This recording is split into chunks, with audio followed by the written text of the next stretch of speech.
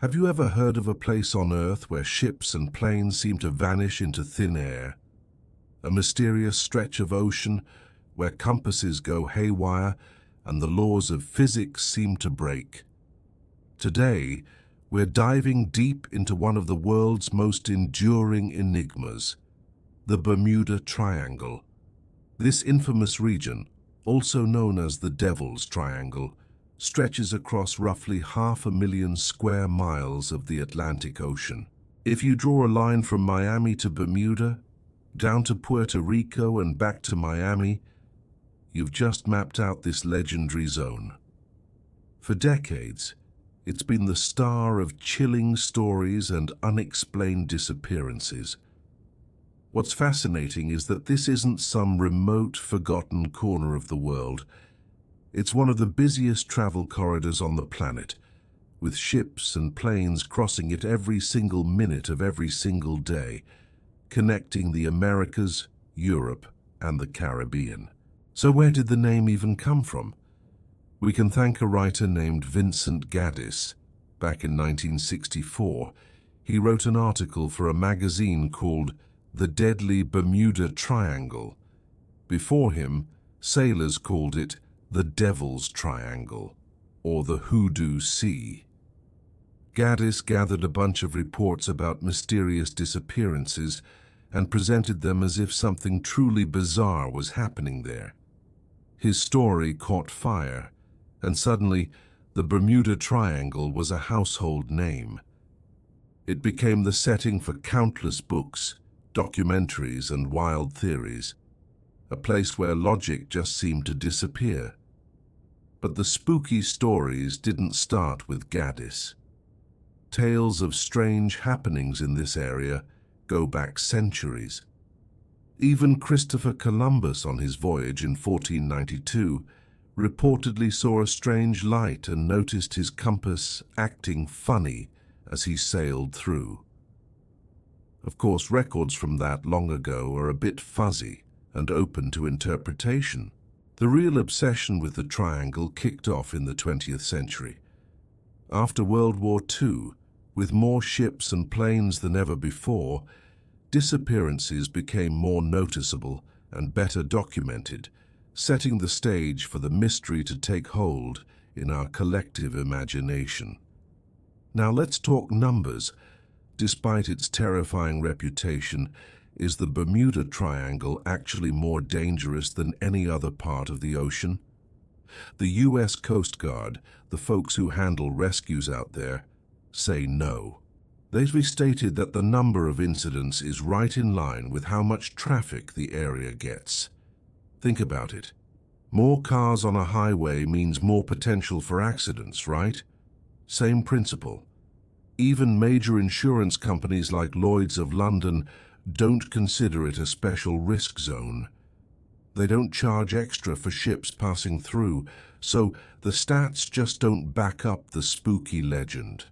The real reason the myth persists is that a dramatic, unexplained story is a lot more memorable than the thousands of perfectly safe trips that happen every day. The Bermuda Triangle isn't just a place on a map. It's a massive cultural icon. It all exploded with Charles Berlitz's 1974 bestseller, which sold millions of copies and cemented the Triangle's place in paranormal pop culture. Since then, it's been the subject of countless TV shows, movies, and sci-fi stories, featuring everything from alien abductions to time warps and hidden underwater cities. This constant media buzz has blurred the lines between fact and fiction, layering myth upon myth. The Triangle has become a modern legend, a canvas for our fascination with the great unknown. So, what does science have to say about all this? Well, for the most part, scientists are pretty skeptical. Researchers have looked into the famous cases and found that many of them either didn't happen inside the triangle or the stories were wildly exaggerated. Often, the real culprits are things we can explain: severe weather, equipment failure, or just plain old human error. The National Oceanic and Atmospheric Administration, or NOAA, has flat out said there's nothing supernatural going on. They believe the region's unique environmental conditions are enough to explain the accidents. Scientists remind us to think critically. The burden of proof isn't on them to disprove a wild theory. It's on the people making the extraordinary claims to provide solid evidence. And those environmental factors are no joke. The Bermuda Triangle is a genuinely challenging place to navigate. First, you've got the Gulf Stream, a massive, powerful river within the ocean, flowing at speeds up to 4 miles per hour. It's strong enough to carry debris from a wreck for hundreds of miles, making it incredibly difficult to find any evidence after an accident. The weather here is also notoriously unpredictable. Fierce, sudden storms, waterspouts, and hurricanes can pop up with little warning. On top of that, the ocean floor is extreme, with shallow banks dropping off into some of the deepest trenches in the Atlantic, like the Puerto Rico Trench, which is over 27,000 feet deep.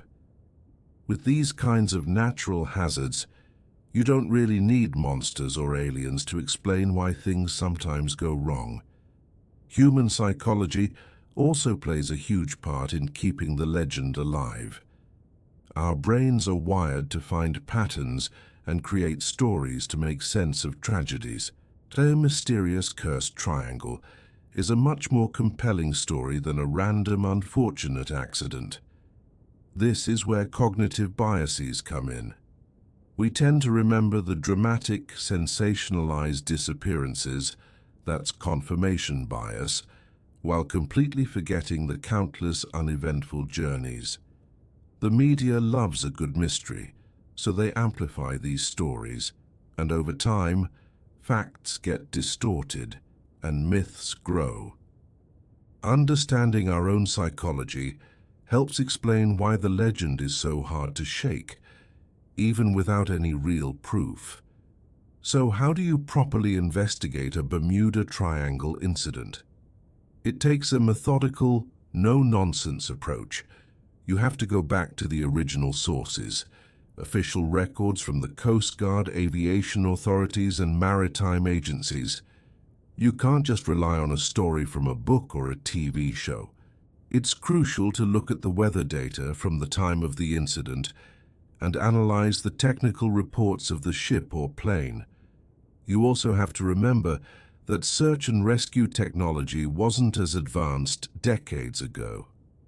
When you put all the pieces together, you find that most of these so-called mysterious disappearances have perfectly logical explanations rooted in nature, technology, or human error. Today, our understanding of the Bermuda Triangle is a lot clearer. Modern technology has made traveling through the region safer than ever. GPS, advanced weather forecasting, and better communication systems have taken a lot of the guesswork out of navigation.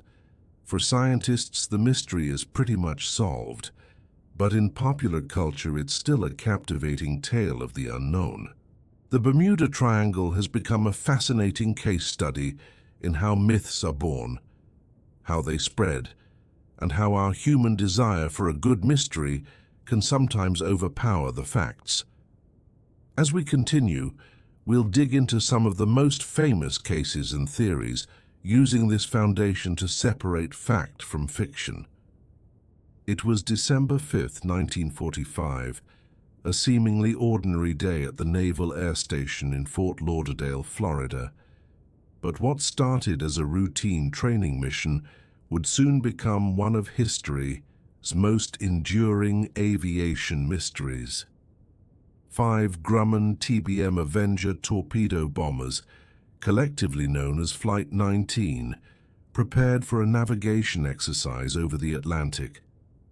The plan was simple: fly east, conduct practice bombing runs, head north, and then return to base. A neat triangle over the ocean.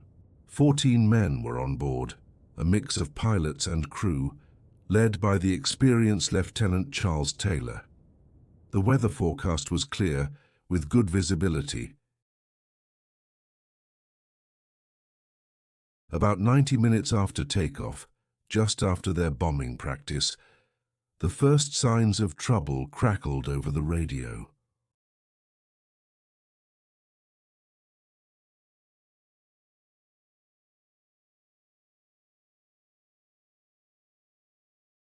The radio transmissions that followed painted a picture of growing confusion. Taylor was convinced they were somewhere over the Florida Keys, but they were actually far to the northeast. Other pilots in his squadron tried to correct him, suggesting different headings, but their messages became muddled and garbled by the distance. Back at the control tower, they urged Taylor to switch to an emergency frequency, but he refused, afraid of losing contact with his own men.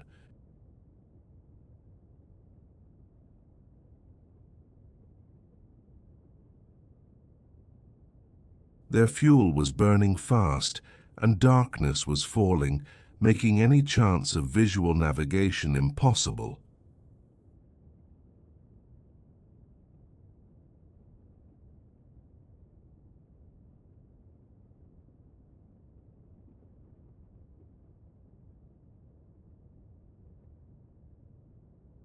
Some of his crew questioned his judgment, suggesting they should turn west. But military discipline held firm. They followed their leader into the growing darkness. Radio stations on the ground scrambled to triangulate their position, placing them somewhere northeast of the Bahamas. But it was too little, too late. The last confirmed message from Flight 19 came in just after 7 p.m. It was faint, broken, and barely intelligible. The operators on the ground thought they heard the pilots discussing their critical fuel situation, and then silence. The 5 powerful Avenger bombers, with their 14 crewmen, simply vanished from the airwaves. They were designed to ditch in water, but their heavy frames made escaping a submerged aircraft notoriously difficult. It's presumed they ran out of fuel and plunged into the dark, churning waves of the Atlantic. The ocean had swallowed them whole. No men were ever found. No wreckage was ever recovered. Even before the final transmission, the Navy had sprung into action. A massive Martin PBM Mariner flying boat, designated Training 49, lifted off from Naval Air Station Banana River. With a crew of 13, its mission was to find the missing Avengers, but just minutes into its search, the Mariner also vanished from radar. A nearby merchant ship, the SS Gaines Mills, reported a chilling sight.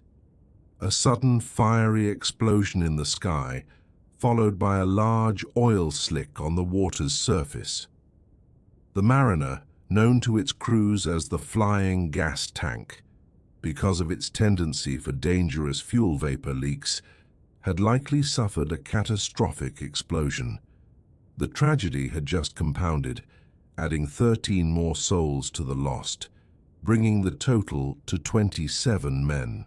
What followed was one of the largest air-sea rescue operations in history.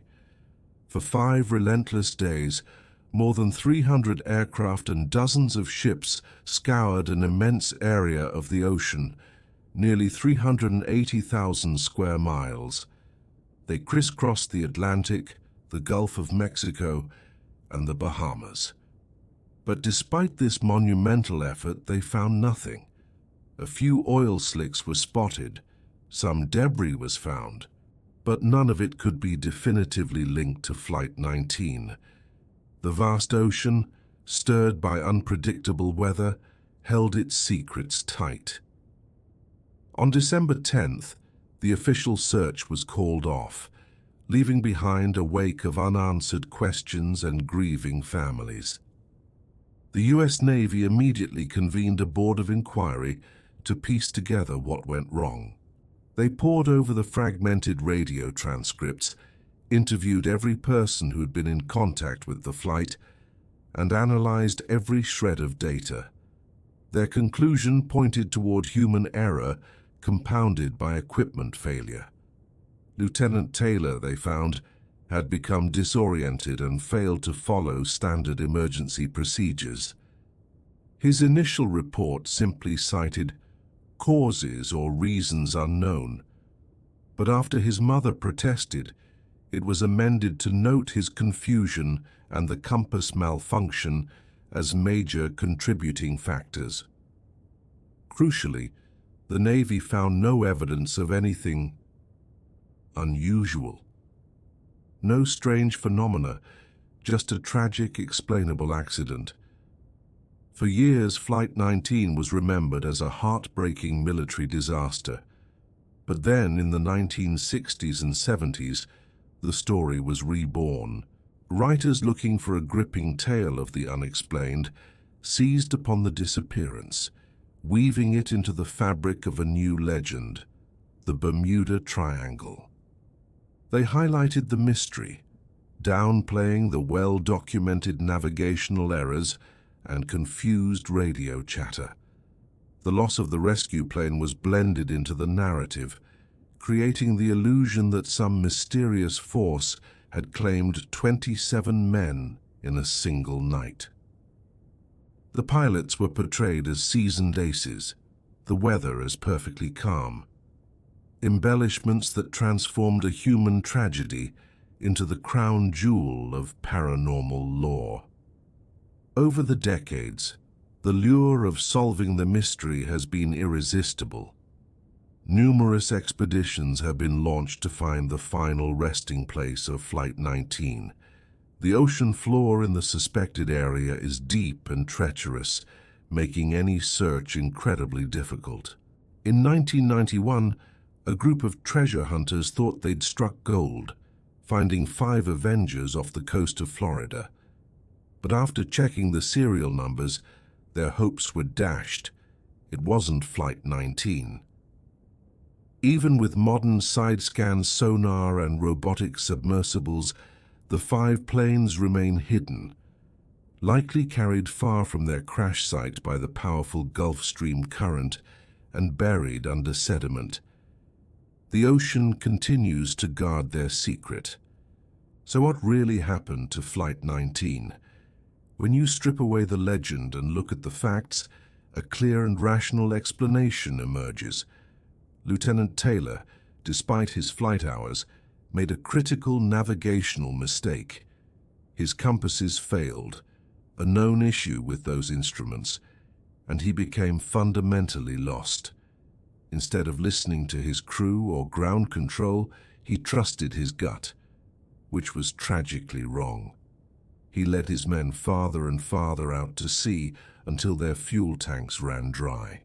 In the darkness and rough seas, a water landing would have been nearly unsurvivable. The powerful Gulf Stream then scattered any debris far and wide, which is why the massive search found nothing. Flight 19 isn't a story of the supernatural. It's a sobering reminder of how a chain of human error, equipment failure, and bad luck can lead to ultimate tragedy. In the vast, unforgiving expanse of the Atlantic, some stories are so strange, they seem to defy all logic. This isn't just about one ship that vanished. It's about a pattern so chilling it points to a fatal secret hidden in the very bones of these vessels. The USS Cyclops was a true giant of its era. Launched in 1910, this colossal coal carrier, or collier, was over 540 feet long and served the U.S. Navy during World War I. Picture this behemoth, with its single tall smokestack, plowing through the waves, carrying thousands of tons of coal to fuel the fleet. Along with its 309 crew members, the Cyclops was a workhorse of the war, known for its reliability despite some nagging engine troubles that sometimes slowed it down. It was a ship built for a purpose, a vital link in the chain of naval operations. but its final voyage would seal its fate in the annals of mystery. In early 1918, the Cyclops steamed out of Norfolk, Virginia, on a mission to Brazil. The journey south was uneventful, but in Brazil, the mission changed. Instead of coal, the ship's cavernous holds were filled with about 11,000 tons of manganese ore.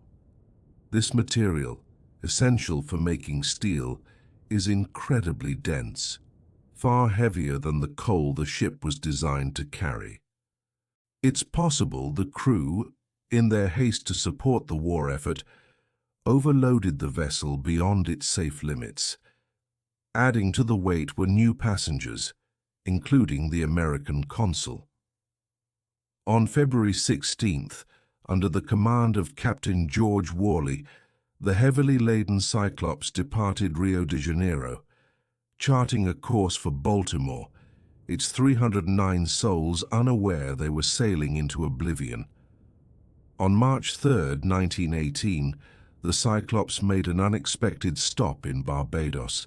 This would be the last time anyone saw the ship.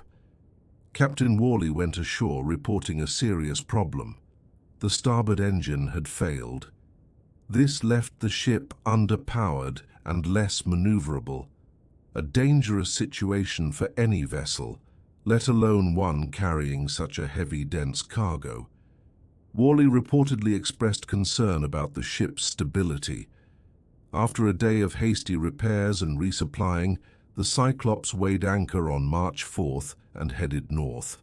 The weather was fair, but the North Atlantic is notoriously unpredictable. The ship steamed over the horizon and sailed straight into legend. It simply vanished. Back in Baltimore, the expected arrival date came and went. At first, the Navy wasn't overly concerned. They knew about the damaged engine and assumed the Cyclops was just moving slowly. But as days bled into weeks, with absolute radio silence from the ship, concern turned to alarm. Where was she? The Navy broadcast messages across the Atlantic, asking every ship and station for any sign of the Cyclops. The response was a deafening silence. There were no sightings, no wreckage, no distress calls. In 1918, radio technology was good enough that a ship in trouble could almost always send an SOS. The total lack of communication suggested something sudden, something catastrophic had occurred. In April, with no other options, the Navy officially declared the USS Cyclops lost at sea. The search and investigation that followed were hampered by the ongoing World War and the sheer size of the ocean. While ships were ordered to keep a lookout, a full-scale, systematic search was impossible. The Navy explored every possibility. Was it a German U-boat? Investigators checked German war records after the war. Nothing. No U-boat commander had claimed a victory against a ship like the Cyclops in that area. Was it mutiny? No evidence ever surfaced to support that. The investigation board was left considering theories of structural failure, the ship's overloading, and the crippled engine. In the end, their official conclusion was deeply unsatisfying. The ship was gone, lost to an unknown cause. The mystery had begun. And here is where the story takes a truly bizarre and terrifying turn. The Cyclops wasn't a one-of-a-kind ship. It had sister ships, built to the same design, and two of them would meet the exact same fate. In November 1941, on the eve of America's entry into World War II, the USS Proteus left the Virgin Islands loaded with bauxite ore. It vanished without a trace, taking 58 people with it. Just weeks later, in December 1941, the USS Nereus, also carrying bauxite ore, disappeared on a similar route with 61 people aboard. 3 sister ships, all carrying heavy ore, all vanished in the same stretch of the Atlantic, all without sending a single distress signal. This was no longer a random accident. This was a pattern, a fatal flaw written into their very design. So what was this fatal flaw? Naval experts now have a compelling theory. These ships were designed to carry coal, which is bulky but relatively light, distributing its weight evenly.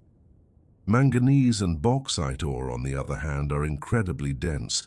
This creates concentrated points of extreme stress on the ship's hull. Think of it like carrying a backpack full of pillows versus a backpack full of bricks. The weight is the same, but the stress is completely different. The Proteus-class ships also had a unique structural design, with longitudinal framing that might have made them more vulnerable to buckling under these specific loads, especially in rough seas. With a failing engine making it hard to navigate through waves, an overloaded hull could have been a ticking time bomb. The complete absence of a distress call from all three ships points to a horrifyingly rapid end. This wasn't a slow leak or a fire. This was a sudden, catastrophic structural failure. Imagine the ship, groaning under the immense stress, encountering a powerful wave. The hull could have simply snapped, breaking the vessel in two. The dense ore would have acted like an anchor, pulling the broken sections to the ocean floor in a matter of minutes, leaving no time for a radio operator to even tap out a single letter of an SOS. It would have been over before the crew even knew what was happening. Any wreckage would have been minimal and quickly scattered by ocean currents, lost in the vastness of the sea. Over the years, the disappearance of the Cyclops fueled countless wild theories, making it a star player in the mythology of the Bermuda Triangle. People talked of sea monsters, German sabotage, and strange magnetic forces. But while these ideas make for exciting stories, they don't explain the undeniable pattern of all three sister ships meeting the same end. The most logical and scientifically supported explanation is far more chilling because it's rooted in human error and engineering limits. Overloading, a compromised engine, and a design not suited for the cargo it carried created a perfect storm of disaster. The loss of the USS Cyclops and its 309 crew and passengers remains the largest single loss of life in U.S. Navy history outside of direct combat. Its story became a legend, but the reality is a powerful lesson in maritime safety. It teaches us about the critical importance of understanding a vessel's design limits and the deadly consequences of pushing them too far. The exact final resting place of the Cyclops is still unknown, hidden somewhere in the deep Atlantic.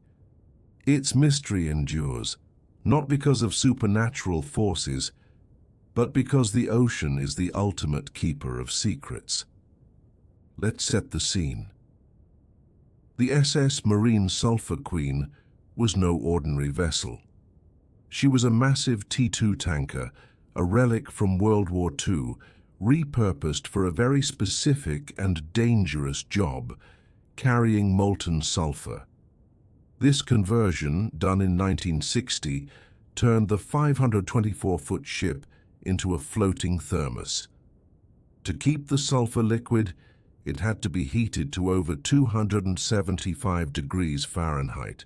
Imagine a massive steel hull constantly subjected to extreme temperatures, carrying a corrosive cargo.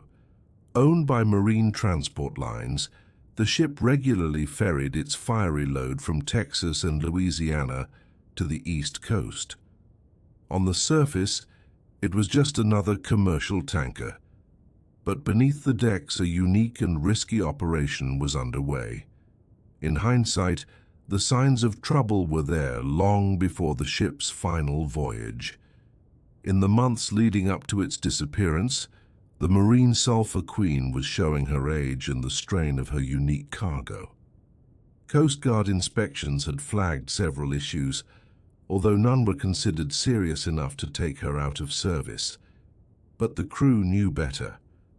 Some sailors who had worked on her reported deep concerns about the ship's structural integrity, pointing to stress cracks in the hull and persistent problems with the heating system.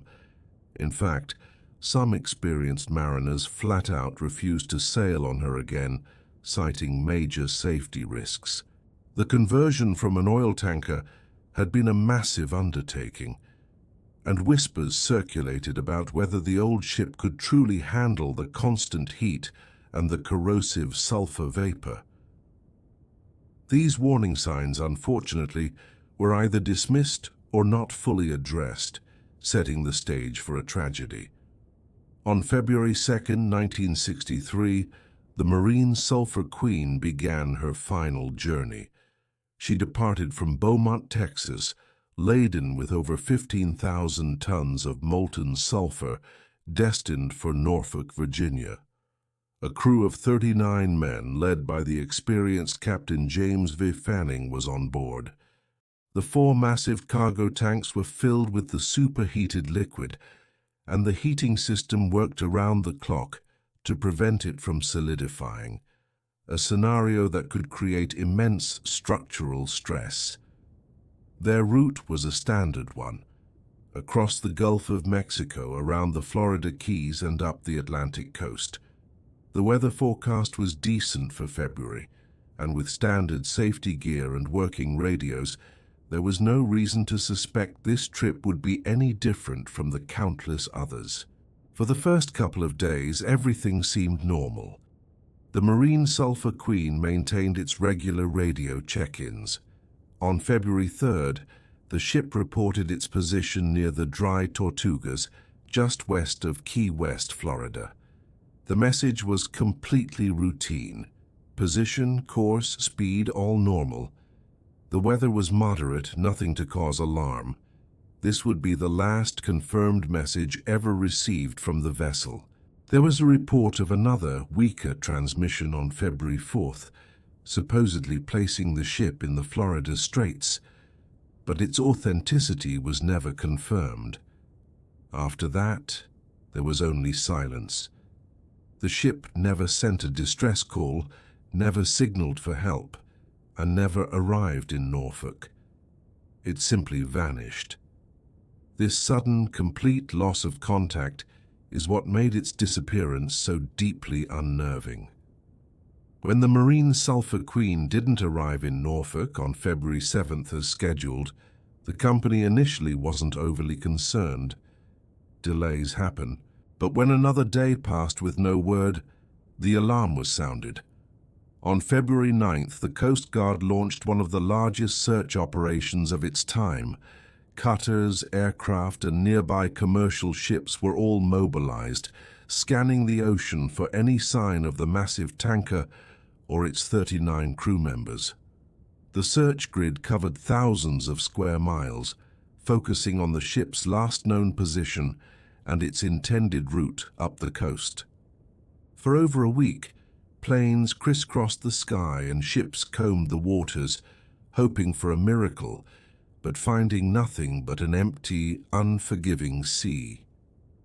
Then, on Valentine's Day, a grim discovery was made.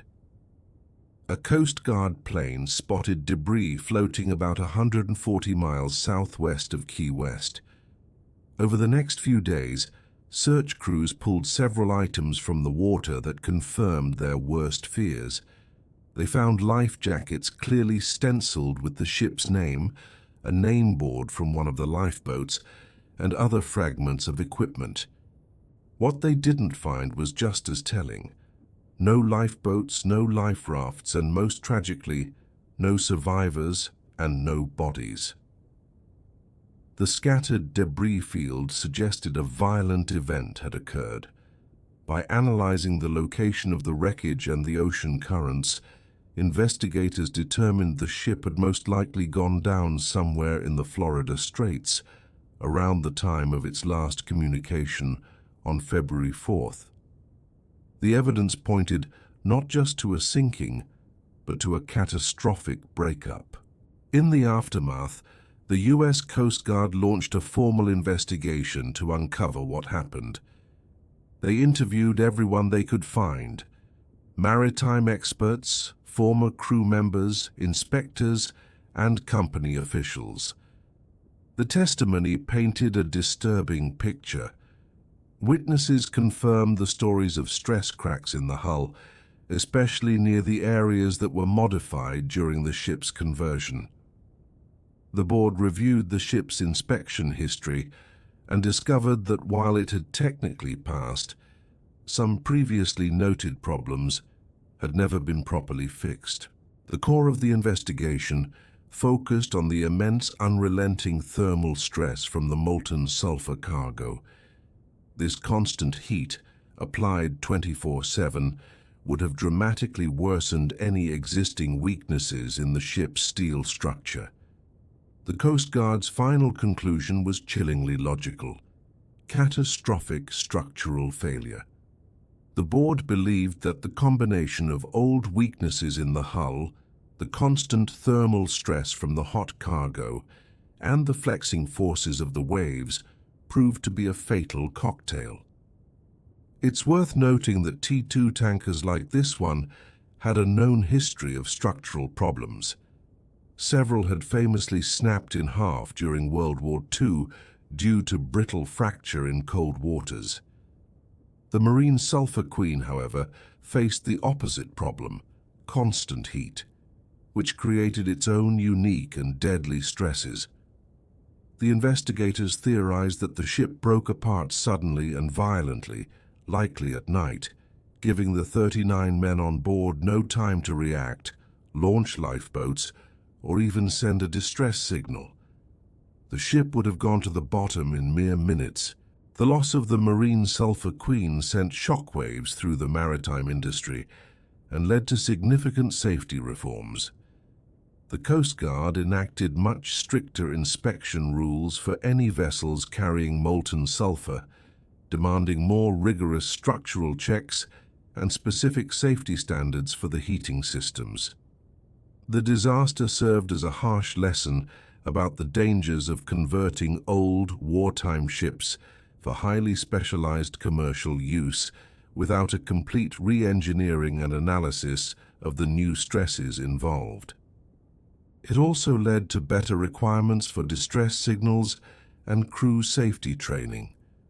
While these changes were too late for the crew of the Marine Sulphur Queen, their tragedy helped make the seas safer for future generations and became a key case study in maritime safety courses worldwide. Of course, a story this dramatic was bound to get swept up in popular mythology. The disappearance happened in the 1960s, right when the legend of the Bermuda Triangle was taking off. Writers seized on the story, painting it as a vessel that vanished without a trace, a classic triangle mystery. They often conveniently left out the details about the recovered debris and the Coast Guard's extensive investigation that pointed to structural failure. The reality, while less sensational, is no less tragic. This was a story of an aging ship pushed beyond its limits, a combination of known risks and operational stresses that led to a catastrophic end. The lack of survivors isn't a supernatural mystery. It's a grim testament to how quickly a massive ship can be swallowed by the sea. The true legacy of the Marine Sulphur Queen isn't a paranormal tale, but a powerful lesson in engineering, maintenance, and the unforgiving nature of the ocean. Imagine, if you will, the early 20th century. Towering wooden masts still pierce the sky, and the snap of canvas in the wind is the sound of global trade. Among these giants was the Carroll A. Deering, a magnificent 5-masted schooner. Launched in 1919, she was a 255-foot marvel of Maine shipbuilding, the pinnacle of sailing design, even as steam power was beginning to take over.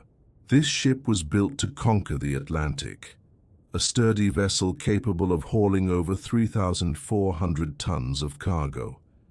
In August 1920, less than a year after her christening, the Deering set sail on a voyage that would etch her name not into the ledgers of commerce, but into the annals of the world's greatest unsolved mysteries. The journey began on August 21, 1920, from Norfolk, Virginia, with a belly full of coal bound for Rio de Janeiro. But from the outset, the voyage was cursed. The 66-year-old captain, William Merritt, was in failing health and clashed constantly with his first mate, Charles McClellan. The tension was so thick you could cut it with a knife.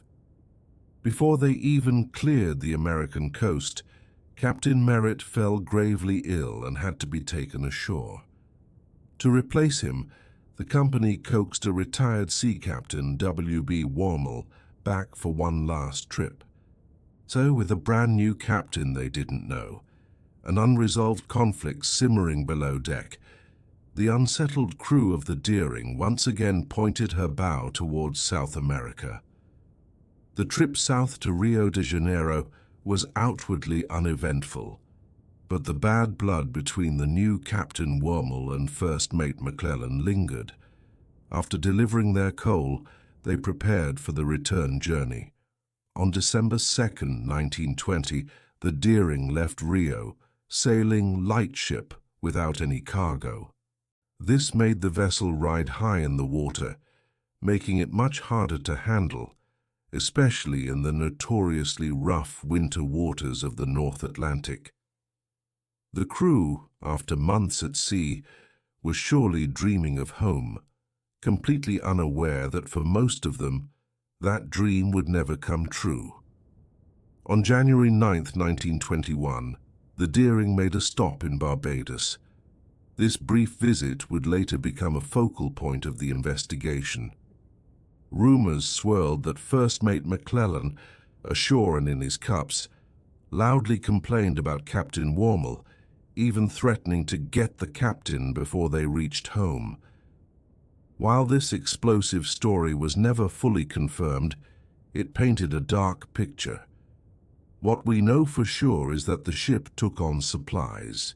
On January 10th, the Deering departed Barbados, sailing north. This was the last time the ship would be seen in any normal circumstances, as it sailed directly from the sunny Caribbean into the heart of a chilling maritime enigma. Fast forward to January 28th. The Carroll A. Deering is spotted off the coast of North Carolina, passing the Cape Lookout lightship. But the encounter was strange. A man who didn't look like an officer hailed the lightship with a megaphone. He had a foreign accent and yelled that the ship had lost both its anchors in a storm and asked them to report it.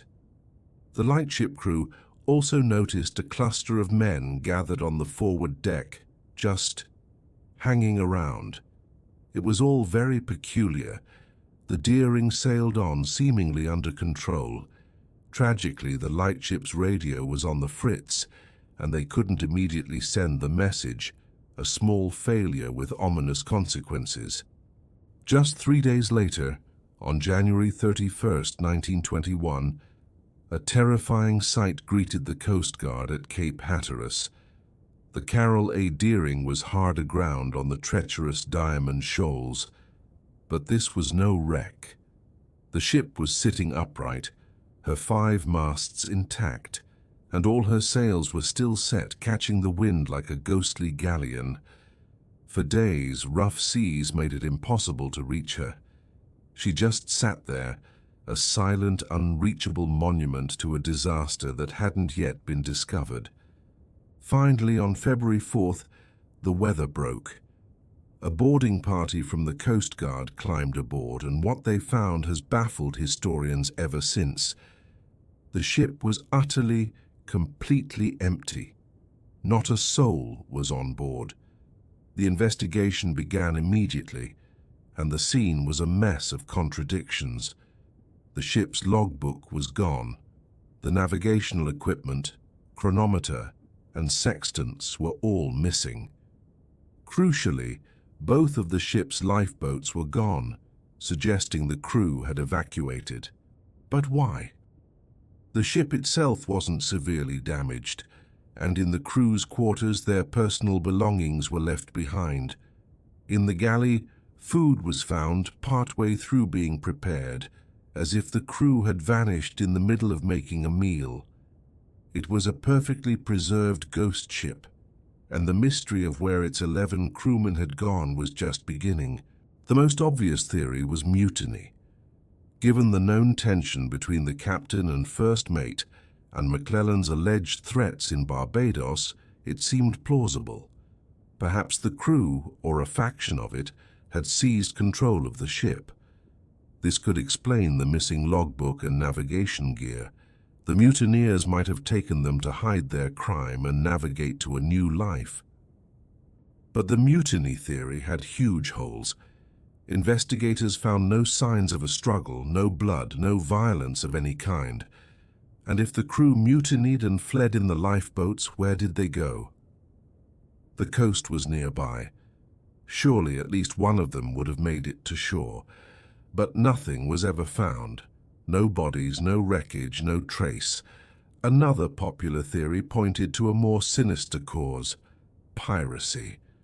This was the dawn of prohibition, and the coastal waters were crawling with rum runners and organized criminals. Did pirates attack the Deering, murder the crew, and steal anything of value before setting the ship adrift? This would explain the missing navigational gear, which was valuable to any mariner. But again, the evidence didn't quite fit. The Deering was carrying no cargo, so what was there to steal? And why leave behind a perfectly good ship, which was itself a valuable prize? While several other ships also vanished in the same area around that time, connecting it to a pirate conspiracy was pure speculation. In the end, the official investigation closed with a verdict of unknown. The fate of the Carroll A. Deering and her crew remains one of the great unsolved mysteries of the sea. The most logical explanation is probably a combination of bad luck and bad weather. The damaged steering gear suggests the ship became uncontrollable in a storm. Fearing the vessel would break apart or sink, the captain may have ordered the crew to abandon ship. In the violent seas off Cape Hatteras, their small lifeboats would have stood little chance, likely capsizing and sending all 11 men to their graves. The empty, unmanned Deering, with her sails still set, simply drifted until she ran aground on Diamond Shoals. This theory fits most of the facts, but not all. It doesn't explain the missing equipment, or why a seasoned crew would abandon a ship that was still afloat. The legend of the Carroll A. Deering, the ghost ship of Diamond Shoals, endures. A haunting reminder that even in sight of land, the sea can swallow secrets whole. Have you ever heard of a river in the ocean? It's not a myth, it's the Gulf Stream, one of the most powerful ocean currents on Earth, and it flows right through the heart of the Bermuda Triangle. This colossal current starts in the Gulf of Mexico, funnels through the Florida Straits, and then races up the U.S. East Coast before heading towards Europe. It moves at 3 to 5 miles per hour. Now, that might not sound like warp speed, but for an ocean current, it's like a liquid superhighway. Imagine a river 40 to 50 miles wide and hundreds of feet deep, constantly moving. It is so powerful that it shapes our planet's climate by carrying warm Caribbean water into the cold North Atlantic. For ships and planes, the Gulf Stream is a double-edged sword. You can hitch a ride and save fuel, but if disaster strikes, this same current will snatch any wreckage and carry it far, far away, making search and rescue an almost impossible task. For centuries, this river in the ocean has been a nightmare for sailors. If you don't account for its powerful push, you could find yourself dozens, even hundreds of miles off course. Before GPS, navigators relied on dead reckoning, calculating their position using speed, time, and direction. A tiny miscalculation could mean missing your destination entirely. But that's not all. The current also creates some seriously nasty wave patterns, especially when the wind blows against it. This clash of forces churns up steep, chaotic seas that can easily overwhelm smaller boats and give even large ships a tough time. For old sailing vessels, fighting against the Gulf Stream was a Herculean task, forcing them to zigzag endlessly just to make a little headway. It was a constant battle against an invisible, relentless force. So how does this connect to all those disappearing ships and planes? Well, the Gulf Stream is the ultimate cleanup crew. When a vessel goes down in its path, any floating debris is instantly grabbed by the current and whisked away. Within just 24 hours, wreckage can be 100 miles from the actual accident site. After a few days, it's scattered across a vast expanse of ocean. This makes finding the source of the debris like looking for a needle in 1,000 haystacks. This single effect explains so much. Search teams look for a missing ship along its planned route, but if it sank in the Gulf Stream, the evidence is long gone, carried far from where anyone thinks to look. This isn't a paranormal vanishing act, it's oceanography. The vessels didn't just disappear.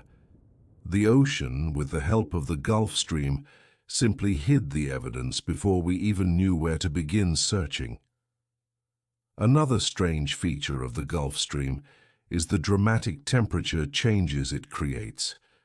You have this river of warm water flowing right next to the cooler Atlantic. The boundary can be incredibly sharp, with water temperatures dropping 10 or 15 degrees Fahrenheit in just a few miles. This isn't just a fun fact for swimmers, it has a huge impact on the atmosphere. The warm water heats the air above it, causing it to rise. This can spawn fog, clouds, and storms out of nowhere. Pilots and sailors crossing the Gulf Stream often report going from crystal clear skies to being socked in by dense fog in a matter of minutes. Imagine navigating with old instruments when suddenly your visibility drops to zero. It's a recipe for disorientation and disaster, contributing to navigational errors that could easily lead a ship or plane to become hopelessly lost. The Gulf Stream doesn't just create fog, it's also a supercharger for storms. Its warm water is pure fuel for hurricanes and tropical storms. The Bermuda Triangle sits right in the path where these massive weather systems love to form and strengthen, and the Gulf Stream acts like a high-octane gas station. A storm drawing energy from the Gulf Stream can explode in intensity, going from a minor disturbance to a monster hurricane in less than a day. Before satellites, a ship at sea could be caught completely by surprise. Even outside of hurricane season, this warm current can feed powerful nor'easters that batter the east coast with ferocious winds and mountainous waves. This interaction creates a volatile and unpredictable weather environment. What looks like a calm day can turn deadly in an instant. This factor alone is a perfectly logical explanation for many of the historic disappearances attributed to the Triangle's curse. Adding to the challenge is the sheer depth of the water. Right where the Gulf Stream flows, off the coasts of Florida and the Bahamas, the ocean floor plunges into darkness. We're talking about extreme depths, including the Puerto Rico Trench, which is over 27,000 feet deep. That's deeper than Mount Everest is tall. If a ship or plane goes down in these waters, it's sinking to a place where recovery is nearly impossible. The water pressure at the bottom is immense, over 12,000 pounds per square inch, enough to crush a submarine like a soda can. Any wreckage that settles in these abysses is essentially lost forever, at least until very recent deep-sea exploration technology came along. So when people ask why we never found the wreckage of certain vessels, the answer might be simple. It's resting miles below the surface, in a place we couldn't reach. The Gulf Stream has shaped history. For hundreds of years, Spanish treasure fleets used it as a highway to get back to Europe. They'd catch the current in the Florida Straits and ride it north before turning east. But this predictable route made them a prime target, not just for pirates, but for Mother Nature. Storms brewing in the Gulf Stream could wipe out an entire fleet in one go.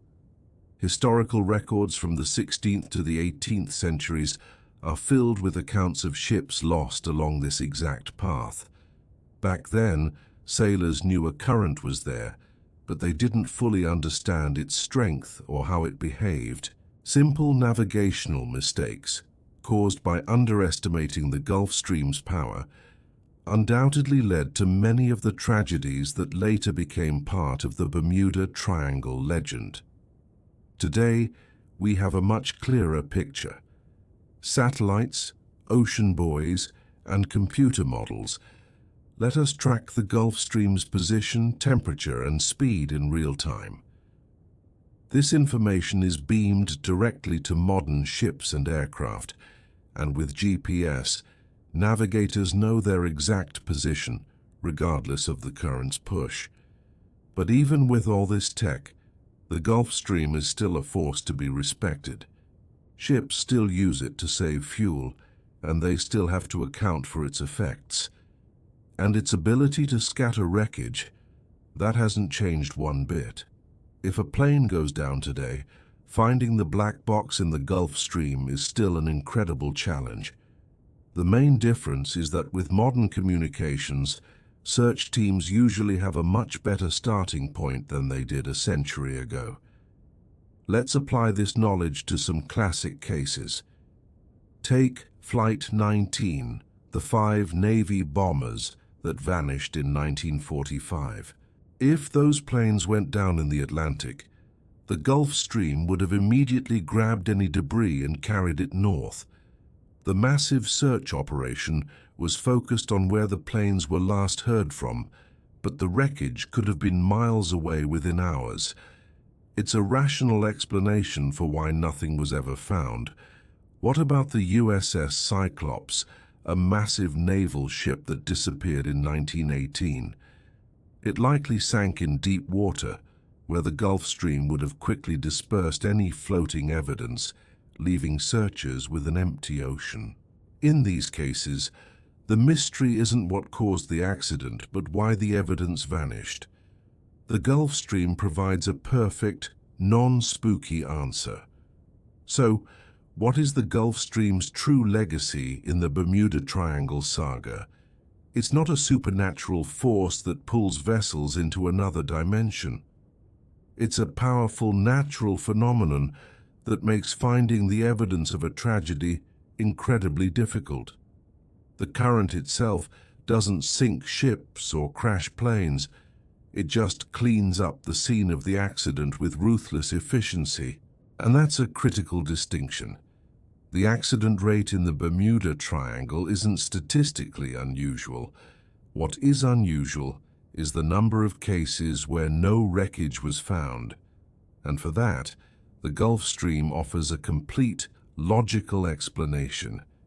It's one of several environmental factors that make this region challenging, but not supernaturally dangerous. By understanding it, we can demystify the legend while still respecting the real power of the ocean. Forget the sci-fi theories for a moment, and let's talk about something far more powerful and unpredictable: the weather. The Bermuda Triangle sits at a meteorological crossroads where warm tropical air from the Caribbean clashes with cooler air from the North Atlantic and continental air from North America. This constant battle creates incredible atmospheric instability. Add to that the Gulf Stream, a river of warm water that acts like high-octane fuel for storms. The result: a region where calm sunny skies can transform into a raging tempest in mere hours, sometimes even minutes. It's this volatility that has caught countless pilots and sailors off guard throughout history, setting the stage for the legends we know today. One of the most terrifying and invisible dangers lurking in these skies is the microburst.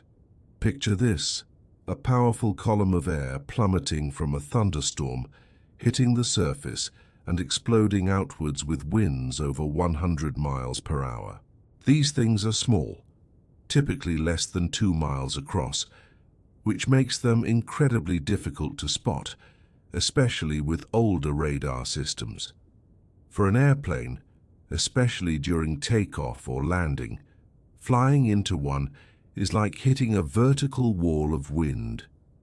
The sudden downdraft can shove the plane towards the ground faster than it can climb, while the chaotic wind shear can instantly rob it of airspeed and lift. Before we really understood microbursts in the 70s and 80s, they were the silent culprits behind numerous aviation accidents that left investigators scratching their heads. Now let's talk about the ocean's answer to tornadoes: waterspouts. These swirling vortexes are surprisingly common in the Bermuda Triangle, especially around the Florida Keys, which sees more of them than almost anywhere else on Earth. On some days, you can spot several at once.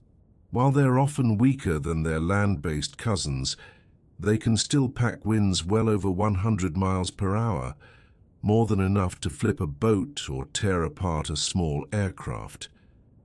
The frightening thing is how they appear out of nowhere, descending from puffy cumulus clouds in what might otherwise seem like fair weather.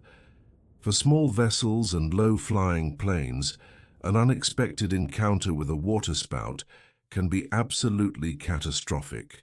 Many historical accounts of ships being destroyed by mysterious forces in the Triangle might just be describing a run-in with one of these aquatic twisters. And of course, we can't talk about weather in the Bermuda Triangle without mentioning Hurricane Alley.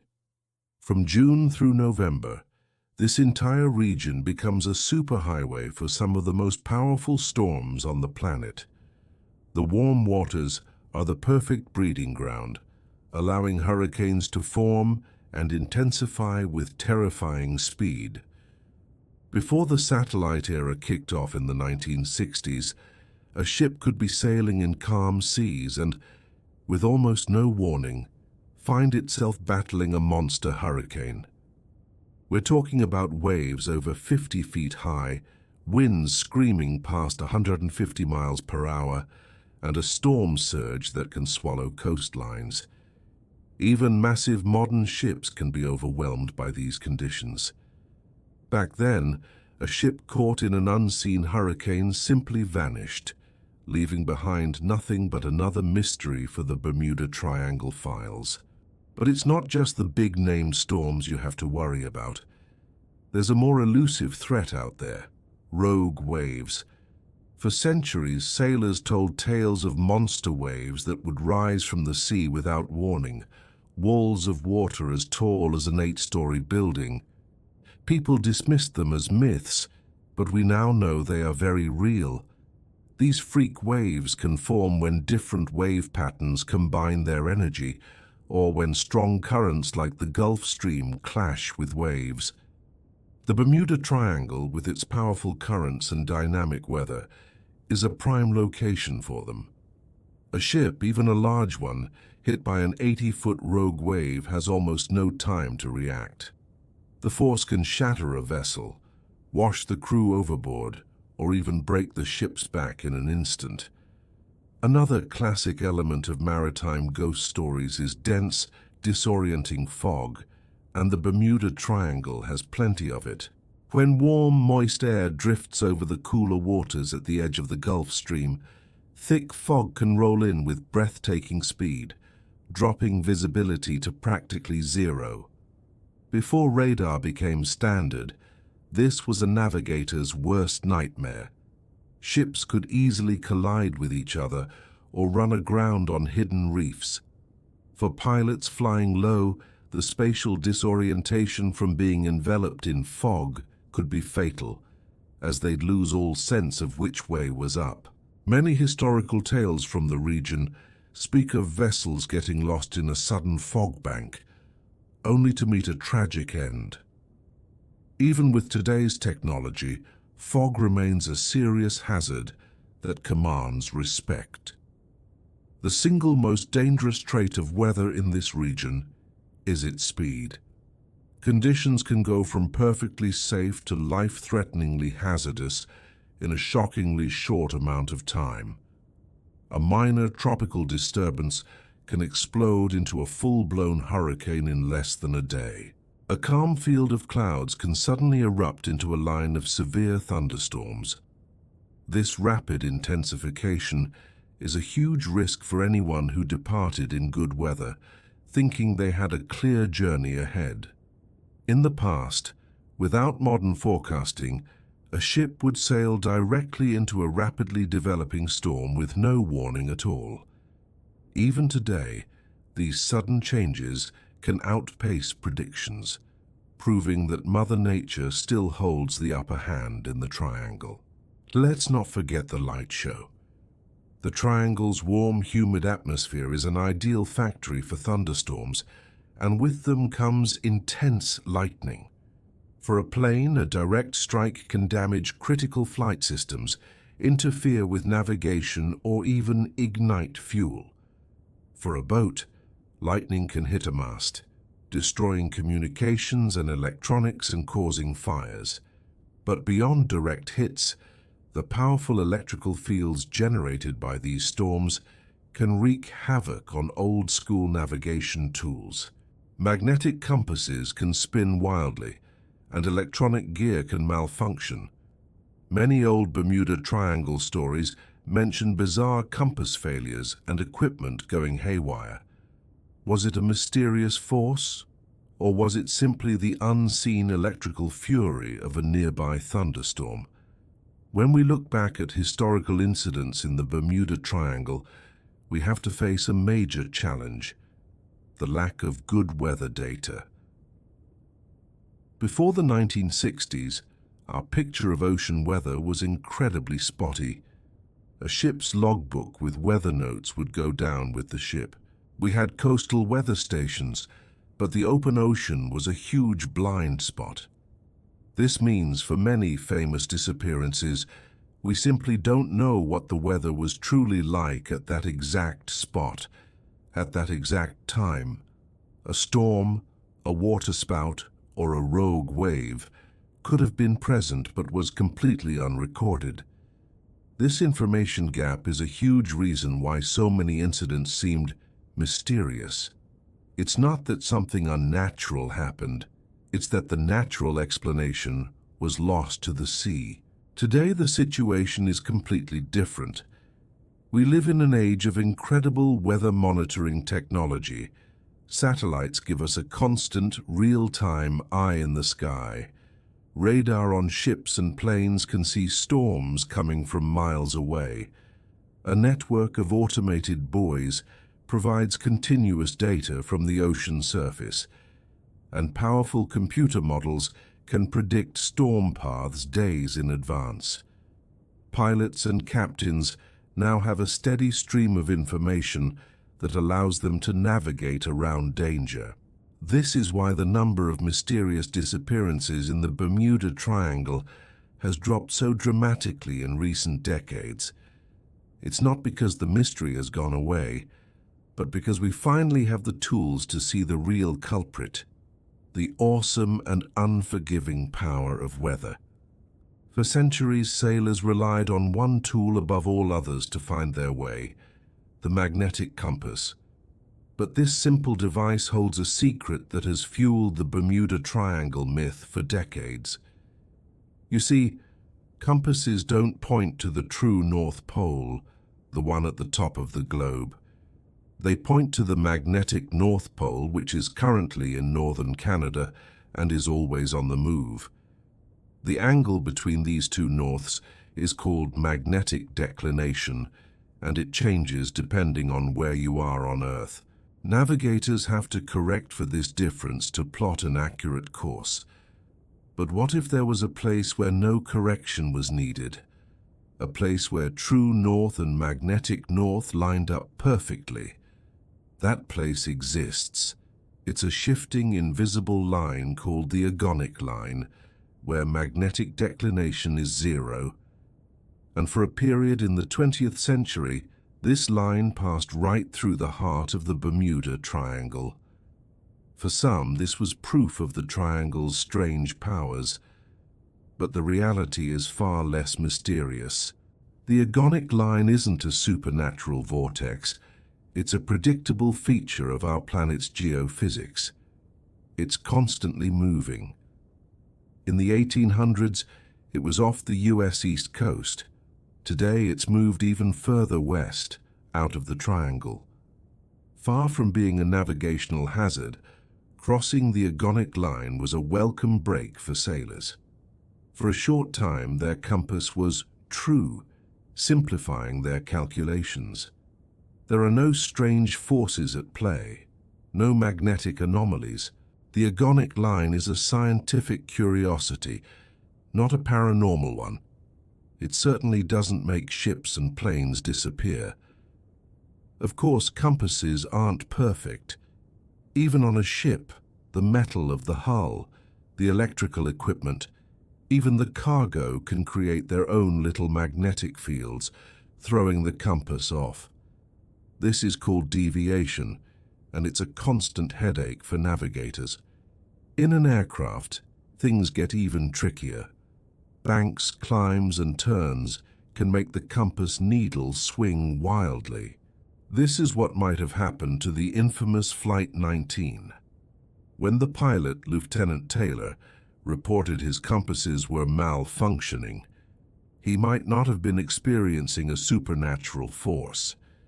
He could have been dealing with a simple mechanical failure, or he might have been misinterpreting the normal, albeit confusing, behavior of his instruments during flight. Many mysterious compass malfunctions in the triangle are likely just cases of user error or misunderstanding. So are there any real magnetic anomalies in the Bermuda Triangle? Yes, but they're not what you think. All over the world, including in the triangle, there are small, localized spots where the magnetic field is slightly different. These are caused by things like underground iron ore deposits or volcanic rock on the seafloor. These anomalies are well known. They're marked on nautical charts, and their effect is tiny and temporary. You'd have to sail directly over one to notice your compass shift by a few degrees. Extensive modern surveys have mapped the entire ocean floor in the Bermuda Triangle. The verdict? It's magnetically normal. There is no giant, ship-swallowing magnetic anomaly. The region is just like any other patch of ocean at the same latitude. The whole compass debate has become largely obsolete anyway. Today, ships and planes don't rely on a single magnetic compass. They have GPS that can pinpoint their location to within a few feet. They have inertial navigation systems that track movement without any outside signals. There are multiple backups. This technological leap is a big reason why the number of incidents in the Bermuda Triangle has dropped so dramatically since the 1970s. If some mysterious magnetic force was really at play, it should mess with modern GPS satellites too. But it doesn't. GPS works perfectly in the triangle, which is the strongest evidence yet that the magnetic mystery is just that, a myth. Let's step back in time. Before GPS, Navigating the open ocean was an art form that relied on dead reckoning, calculating your position based on your speed, time, and direction. It was a system where small errors could add up to big problems. On top of that, you had celestial navigation, using a sextant to get a fix from the stars. But what if it was cloudy for days on end? You were flying blind, relying on that imperfect compass and your best guess. In a region like the Bermuda Triangle, known for its sudden, violent weather and powerful currents like the Gulf Stream, a small navigational error could quickly become a life-or-death situation. It is highly probable that many mysterious disappearances were simply tragedies of their time, vessels that got lost, then got hit by a storm before they could find their way again. Sometimes bigger forces are at play. The sun occasionally belches out massive clouds of plasma and magnetic energy. These solar storms can hit Earth's magnetic field, creating what's called a geomagnetic storm. During one of these events, compasses can go haywire and radio communications can be disrupted. But here's the key. This is a global phenomenon. It affects the entire planet, not just a little triangle in the Atlantic. While it's possible a historical disappearance coincided with a solar storm, these events are now monitored and predicted. There's zero evidence that solar storms are uniquely linked to the Bermuda Triangle or are responsible for the legends. Even Christopher Columbus gets dragged into this. On his 1492 voyage, his logbook mentions the compass behaving strangely as he sailed through the area. Proponents of the myth point to this as the first documented evidence of the triangle's power. But let's look at the context. Columbus was one of the first European navigators to sail far enough across the Atlantic to notice the effects of magnetic declination on a large scale. The compass wasn't acting strangely, it was behaving exactly as it should. The mystery wasn't in the compass, but in the crew's limited understanding of geophysics. Columbus's account isn't proof of an anomaly. It's a historical record of science in action. In the modern era, we've left no stone unturned, or rather, no patch of seabed unscanned. Using highly sensitive magnetometers, scientists have created detailed magnetic maps of the entire Bermuda Triangle region. These surveys, done for geological research and navigation safety, have one clear conclusion. The magnetic field in the Bermuda Triangle is completely, utterly, and boringly normal. Yes, there are local variations, just like there are everywhere else on Earth, but there's nothing that could possibly explain the wild stories. This scientific data is conclusive proof. The magnetic mystery is a ghost. So why does this myth persist? Why do we still talk about spinning compasses and electronic fog? Because legends are powerful, and a good story is hard to kill even with facts. The reality is simple. Compasses work just fine in the Bermuda Triangle. The agonic line was a temporary, predictable phenomenon that actually made navigation easier, not harder. Compass failures happen, but they happen everywhere. And modern navigation systems, which would be affected by any true magnetic anomaly, work perfectly. The compass myth is a classic case of misunderstanding basic science and then looking for evidence to confirm a spooky belief. Once you understand how a compass and the Earth's magnetic field really work, the mystery vanishes, not into thin air, but into the clear light of science.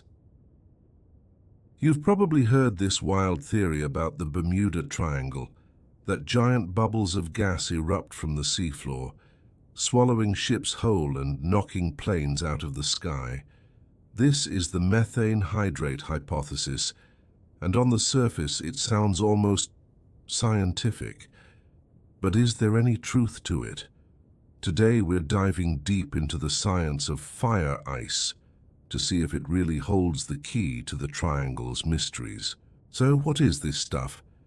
Methane hydrate or fire ice is a weird solid substance that looks like ice but is packed with flammable methane gas. It forms under the crushing pressure and freezing cold of the deep ocean floor, where organic stuff breaks down. And yes, these deposits exist all over the world, including along the edges of the Bermuda Triangle. If you bring a chunk of it to the surface, it fizzes and melts, releasing all that trapped gas. The theory goes that a sudden massive release of this gas could be the culprit behind the triangle's legendary disappearances. It's a compelling idea that's been floating around for decades. But does the science actually back it up? Let's imagine the scenario. A massive, catastrophic eruption of methane gas bursts from the seabed. This huge plume of gas shoots up through the water.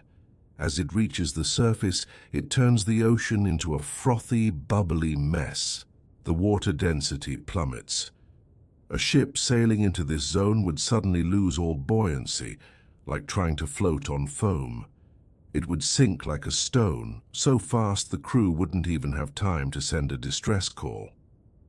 For a plane flying overhead, the theory suggests the rising methane cloud would create a pocket of weird air that could choke its engines or mess with its lift, causing it to drop from the sky. It sounds terrifying and plausible, which is why this theory became so popular. But when we start looking for actual evidence, the story begins to fall apart. First, let's talk about sinking ships. For this to happen, you'd need a truly gigantic gas eruption happening at the exact moment a ship is passing directly overhead. That's a pretty incredible coincidence. More importantly, an event that violent would leave a mark. We're talking massive craters on the seafloor and disturbed sediment. But despite extensive mapping of the ocean floor in that area, scientists haven't found evidence of recent, large-scale eruptions like this. Sure, lab experiments with toy boats in bubbly water show they can sink, but those experiments use bubble concentrations far beyond what would likely happen in a real ocean environment. The bottom line is, the evidence just isn't there. Okay, but what about the planes? The idea that a methane cloud could take down an aircraft is even more of a stretch. Methane is lighter than air, so when it hits the atmosphere it would rise and disperse very quickly. To create a cloud dense enough to affect a plane's engines or aerodynamics at cruising altitude would require an absolutely colossal, almost unimaginable amount of gas. It's just not realistic. Aircraft engines are also built with a ton of safety margin. They don't just fail because the air is a little different. And if these methane clouds were a regular thing in the triangle, wouldn't we see other signs? Like reports from other pilots, weird atmospheric readings, or even masses of dead fish from the oxygen-depleted water? We don't. The historical records for the famous disappearances show no such evidence. Here's another big problem for the theory: geography. Methane hydrate deposits are not unique to the Bermuda Triangle. In fact, there are massive deposits off the coasts of Norway, Japan, and California, places with tons of ship and air traffic. If erupting methane was a real hazard to travel, we should see mysterious triangles popping up in all these other locations. But we don't. The coast of Norway isn't famous for swallowing ships, even though it has some of the best studied methane fields in the world. This tells us that the presence of methane hydrate doesn't automatically equal danger. The reputation of the Bermuda Triangle is unique, but the geology isn't. The theory just doesn't line up with the global map. Now, that's not to say methane isn't leaking from the seafloor at all. It is. Scientists call it methane seepage, and it happens all over the world. But this is usually a slow, steady trickle of bubbles, not a catastrophic explosion. Oceanographers have studied these seeps up close. They've seen ships, including fishing boats, sail right through the bubbly water with no problem at all.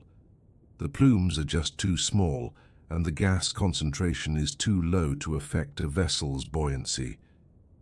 So the real-world evidence of what actually happens when ships encounter methane bubbles directly contradicts the dramatic ship-swallowing scenario that the hypothesis depends on. So what have scientists concluded? Through computer modeling and experiments, they've found that even a large methane release would disperse pretty quickly as it rises thousands of feet through the water. By the time it reached the surface, the gas would be spread out over a wide area, and the concentration would be far too low to sink a ship or affect a plane. The conditions needed for the disaster scenario are so extreme and specific that they are considered incredibly unlikely to ever happen. While the idea is fascinating, the scientific consensus is that it's just not a credible explanation for the Bermuda Triangle. In fact, some incredible evidence of ancient methane blowouts has been found off the coast of Norway. Scientists discovered massive craters on the seafloor, some half a mile wide, that were clearly formed by giant gas eruptions thousands of years ago. At first, people pointed to this and said, "See, it can happen." But here's the catch. These craters are located in a busy shipping lane, and there's no history of mysterious disappearances there. Plus, we haven't found any similar fields of fresh, recent craters in the Bermuda Triangle. So while these Norwegian craters prove that massive blowouts are possible on a geological timescale, they don't support the idea that they're happening frequently and causing accidents today. When you push the methane theory aside and look at the famous Bermuda Triangle cases one by one, much more ordinary explanations usually pop up. Flight 19. The pilots were lost, their compasses were acting up, and they were running out of fuel in bad weather. The USS Cyclops. It was an old ship known to be overloaded and structurally unstable, sailing into a storm. For nearly every famous case, the real story points to a combination of human error, mechanical failure, or severe weather, the same things that cause accidents all over the world. There's simply no incident where a giant gas bubble is the only or even the most likely explanation. In the end, the methane hydrate hypothesis is a classic example of a cool idea that just doesn't hold up under scrutiny. It sounds scientific and offers a neat natural explanation for a popular mystery, which is why it caught on. But the science itself points in a different direction. The Bermuda Triangle is a heavily trafficked area with unpredictable, powerful storms. When you have a high volume of ships and planes, you're bound to have a higher number of accidents.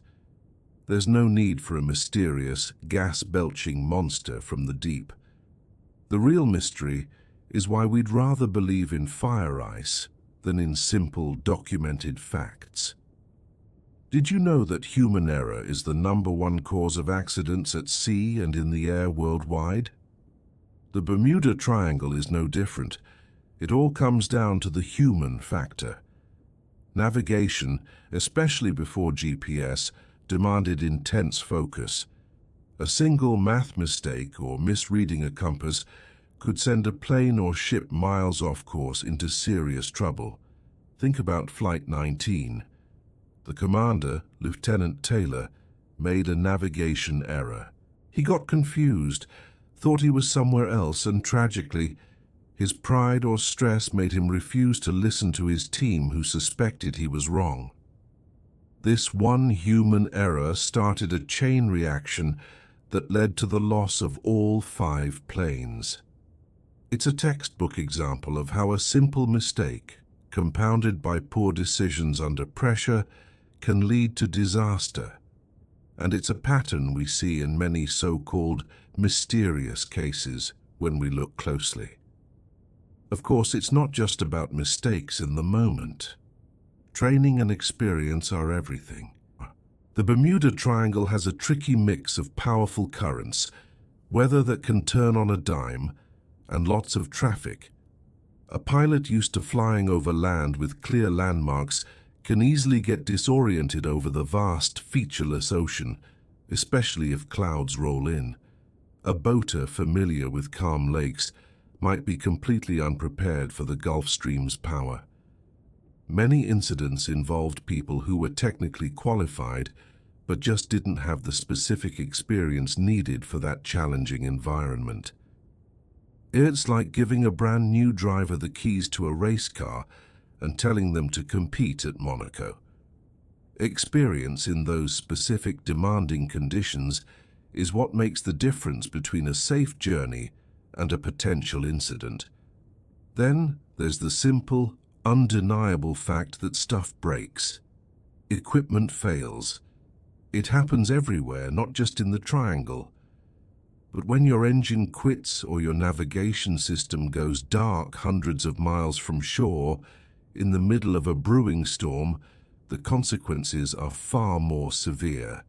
The USS Cyclops, a massive Navy ship that vanished, had reported engine trouble before it disappeared. Many small planes that went missing had records of maintenance issues. It's not a mystery, it's mechanics. A faulty fuel line, a corroded wire, a cracked mast. These are the real culprits. When these failures happen in a remote and challenging place like the Bermuda Triangle, a routine problem can quickly become a fatal one, leaving no one behind to tell the tale. Let's talk about something truly terrifying for pilots: spatial disorientation. Imagine you're flying over the ocean at night. There's no horizon, just black water and black sky. Your senses can start to lie to you. You might feel like you're flying straight and level, but you're actually in a steep banking turn. Your inner ear is telling you one thing, but your instruments are telling you the truth. If a pilot isn't trained to ignore their feelings and trust their instruments, they can lose control in seconds. It's a well-known and deadly phenomenon. Many aircraft disappearances in the Triangle fit this pattern perfectly. A plane is flying normally, then suddenly vanishes from radar without a distress call. This suggests the pilot became disoriented and lost control before they even realized the danger they were in. Another surprisingly common issue: running out of gas.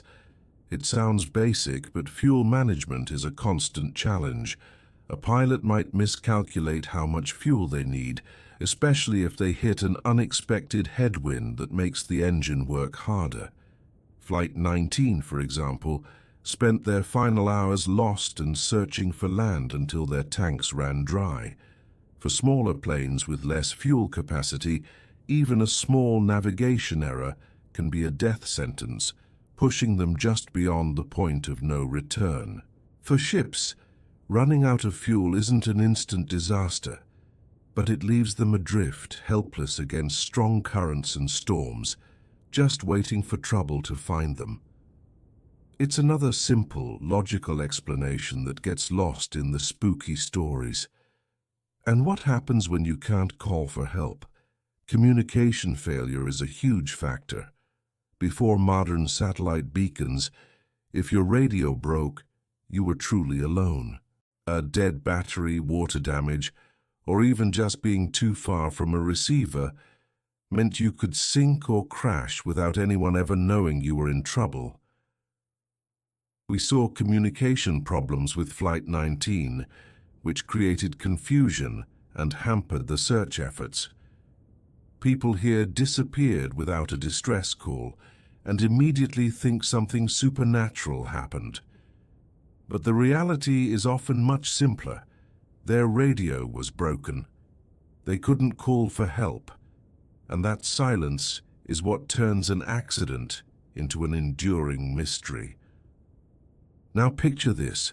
Your engine is sputtering, the sky is turning black, and you're lost. You have to make a choice right now. Do you turn back? Push forward? The stress is immense, and it cripples your ability to think clearly. This is decision-making under pressure. In hindsight, sitting in a comfortable chair, it's easy to say what someone should have done. But in that moment, with limited information and mounting fear, a decision that seems reasonable can turn out to be fatal. Lieutenant Taylor, leading Flight 19, genuinely believed he was over the Florida Keys and made the decision to fly northeast. It was the wrong call, but it was based on his flawed understanding of the situation. It doesn't take a paranormal force to explain a bad decision made under extreme stress. This leads directly to weather decision errors. The weather in the Bermuda Triangle region can change in a heartbeat. A sunny day can turn into a violent squall with little warning. Pilots and captains are often under pressure to stick to a schedule. They see some dark clouds ahead and think, I can probably get through that. They might fly under a storm, trying to stay visual, when the safer option would be to climb above it or just turn back. Many boats have set sail despite poor forecasts, hoping for the best. Time and time again, investigations show that incidents happened after an operator made a risky choice about the weather, a choice that turned a manageable situation into a disaster. There's also a sneaky psychological trap called normalization of deviance. This is when you cut a corner, break a small rule, and nothing bad happens, so you do it again and again. Over time, that risky behavior becomes your new normal.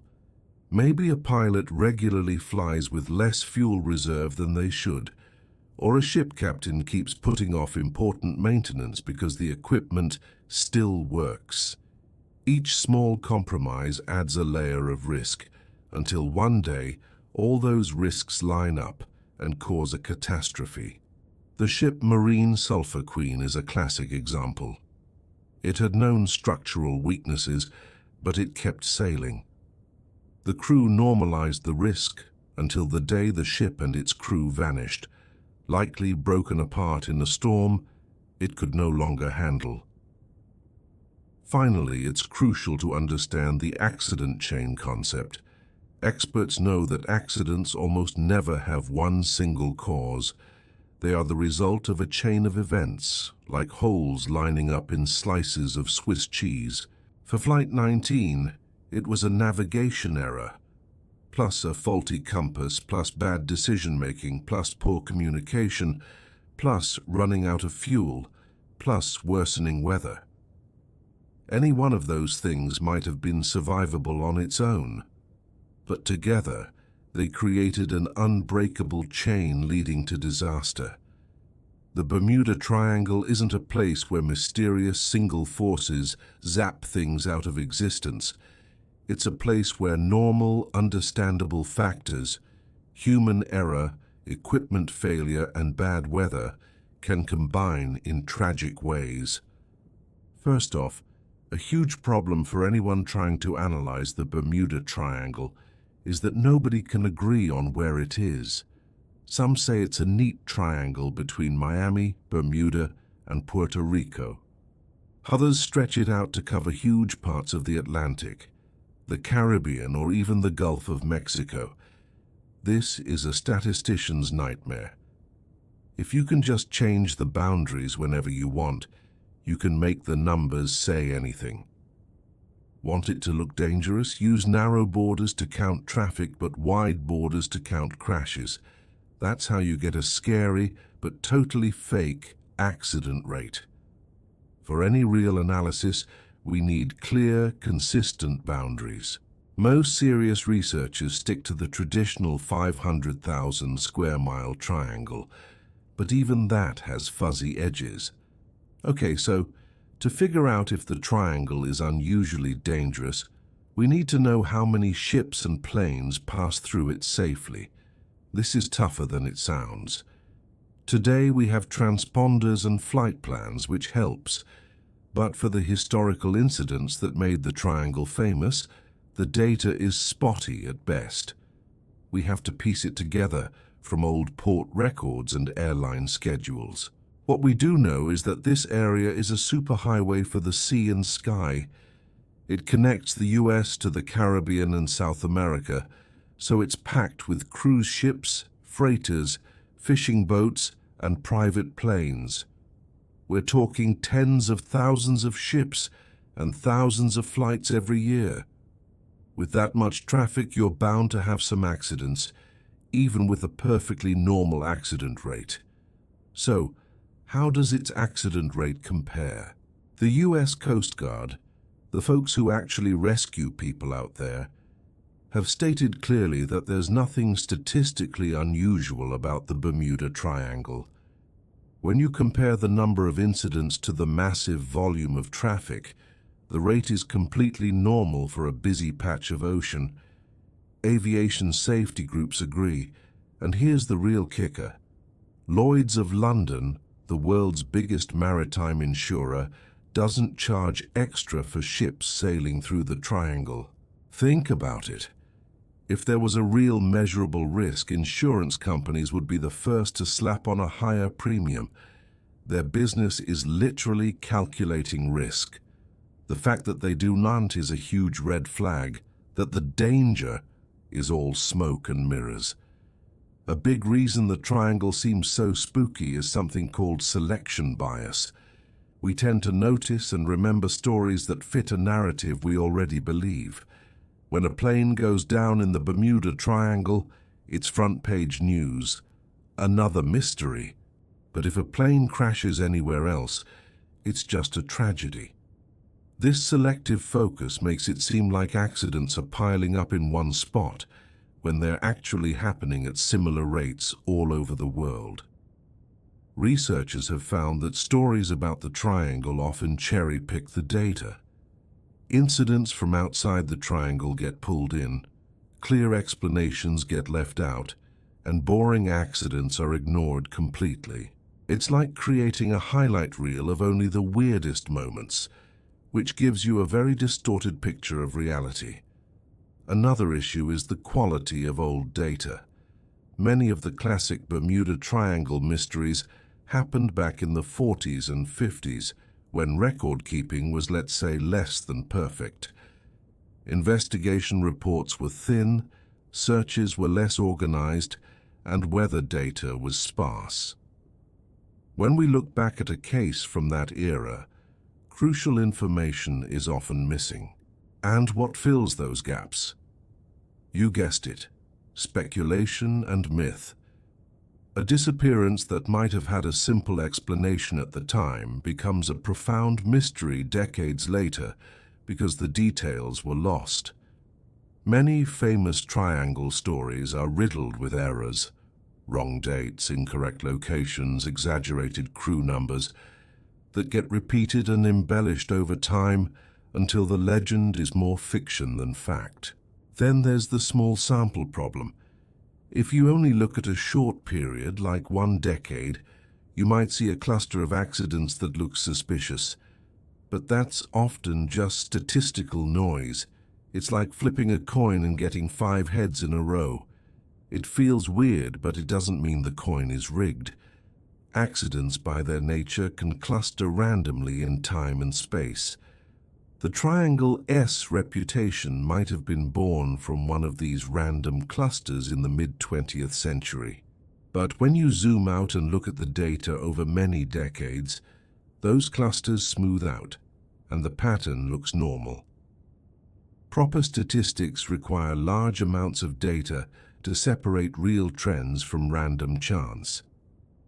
And what even counts as a Bermuda Triangle incident? This is another huge problem. Should we only count vessels that vanished without a trace, or all accidents, even if we know what happened? Do we include tiny private boats? Different writers use different rules, creating completely different lists. Some compilations have hundreds of incidents, others just a few dozen. It's impossible to have a meaningful debate when everyone is working from a different data set. To do real science, you need clear definitions. Without them, any claim about the triangle's accident rate is basically meaningless. Many arguments for the triangle's danger rely on comparing apples to oranges. People say more ships have been lost there than in other places, but they forget to mention it's one of the busiest waterways in the world.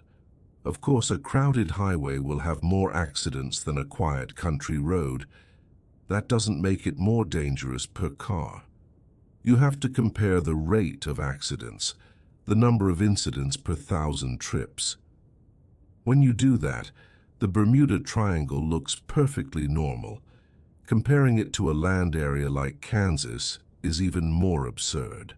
Flying over an ocean is fundamentally different from flying over land. Rigorous comparisons matching similar regions and traffic patterns consistently show nothing unusual about the triangle. Perhaps the most telling piece of evidence is that the mystery is fading away. Mysterious disappearances have dropped dramatically since the 1970s. Why? Technology. With GPS, satellite communications, advanced weather forecasting, and emergency locator beacons, we've eliminated many of the old dangers. Navigation errors are rare. Pilots can avoid storms, and if something does go wrong, rescuers can find the wreckage quickly. If some supernatural force was at work, it wouldn't be defeated by GPS. The fact that technology has made the triangle safer strongly suggests the old mysteries were caused by normal, explainable hazards that we've now learned to overcome. So, what's the final verdict from the numbers? When you look at the data properly, the Bermuda Triangle is not an unusually dangerous place. The myth is an illusion created by fuzzy boundaries, selective reporting, and our human desire to find patterns where none exist. The organizations that have the most to lose if they get it wrong, like insurance companies and the Coast Guard, all agree the risk is normal. The legend of the Bermuda Triangle is a powerful story, and that's why it persists, even when the facts say otherwise. The reality is much more mundane. It's a busy part of the ocean, and like any busy place, accidents happen. You've heard the stories, seen the spooky documentaries, and maybe even wondered yourself, what is going on in the Bermuda Triangle? But what if I told you the biggest mystery isn't what's happening in the ocean, but how this whole story got started in the first place? Let's dive deep, not into the water, but into the world of media, and uncover how a legend was born. The Bermuda Triangle, as a cultural sensation, didn't just appear out of thin air. It was born in 1964 in an article by a writer named Vincent Gaddis for Argosy magazine. Sure, other writers had mentioned weird incidents before, but Gaddis was the one who connected the dots, packaged them up, and gave the area its legendary name. His timing was perfect. The 1960s were a wild time. People were fascinated with space, the unknown, and questioning everything. Gaddis's article hit a nerve. From that article came books, and from those books came TV shows and more articles. With each retelling, the stories got bigger, more dramatic, and any boring, logical explanations were conveniently left out. What started as sensational journalism quickly morphed into modern mythology. It's a masterclass in how media can craft a story so powerful that it becomes a fact in our minds, no matter what the actual evidence says. Then, in 1974, came the book that blew everything wide open. Charles Berlitz, a language expert who loved a good mystery, published The Bermuda Triangle.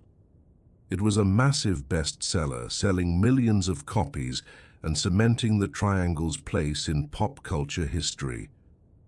Berlitz took dozens of incidents, spun them into thrilling, dramatic tales, and created a phenomenon. The book's success led to a tidal wave of copycats, documentaries, and news stories, all amplifying the legend. But here's the catch. Berlitz's work was riddled with errors. Skeptical researchers later discovered that many of his mysterious cases were already solved. Some stories were completely made up, and others didn't even happen in the triangle. But it didn't matter. The book had reached millions of people who never heard the corrections. This is the Berlitz effect.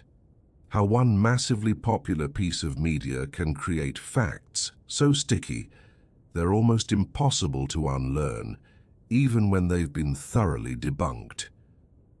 Of course, television couldn't resist a story this good. Documentaries became a huge part of the Bermuda Triangle machine, but these shows were made for entertainment, not for hardcore investigation. They present the triangle as a real, unsolved mystery, giving tons of airtime to believers and dramatic reenactments, while skeptics and scientific explanations get a brief cameo at best. Think about it.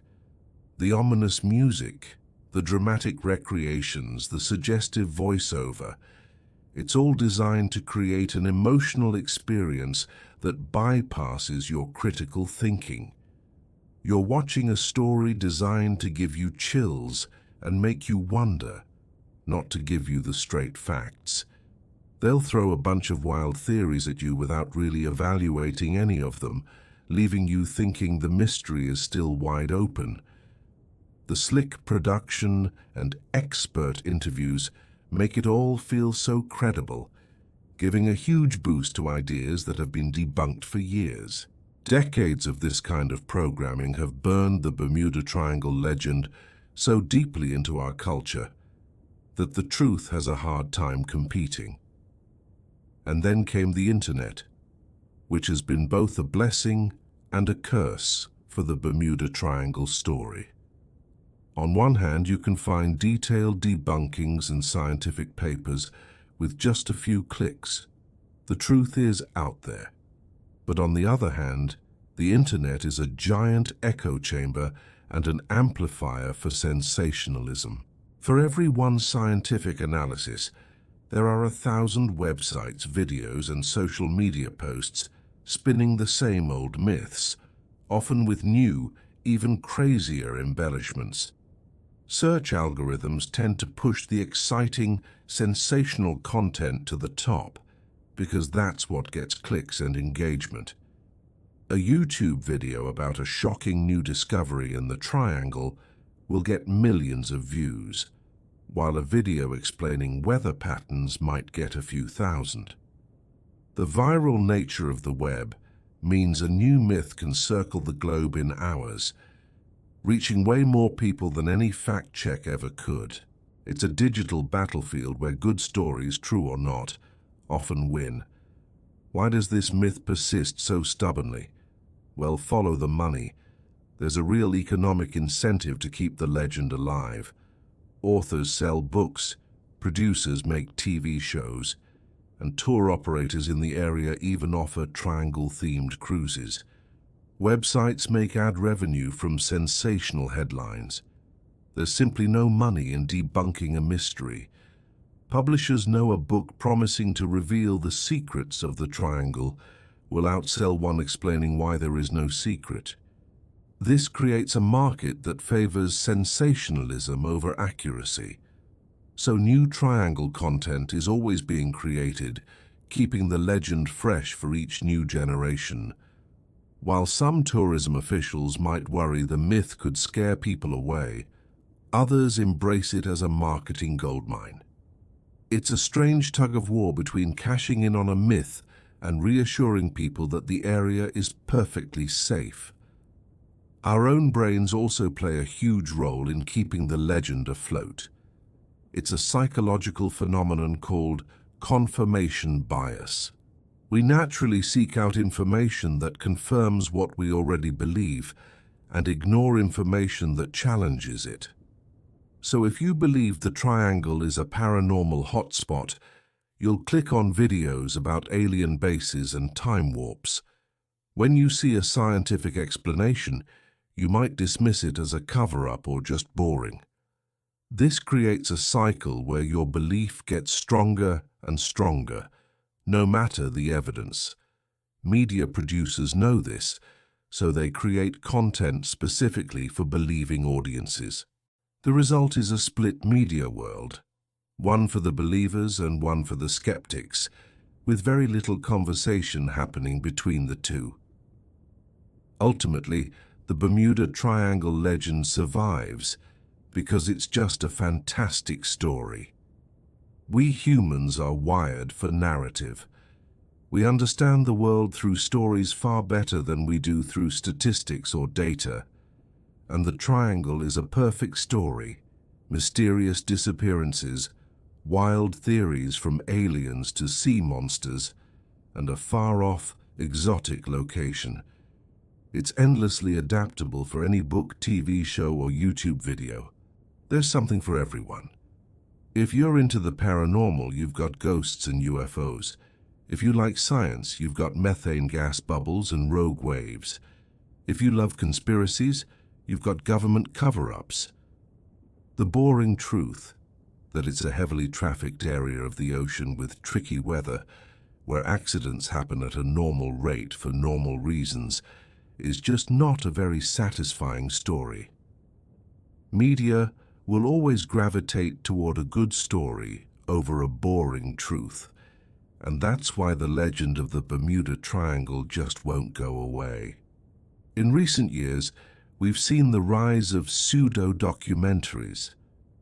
These shows look and feel like real documentaries, with expert interviews, archival clips, and dramatic visuals. But they don't really care about being accurate. They mix facts with pure speculation and even debunked theories.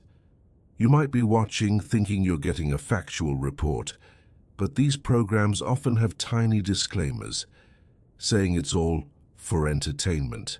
They get the credibility of a documentary without any of the responsibility. This has only made things more confusing, making it harder for anyone to tell the difference between a real investigation and pure fiction. And social media has put this whole process on steroids. Short-form content like TikToks and memes are built for sensationalism, not nuance. A 30-second video claiming the triangle is a portal to another dimension can go viral, while a detailed explanation of the science gets buried. The algorithms are designed to promote engagement, and shocking content gets more likes, shares, and comments. This creates a huge visibility bias. Believers can also easily find each other online, forming communities that reinforce their beliefs and filter out any challenging information. When you're in a group where everyone agrees with you, it makes your beliefs feel even more solid and true. All of this brings us to a crucial point: the importance of media literacy and critical thinking. The story of the Bermuda Triangle is a perfect case study in why we need these skills. It shows how a sensational story can capture the public imagination and hold on for decades, even when it's been thoroughly debunked. To really understand the world, we need to be able to evaluate our sources, tell the difference between reporting and speculation, and demand real evidence for extraordinary claims. Simply telling people the facts isn't enough. We need to understand the how and why behind the myth, the media incentives, the psychological biases, and the power of a good story. By dissecting the legend of the Bermuda Triangle, We learn valuable lessons that can help us navigate a world full of information and misinformation on every topic imaginable. So the next time you hear a wild story, maybe think about where it came from and who benefits from you believing it. It might just be the most interesting part of the mystery. Let's start with a classic, the Japanese freighter, Raifuku Maru. The legend claims it sent a chilling message in 1925. Danger like dagger now. Come quick, before vanishing into the triangle. It's a fantastic, dramatic story. The only problem? It's not true. The Raifuku Maru was a real ship, and it did sink, but it went down in the North Atlantic, 1,000 miles away from the Bermuda Triangle, during a massive storm. The actual distress calls were standard for a ship in peril, with no mention of daggers or any other spooky stuff. That danger-like dagger line. It seems to be a complete fabrication, likely invented by an author to spice up their story. It's a prime example of how a catchy, fake detail can take root and become accepted as fact. Next up, the ghost ship Freya. The story goes that this German vessel was found drifting and abandoned in the Triangle in 1902. Spooky, right? A crewless ship, a silent mystery. But when you check the official maritime records from 1902, there's no report of a German bark named Freya being found abandoned anywhere near the Atlantic.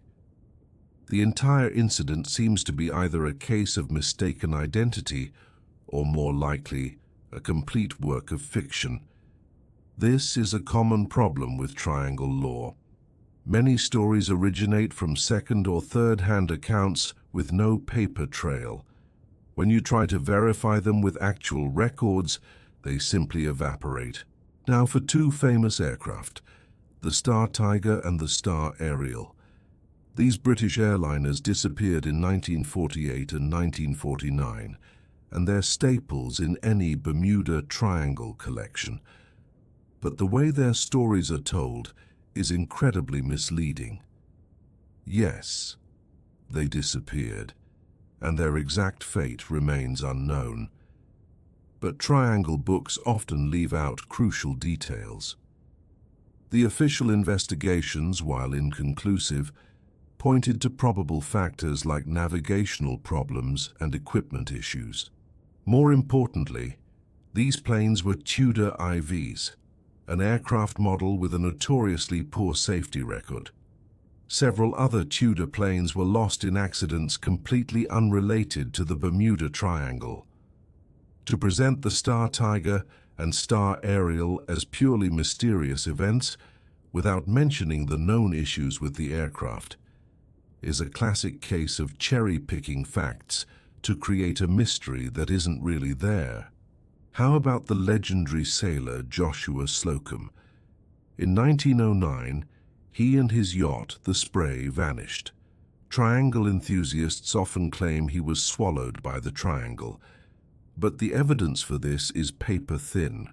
Slocum sailed from Martha's Vineyard and was never seen again, but nobody knows his exact route or where he was lost. It could have been anywhere along a vast stretch of the Atlantic. Slocum was 65, sailing alone on an old, worn-out boat right in the middle of hurricane season. The most logical explanation is that he was hit by a storm his boat couldn't handle, or perhaps he suffered a medical emergency. Attributing his disappearance to the Bermuda Triangle requires a huge leap of faith, assuming he was in that specific area with zero proof. Then there's the Connemara 4, a racing yacht supposedly found abandoned near the Bahamas in 1955. The legend describes a perfectly seaworthy vessel, with its sails still set, the crew just gone. But the reality was far less mysterious. A yacht believed to be the Connemara 4 was indeed found, but it was capsized and abandoned. It had departed from England in September, the peak of hurricane season, and likely ran straight into a powerful storm. The mysteriously abandoned ship was actually a wreck, a clear sign of a violent, weather-related disaster that probably swept the crew overboard. The mythmakers conveniently strip away these details, leaving only a hollowed-out mystery. Perhaps the most theatrical tale is that of the Ellen Austin. In 1881, this schooner supposedly found an abandoned ship, put a prize crew on board to sail it to port, and then watched the ship vanish. As if that wasn't enough, some versions claim they found the same ghost ship again days later, put another crew on it, and watched it vanish a second time. It's a fantastic horror story, but it's almost certainly fabricated. While some records mention the Ellen Austin encountering a derelict vessel, there's no reliable documentation of it disappearing once, let alone twice. This is a perfect example of a story growing with each retelling, becoming more dramatic and less factual until it's pure fiction. Let's look at a more modern case, the cabin cruiser Witchcraft. In 1967, its owner called the Coast Guard from just a mile off Miami, saying he'd hit something and needed a tow. The Coast Guard arrived within 20 minutes, but the boat and its 2 occupants were gone. An instant vanishing, the storytellers say. In reality, the boat likely sank much faster than the owner anticipated. Hitting an object can cause catastrophic damage, and a small vessel can go down in minutes. Strong currents in that area could have easily carried away any debris. The Coast Guard's quick arrival doesn't make it a supernatural event. It just means the sinking was tragically fast. It's an unfortunate accident, not an inexplicable mystery. What about the missing DC-3 from 1948? You'll see this one mentioned a lot, but the details are always fuzzy. Was it a passenger plane, a cargo flight, military transport? The stories conflict because there isn't one single mysterious DC-3 incident that matches the legend. Instead, it seems that various authors have either conflated several different explainable DC-3 accidents into one big mystery, or they simply invented details to make a routine crash seem more sensational. This highlights a red flag. When you hear a vague story about a DC-3 without a flight number, date, or route, you should be skeptical. This leads to the biggest exaggeration of all, the claim that hundreds of planes and ships have vanished in the triangle. This is simply false. When serious researchers comb through official records, from the FAA, the Coast Guard, the military, they find the number of genuinely unexplained disappearances is, at most, a few dozen over the course of a century. That's tragic, but for one of the most heavily trafficked areas of ocean in the world, it's not statistically anomalous. The hundreds number comes from lumping in every accident with a known cause, or by stretching the triangle's boundaries to cover half the Atlantic. So what's the lesson here? Verification. The Bermuda Triangle legend has been built on a foundation of fabricated stories, misrepresented facts, and wild exaggerations. Tracing these claims back to their original sources, official reports, maritime records, and contemporary news, often reveals the truth. When you hear Bermuda Triangle, what comes to mind? Vanishing ships, lost planes, unexplained mysteries. For decades, this patch of the Atlantic has been a source of fascination and fear. But what do the people who actually work in and over these waters every single day think about it? The governments, the militaries, the safety organizations, what's their official take? The answer might surprise you, and it's a lot less mysterious than you think. Let's dive into the official files and separate the facts from the fiction. First up, the United States Coast Guard. These are the folks responsible for maritime safety and search and rescue in a huge part of the Triangle. Their official position? The Bermuda Triangle is not a uniquely dangerous area. They state that the region's environment isn't unusual, the accident rate is normal, and incidents can be explained by good old-fashioned physics and environmental factors. This isn't just a guess. It's based on decades of operations, mountains of accident data, and systematic analysis. The Coast Guard responds to emergencies there all the time, and they see the real reasons for accidents: bad weather, equipment failure, and human error. These things happen everywhere, at rates comparable to any other busy waterway. The Coast Guard doesn't have a secret agenda. They have the ground truth, and their skepticism carries a lot of weight. Now, let's look at the U.S. Navy. They've investigated countless incidents in the region, especially those involving their own ships and planes. Think of the famous cases like Flight 19 or the USS Cyclops. The official Navy reports don't point to portals or sea monsters. They point to probable causes: human error, equipment malfunction, structural failure, and severe weather. These investigations are incredibly thorough, a stark contrast to the sensational books that often ignore the actual findings. The Navy ES institutional view is clear. The Triangle has the same hazards as any other part of the ocean. They continue to operate massive bases, run training exercises, and sail their ships through the area without any special anti-mystery precautions. If the Navy thought there was a real unexplained danger, they wouldn't be there. What about the skies? The Federal Aviation Administration, or FAA, keeps meticulous records of all aircraft incidents. Their investigators systematically determine what went wrong, using everything from wreckage and flight data recorders to witness interviews. When you look at their reports for incidents within the Bermuda Triangle, a pattern emerges: pilot error, mechanical failure, running out of fuel, bad weather, spatial disorientation.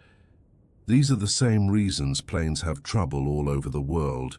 Crucially, FAA data shows no statistical spike in accidents in the Triangle compared to other high-traffic oceanic routes. If the region were truly a graveyard for airplanes, the FAA, whose entire job is aviation safety, would have issued special warnings or flight restrictions. They haven't. The silence from the FAA on this topic is deafeningly normal. Let's turn to the scientists at NOAA, the National Oceanic and Atmospheric Administration. They are the experts on our planet's oceans and atmosphere. NOAA's position is blunt. There is nothing environmentally unusual about the Bermuda Triangle that would cause mysterious disappearances. Their research shows the weather, currents, and ocean floor are pretty standard for a subtropical ocean area. In fact, NOAA's website points out that the U.S. Board on Geographic Names doesn't even recognize Bermuda Triangle as an official place. They suggest the whole idea was created and sensationalized by writers looking to sell books. This statement from a top scientific agency is about as clear as it gets. Their data supports conventional explanations for accidents, with zero evidence for anything paranormal. This view isn't just an American one. The International Maritime Organization, a United Nations agency for global maritime safety, also doesn't recognize the Bermuda Triangle as especially hazardous. Their worldwide database of maritime casualties shows that accident rates in the Triangle are consistent with its traffic volume and environment. The IMO sets safety rules for all ships on all oceans. but they have zero special regulations for the triangle. If there were a real, provable danger, the IMO would be the first to create new safety standards. Their lack of action tells us the international maritime community just doesn't see a unique threat. The risks are normal, so the standard safety practices are enough. Perhaps the most pragmatic and convincing perspective comes from the insurance industry. Companies like Lloyd's of London are in the business of calculating risk. They have a powerful financial incentive to get it right. If they underestimate risk, they lose millions. If they overestimate it, their policies become too expensive. So, what do they think about the Bermuda Triangle? They don't charge higher premiums for ships or planes traveling through the region. Lloyd's has explicitly said they see no evidence of unusual risk there. Insurance rates are based on the vessel, the cargo, the route, and the season. The same factors they use everywhere else. There is no Bermuda Triangle surcharge. This isn't based on ideology or speculation. It's a hard-nosed financial assessment of actual loss data. Money talks, and in this case it's saying there's nothing to see here. Let's go back to the front lines with the Coast Guard's search and rescue teams. Their day-to-day experience paints a very different picture from the one in mystery books. They respond to distress calls and find that most incidents are, well, routine. Boats run out of fuel. Storms swamp smaller vessels. People make navigational mistakes. When a vessel does go missing, searches often find wreckage, debris, or survivors that help explain what happened. The idea of things vanishing without a trace is more romantic than realistic. Yes, sometimes no trace is found, but that's not unique to the triangle. The ocean is vast and deep, and currents can scatter debris for hundreds of miles. To the men and women of the Coast Guard, the triangle isn't a supernatural vortex. It's just a busy patch of water that demands respect and caution. And what about the military? The US military continues to operate extensively in the Bermuda Triangle. Naval exercises, Air Force training flights, submarine patrols. It's a hub of activity. Major military bases dot the region. Think about it. If military leaders truly believed the triangle posed some kind of paranormal threat, would they really send their personnel and multi-billion-dollar equipment there for routine training? Of course not. They would go somewhere else. The continued high level of military activity is a powerful, unspoken statement. Their actions demonstrate institutional confidence that the region is safe for normal operations.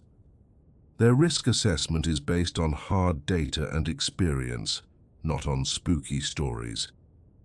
Now I know what some of you are thinking. What if it's all a cover-up? What if the government knows something and is hiding it? This is a popular theory that classified files hold the real secrets about aliens, secret weapons, or time portals. But this idea has some major logical flaws.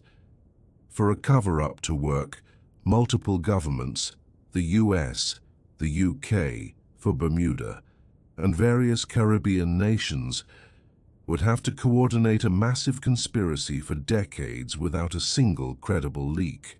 That's next to impossible. Secrets get out. Whistleblowers talk. Documents get declassified.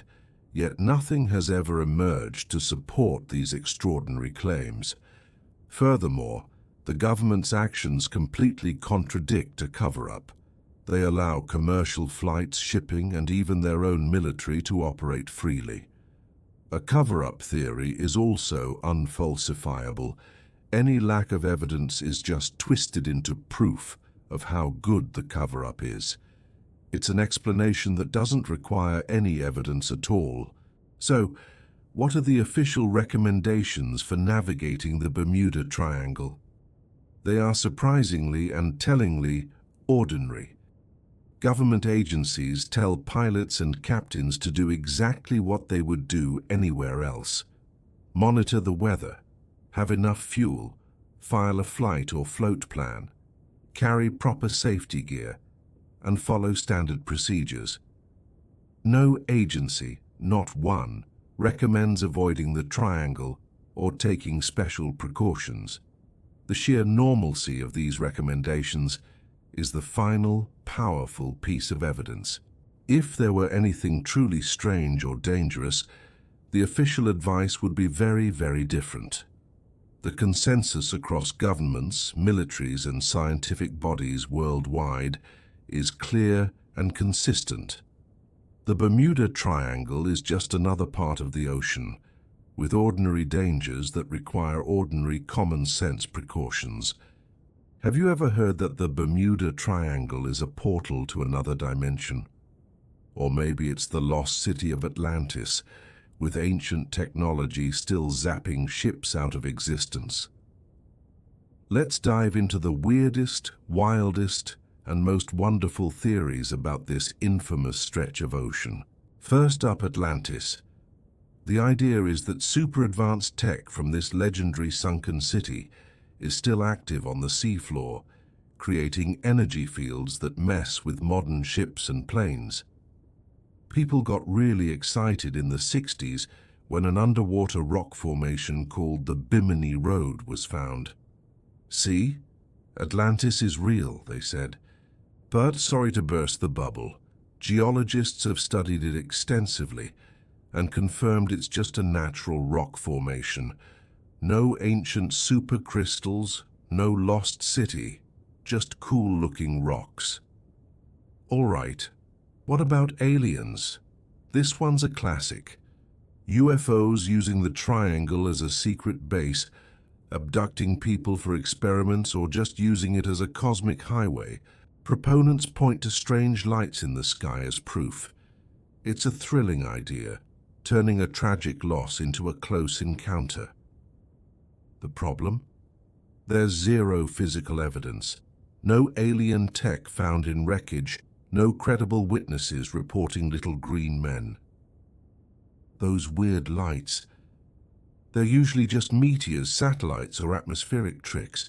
It's a fun theory, but it requires a huge leap of faith with nothing to back it up. Then we have the time warps and dimensional portals. Imagine sailing along and suddenly, poof, you're in the Jurassic period or a parallel universe. Some pilots and sailors have told stories of their compasses going crazy and arriving at their destination way too early, as if they'd teleported.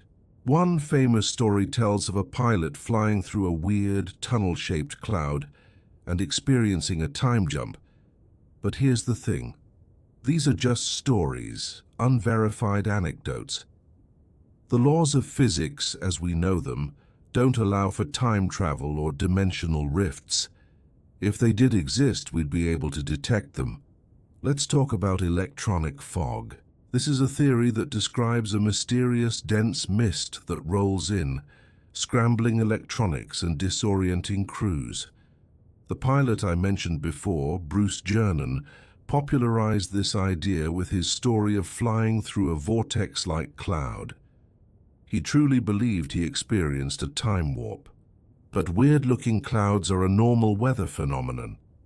Thunderstorms can create strong electromagnetic fields that absolutely mess with compasses and radios, and under extreme stress, our perception of time can get seriously skewed.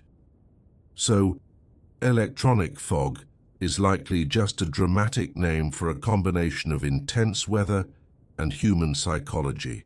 Of course, where there's mystery, there are psychic and spiritual explanations. Some say the triangle is a spiritual energy hotspot, a place where the veil between our world and the next is thin. Psychics have claimed to have visions about the missing ships, offering insights from the great beyond.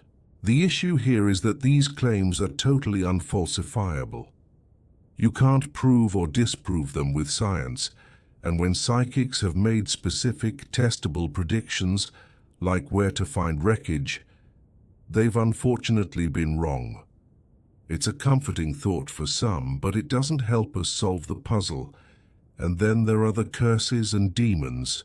Some tales suggest the area is haunted by ghosts of those who perished, or that some evil entity lurks in the depths, hungry for ships and planes. People have reported feeling an overwhelming sense of dread while passing through. But this is superstition. There's no known way a curse could physically sink a ship. That feeling of dread, it's more likely just good old-fashioned anxiety, fueled by the triangle's spooky reputation. It's a self-fulfilling prophecy. You expect to be scared, so you get scared. There's also the vile vortex theory. This one goes global, suggesting the Bermuda Triangle is just one of 12 mysterious spots on Earth, all arranged in a geometric pattern where strange things happen. Another famous one is the Devil's Sea near Japan. It sounds very scientific, right?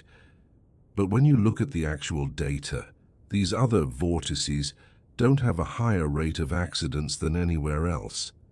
The pattern is created by cherry-picking data. It's pseudoscience dressed up in a lab coat.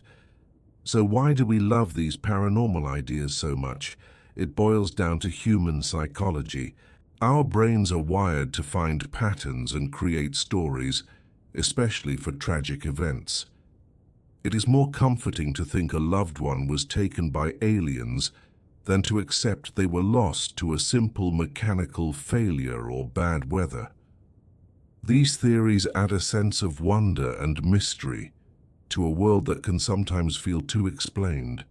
They feed our distrust of official stories and make us feel like we're in on a secret. The biggest problem with all these supernatural theories is that they're unfalsifiable. That means there's no way to prove them wrong. If wreckage is found, believers can say a demon caused the damage. If no wreckage is found, it just proves they vanished into another dimension. A theory that explains everything actually explains nothing. Real science makes specific, testable predictions. Paranormal theories don't, which puts them in the realm of belief, not evidence. So why do these stories stick around? Because they're just more exciting. Aliens are way cooler than navigational errors. The media loves a spooky story because it grabs our attention. Plus, thanks to the internet, it's easy to find yourself in an echo chamber where everyone believes the same thing. These myths tap into our love for mystery and our healthy skepticism of authority. They remind us that even with all our technology, the world can still feel vast, unknown, and a little bit magical. The Bermuda Triangle has some of the most extreme underwater landscapes in the Atlantic. You've got shallow coral reefs just 20 feet deep, perfect for grounding an unsuspecting ship, right next to trenches plunging over 27,000 feet. The Puerto Rico Trench, the deepest part of the Atlantic, is right there. If a plane or ship goes down in these deep spots, the immense pressure over 9,000 pounds per square inch would crush it. Recovery becomes nearly impossible. This varied landscape also stirs up complex ocean currents, scattering debris far and wide. And speaking of currents, it's not just the famous Gulf Stream. The whole area is a swirling mix of currents like the Antilles Current, plus countless smaller eddies. These aren't steady rivers in the sea. They shift with the seasons and weather, easily pushing ships off course. If an accident does happen, computer models show that debris can be carried hundreds of miles in just a few days. This makes finding anything, even when you know where to look, an incredibly difficult task. Now let's look up at the sky. The triangle is where warm tropical air clashes with cooler northern air masses. This is a recipe for atmospheric instability, spawning severe thunderstorms almost daily in the summer. We're talking lightning, heavy rain, turbulence, and dangerous microbursts. You also get strong wind shear, sudden changes in wind speed and direction, which is a major hazard for aircraft. On top of that, it's smack in the middle of Hurricane Alley. The weather here is notoriously difficult to predict, with storms that can pop up and intensify with terrifying speed. The waves themselves are another major factor. When different storm systems send waves colliding, they can combine to create monsters. When the powerful Gulf Stream flows against the wind, it creates incredibly steep, dangerous seas. And the underwater terrain we talked about, it can focus wave energy, creating localized patches of extremely rough water. This is the perfect environment for rogue waves. Modern science confirms these giants, reaching 80 feet or more, are more common than we thought. A wave like that can appear out of nowhere and overwhelm a vessel that could handle a normal storm. Have you ever heard of infrasound? It's sound below the range of human hearing, generated by things like storms and ocean waves. Some studies suggest that high levels of infrasound can cause disorientation, anxiety, and poor decision-making. Could this be a factor in the triangle? It's an interesting idea, but right now it's purely speculative. While the effects are real in a lab, there's no evidence that naturally occurring infrasound in the triangle is strong enough to affect a ship or flight crew. It's cool frontier science, but not a proven explanation. What about the water's chemistry or biology? The warm waters here support a rich ecosystem, with coral reefs and lots of marine life. But despite some old wild theories about toxic gases or strange buoyancy, extensive scientific surveys have found nothing unusual. The water chemistry, salinity, and oxygen levels are all normal for a subtropical ocean. If there was some mysterious chemical or biological agent at play, decades of research would have surely found it by now. Geologically, the Bermuda Triangle is actually pretty stable. It's not on a major tectonic plate boundary, so big earthquakes and volcanic eruptions are rare. The Puerto Rico Trench is a tectonic boundary, but its quakes are usually not strong enough to be a threat. Some have wondered about underwater landslides causing tsunamis, but there's no evidence linking this to any historical incidents. In fact, the region's geological calm argues against any mysterious, earth-shattering phenomena. And what about those stories of compasses spinning wildly? Scientists have studied the electromagnetic environment extensively. Earth's magnetic field here is perfectly normal. Yes, lightning from thunderstorms can temporarily interfere with electronics, and solar flares can disrupt radio communications globally, but there are no unique or persistent magnetic anomalies in the triangle. The claims of strange electromagnetic forces just don't hold up when you look at the actual data. Looking at the climate over the long term, the Bermuda Triangle is a place of patterns. Summers are for thunderstorms and hurricanes. Winters bring their own fast-moving storm systems. Climate cycles like El Niño affect storm frequency. But here's the key. Extreme weather events, while dangerous, are not more frequent here than in other similar Atlantic regions. Climate change is a factor warming the waters, but it's a global trend, not a localized triangle curse. The weather is hazardous, but it's all explainable. So when you put it all together, what do you get? You have a dynamic, challenging environment. Extreme depths make recovery nearly impossible. Complex currents scatter wreckage. Unpredictable, severe weather and massive waves pose real scientifically understood dangers. The truth is, you don't need mystery to explain the Bermuda Triangle. You just need to understand the powerful combined forces of nature. The environment itself explains why incidents can happen so quickly and why evidence vanishes so completely, all without a single hint of the paranormal. Remember when the Bermuda Triangle was the ultimate mystery? A place where ships and planes just vanished without a trace? Let's start with navigation. Imagine trying to cross a vast ocean using only the stars, a sextant, and some tricky math. That was the reality for early sailors and pilots. One cloudy night, one miscalculation, and you could be miles off course, lost in a massive, empty ocean.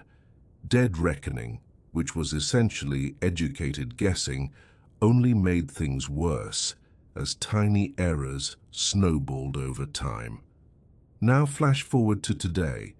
With GPS, a device in your pocket can pinpoint your location anywhere on Earth, anytime, in any weather, with pinpoint accuracy.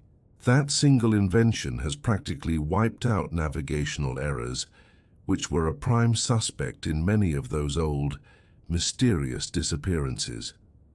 Next up, communication. Back in the day, if you were in trouble at sea, you were truly alone. Early radios were unreliable, with limited range and signals that could be disrupted by a bad storm. An aircraft flying too far from land was in a total communication blackout. If disaster struck, there was often no way to call for help. Today, it's a completely different world. Satellite communications connect ships and planes globally. If an incident happens, emergency beacons like EPIRBs and ELTs automatically fire off a distress signal with the vessel's exact location to a rescue center. Plus, with systems like AIS, we can track ships in real time. Losing contact is now incredibly rare, which means help is always within reach. And what about the weather? The Bermuda Triangle is famous for its sudden, violent storms. In the past, weather forecasting was primitive. Sailors and pilots relied on scattered reports, often flying or sailing blind into a developing hurricane. They had no idea what was coming until it was too late. Now we have an incredible network of satellites, Doppler radar, ocean buoys, and supercomputers. Meteorologists can track storms from the moment they form and predict their path and intensity days in advance. This gives everyone enough time to get out of harm's way.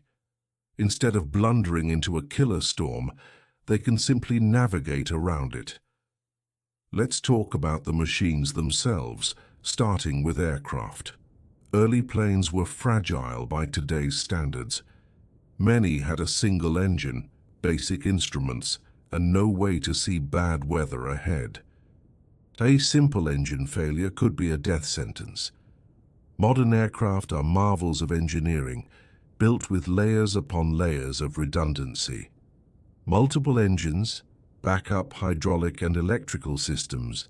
It means a single failure is rarely catastrophic. Pilots now work in glass cockpits with displays showing weather, terrain, and traffic, while warning systems alert them to any danger. It's like going from a horse and buggy to a state-of-the-art self-driving car. Ships have also undergone a massive safety revolution. Incidents like the loss of the USS Cyclops, which was likely overloaded and structurally weak, taught us hard lessons. Today, naval architects use sophisticated computer models to design ships that can withstand punishing seas. International regulations mandate strict stability standards. Hulls are compartmentalized, so a breach in one area won't sink the whole ship. On top of that, crews are extensively trained in damage control, and ships are packed with modern safety gear like lifeboats and survival suits. Modern vessels are simply built tougher and smarter, designed to survive the very conditions that claimed their predecessors. But what if, despite all this, something still goes wrong? Well, that's where modern search and rescue, or SAR, comes in. In the past, a search meant scanning the vast ocean from a plane or ship, a slow process easily hampered by bad weather. It was like looking for a needle in a haystack. Today, as we mentioned, emergency beacons instantly give rescuers a starting point. Coast Guard aircraft with infrared cameras can spot a person in the water at night. Rescue helicopters can pluck survivors from raging seas, and computer models can predict where debris might drift, focusing the search. The chances of being found and rescued after an incident are now astronomically higher. And when wreckage is found, our ability to figure out what happened is light years ahead of what it used to be. Today, aircraft have black boxes, flight data and cockpit voice recorders that tell the story of a plane's final moments. Ships have a similar device called a voyage data recorder. Investigators use advanced techniques like metallurgical analysis and computer simulations to piece together the puzzle from even tiny fragments. We can even search the deepest parts of the ocean with robotic submarines. This means that accidents rarely remain mysteries. We find the cause, we learn from it, and we make flying and sailing even safer. Of course, technology isn't everything. We've also gotten much smarter about the human element. We now understand that things like stress, fatigue, and poor communication can lead to disaster. That is why modern training for pilots and ship officers heavily emphasizes crew resource management, working together as a team. Realistic simulators let them practice handling any emergency you can imagine, without any real risk. We've created checklists and standard procedures to minimize simple mistakes. We've built systems that are error-tolerant, recognizing that humans aren't perfect.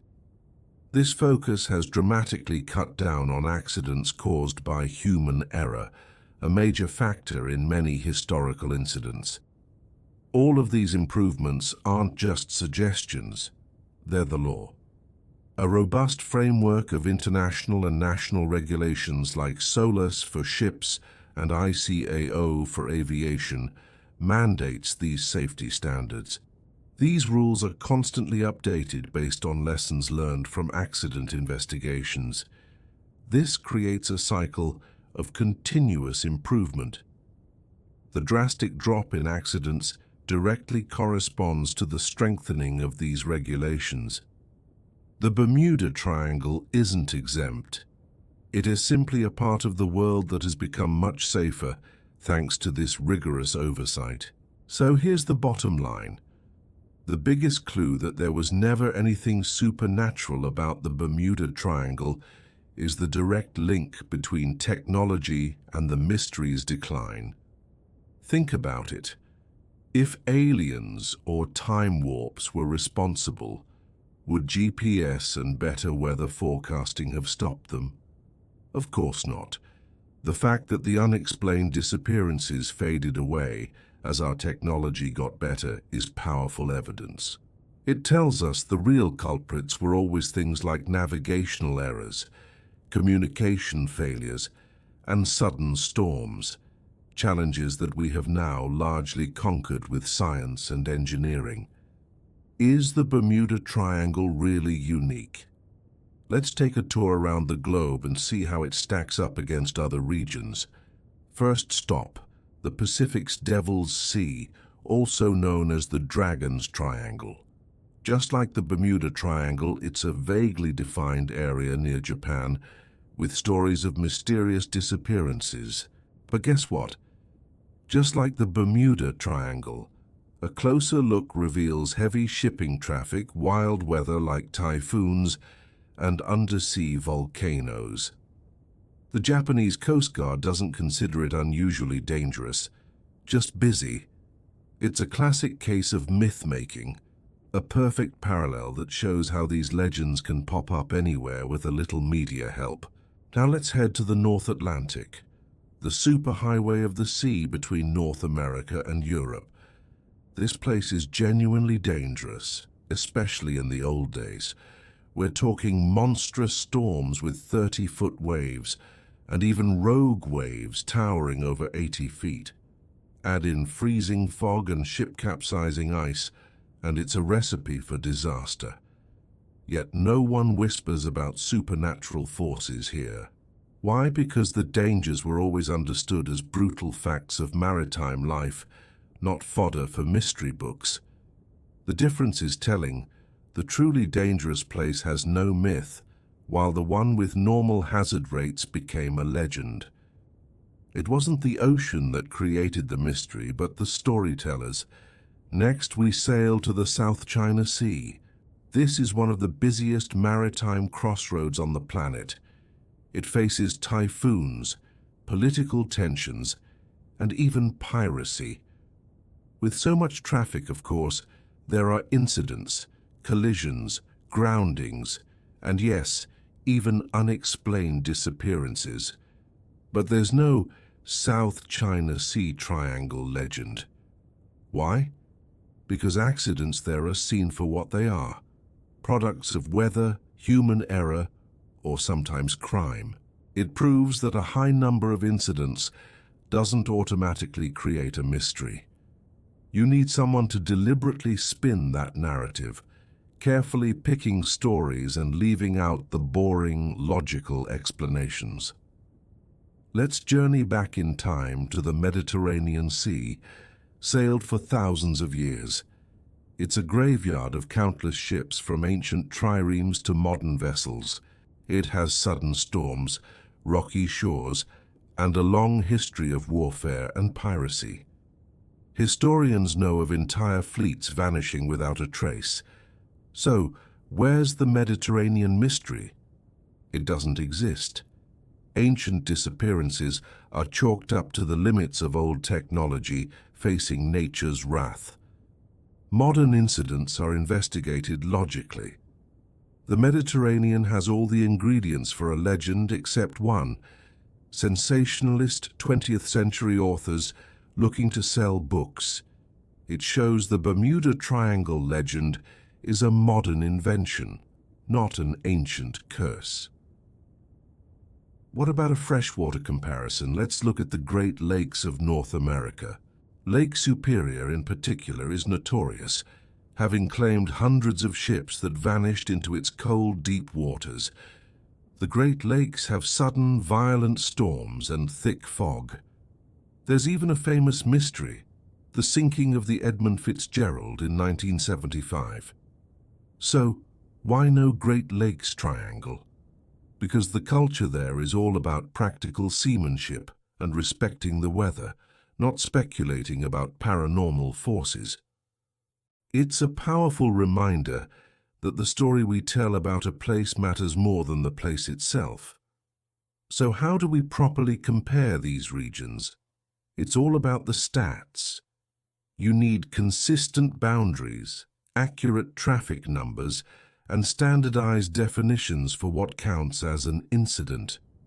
You can't just compare the total number of accidents. You have to calculate the rate of accidents per trip.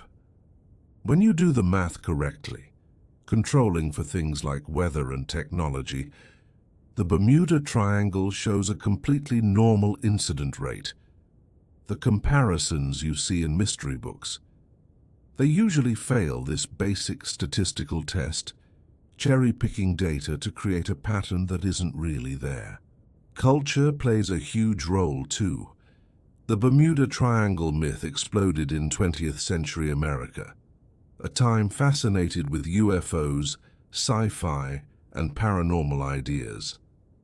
The same events, in a different culture focused on practical maritime skills, might never have sparked a legend. Professional pilots and sailors whose cultures are built on rigorous investigation and safety reject these mystery tales. They see them as a distraction from the real lessons that can be learned from accidents. The myth thrives in popular culture, but not among the professionals who navigate these waters every day. It's also crucial to distinguish between an isolated tragedy and a pattern. Every ocean on Earth has its share of unexplained disappearances. Finding one or two doesn't mean a place is cursed. It just means the ocean is vast and sometimes we don't get all the answers.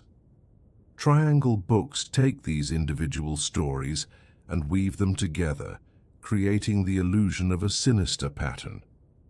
But you could do the same for the Indian Ocean or the North Sea. The only thing the Triangle has that they don't is a dedicated group of authors and media outlets selling the idea of a mystery. And that brings us to the media. Notice how an accident in the Triangle gets reported? The coverage immediately brings up the mystery, linking the new incident to old legends. A similar accident elsewhere is just treated as a tragic, isolated event. This creates a feedback loop. The media frames it as a mystery, which reinforces the Triangle's reputation, which guarantees future incidents will be framed the same way. This constant biased attention is what keeps the myth alive in our minds, making it seem more significant than it is. So what's the final verdict? The Bermuda Triangle is not unique. It has normal accident rates, weather that's challenging but not one of a kind, and incidents that happen everywhere else. The only thing unique about it is its cultural reputation, an illusion created by selective storytelling, flawed statistics, and sensational media coverage. When you compare it properly, the mystery vanishes, and you're left with just another piece of the ocean. It's not mysteriously dangerous.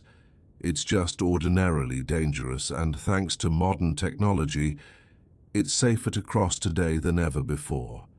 The legend is a compelling story, but it's just that, a story. Have you ever wondered why, despite all the scientific explanations, people still believe in the mystery of the Bermuda Triangle? It's not about being silly or uneducated. It's about how our brains are wired. We're natural pattern seekers. It's a survival skill that helped our ancestors find food and avoid danger. But sometimes this skill goes into overdrive, and we see patterns where there are none. This is called apophenia. The Bermuda Triangle is a perfect example. We take a bunch of unrelated incidents, ships and planes lost over a huge area of ocean over many decades, and our minds automatically try to connect the dots. Suddenly, they're not just random accidents, they're part of a mysterious pattern. This feeling is so powerful that even when statistics show the accident rate is totally normal, the pattern just feels more real. Our love for a good mystery, for finding a hidden design, is why the legend of the Triangle is so captivating and hard to shake. It's not just pattern seeking. Our minds play all sorts of tricks on us. These are called cognitive biases. For instance, confirmation bias makes us hunt for information that proves what we already believe and ignore everything else. If you think the Triangle is mysterious, you'll remember the one dramatic disappearance, not the thousands of ships that sailed through safely. Then there's the availability heuristic. Our brains judge how common something is by how easily we can recall it. Scary, sensational stories of vanishing planes stick in our minds, making these rare events seem frequent. Publishers and filmmakers use selection bias, only showing you the spooky cases without clear explanations. And if the first thing you ever heard about the Triangle was from a sensational book, anchoring bias makes that initial fact stick, no matter what new evidence comes along. These biases team up, building a fortress of belief that's incredibly resistant to facts. That's why Just throwing statistics at someone rarely changes their mind. But there's something deeper going on. We humans have a fundamental need for mystery and wonder. We're curious creatures. It's what drove our ancestors to explore and understand their world. In our modern age, science has explained so much, mapped the unknown, and in some ways made the world feel a little less magical. This creates a kind of hunger for the unexplained, for places where our imagination can still run wild. The Bermuda Triangle is the perfect fix for this. It's a pocket of the world where science supposedly hits a wall, where we can still speculate about aliens, time warps, or lost cities. For many, the triangle is a symbol that the world is still full of wonder, that not everything can be neatly explained away. So, when skeptics try to debunk it, they're not just attacking a myth, they're threatening a source of genuine awe and excitement. This is why debunking often backfires. People aren't looking for a lesson in naval safety, they're looking for magic. Another piece of the puzzle is trust, or rather, the lack of it. For some, the Bermuda Triangle mystery is tied up with a general distrust of authority. Whether it's the government or the scientific community, when an official source like the Coast Guard says, "Nothing to see here, folks, just normal accident rates," it doesn't end the conversation. For someone with a conspiracy mindset, it's the start of one. They might see it as a cover-up. What are they hiding? They'll ask. This way of thinking suggests that the government knows the real truth. Maybe it's alien activity or top-secret weapons testing, and is deliberately hiding it. This makes the belief almost impossible to debunk, because any official statement can just be twisted into more proof of the conspiracy. It also gives believers a sense of having special secret knowledge that the rest of us are too naive to see, which can be a powerful psychological reward. There's also something called the illusion of understanding. Many people who believe in the triangle's mysteries feel they have a better grasp of it than the experts. How can that be? It's because the mystery explanation is often beautifully simple, while the scientific one is complex. Saying it's a portal to another dimension is easy to remember, and seems to explain everything at once. Compare that to the real explanation. Well, each incident was different, involving factors like human error, sudden storms, equipment failure, and by the way, the incident rate is statistically normal for the volume of traffic. It's messy, complicated, and not nearly as satisfying. We often mistake familiarity for true understanding. We've heard the triangle story so many times that we feel like we know the subject, even without any expertise in navigation, oceanography, or statistics. This illusion is fueled by documentaries and books that serve up simplified, dramatic narratives, making us feel like we've learned a deep truth when we've only skimmed the surface. Beliefs don't exist in a vacuum. They're strengthened by the people around us. Think about online forums, social media groups, and fan communities dedicated to the Bermuda Triangle. In these spaces, believers share evidence, validate each other's theories, and build a shared identity. They're the ones who know the truth. Being part of a group like this provides a sense of friendship and belonging, which can be more important than the belief itself. Leaving the belief could mean losing your community. These groups can also become echo chambers, where skeptical views are shut down and only confirming information gets passed around. This can lead to group polarization, where the beliefs become even more extreme and elaborate over time. Someone in a group like this isn't just dealing with facts, they're dealing with social pressure. Changing their mind would mean standing up to their friends and risking being ostracized. Sometimes belief is rooted in personal experience. Someone might say, "I sailed through the triangle and my compass went crazy," or "I saw strange lights in the sky there." Personal experience feels incredibly real and is one of the most powerful sources of conviction. No amount of statistical data can easily argue with what you believe you saw with your own two eyes. But our experiences are colored by our expectations. If you go into the triangle expecting something weird to happen, you're more likely to interpret any little anomaly, like compass interference from your boat's own electronics or a feeling of unease, as proof of the mystery. Memories also change over time, often becoming more dramatic in the retelling. This is why personal anecdotes, while compelling, aren't reliable evidence.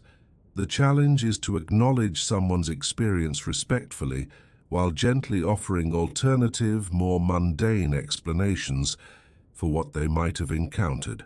Ultimately, belief in the Bermuda Triangle often comes down to gaps in scientific literacy and critical thinking. Now, this doesn't mean believers are uneducated. Plenty of smart people believe strange things, but having a few key skills makes you less susceptible. A basic grasp of statistics helps you see how random events can look like a pattern.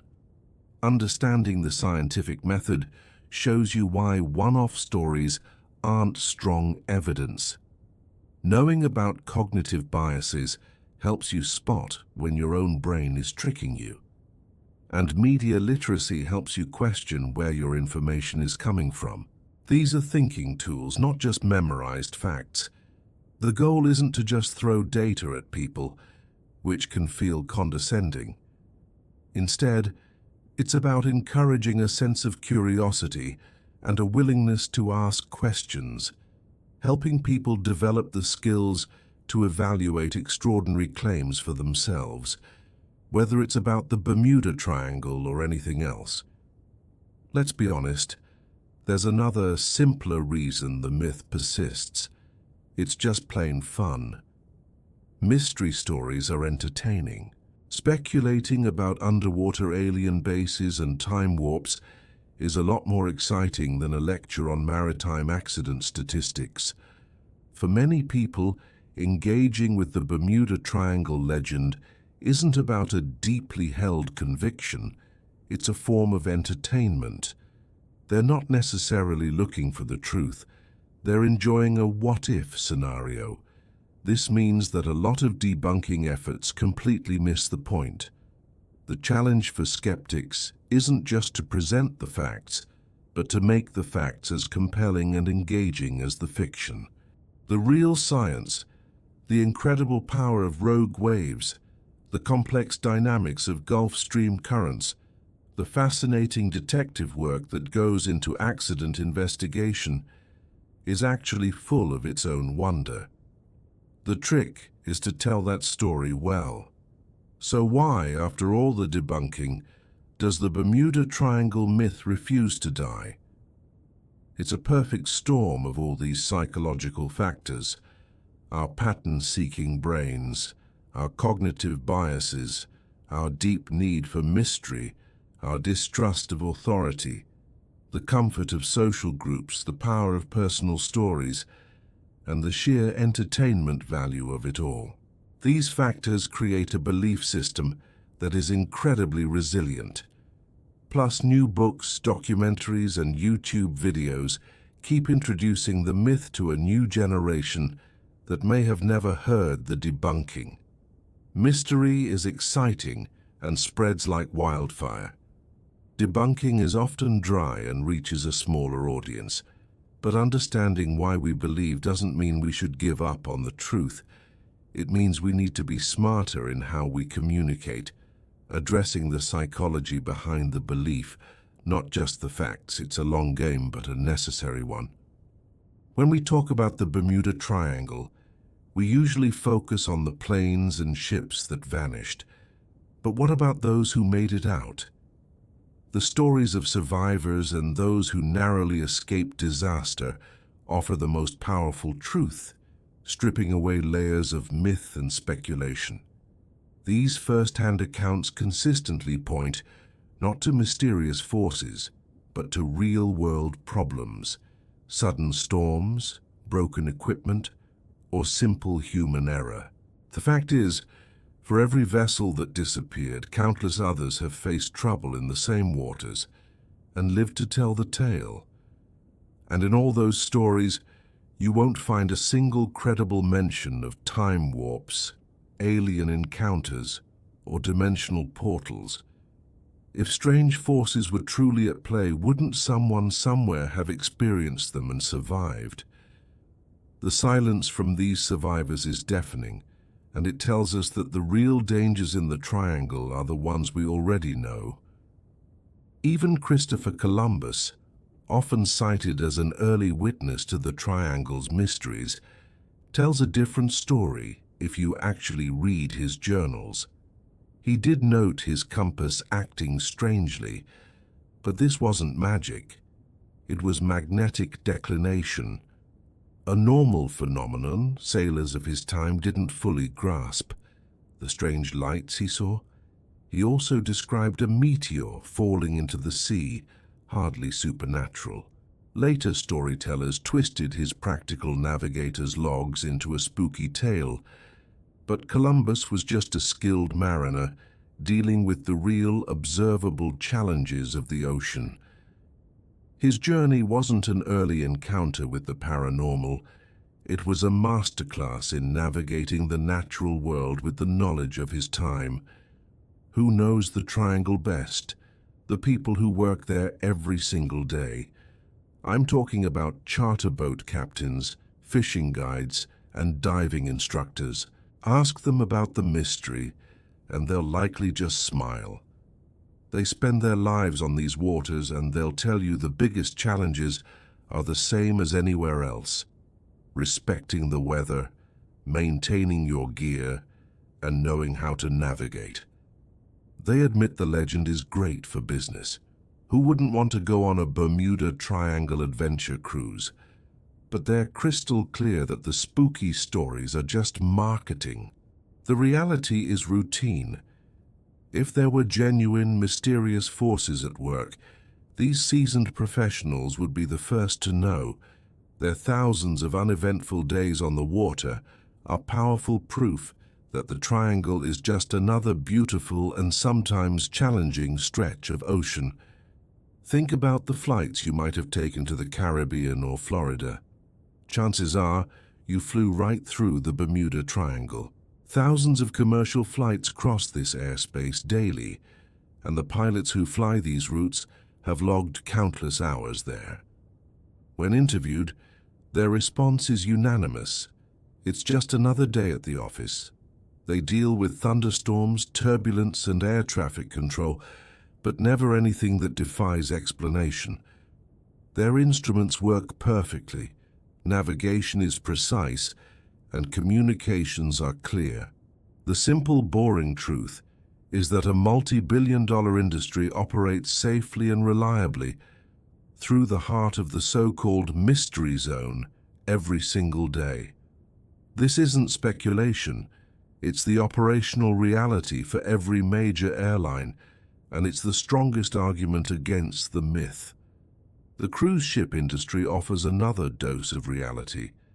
These companies operate massive floating cities carrying thousands of passengers, and their number one priority is safety. They sail through the Bermuda Triangle constantly, on scheduled routes week after week. If the region posed any unusual risk, they simply wouldn't go there. Insurance companies, who bet billions on risk assessment, don't even charge extra premiums for routes through the triangle. In fact, cruise lines often lean into the myth for entertainment, offering lectures on the legend while their ship's officers navigate the waters using standard, routine procedures. The entire industry, from captains to insurers, stakes its reputation and finances on the fact that the triangle is perfectly safe. The military also has a huge presence in the region. The US Navy, Air Force, and Coast Guard conduct complex training exercises here all the time, including the very same kinds of flight training that Flight 19 was on. These operations use some of the most sophisticated navigation and monitoring equipment on the planet. Every exercise is documented in exhaustive detail, and in decades of continuous operations, their after-action reports show nothing. No strange magnetic fields, no electronic failures, no lost time. When accidents do happen, they are investigated thoroughly and always have understandable technical causes. The military wouldn't use a supposedly mysterious and dangerous area as its regular backyard for training if there were any truth to the legends. It's not just professionals. Look at the world of competitive sailing. The Newport Bermuda race, one of the oldest and most prestigious ocean races, has sent sailors directly through the triangle for over 100 years. These are some of the most experienced mariners in the world, pushing their vessels to the limit. They face rough weather and equipment failures, sure, but they document everything. And in over a century of racing, their reports speak of powerful currents and changing winds, not otherworldly phenomena. These competitors willingly and repeatedly race through the triangle. They know the real challenges of the sea, and mysterious portals aren't on their list. And what about the scientists? Research vessels from world-renowned institutions like NOAA constantly crisscross the triangle, studying everything from ocean currents to marine life.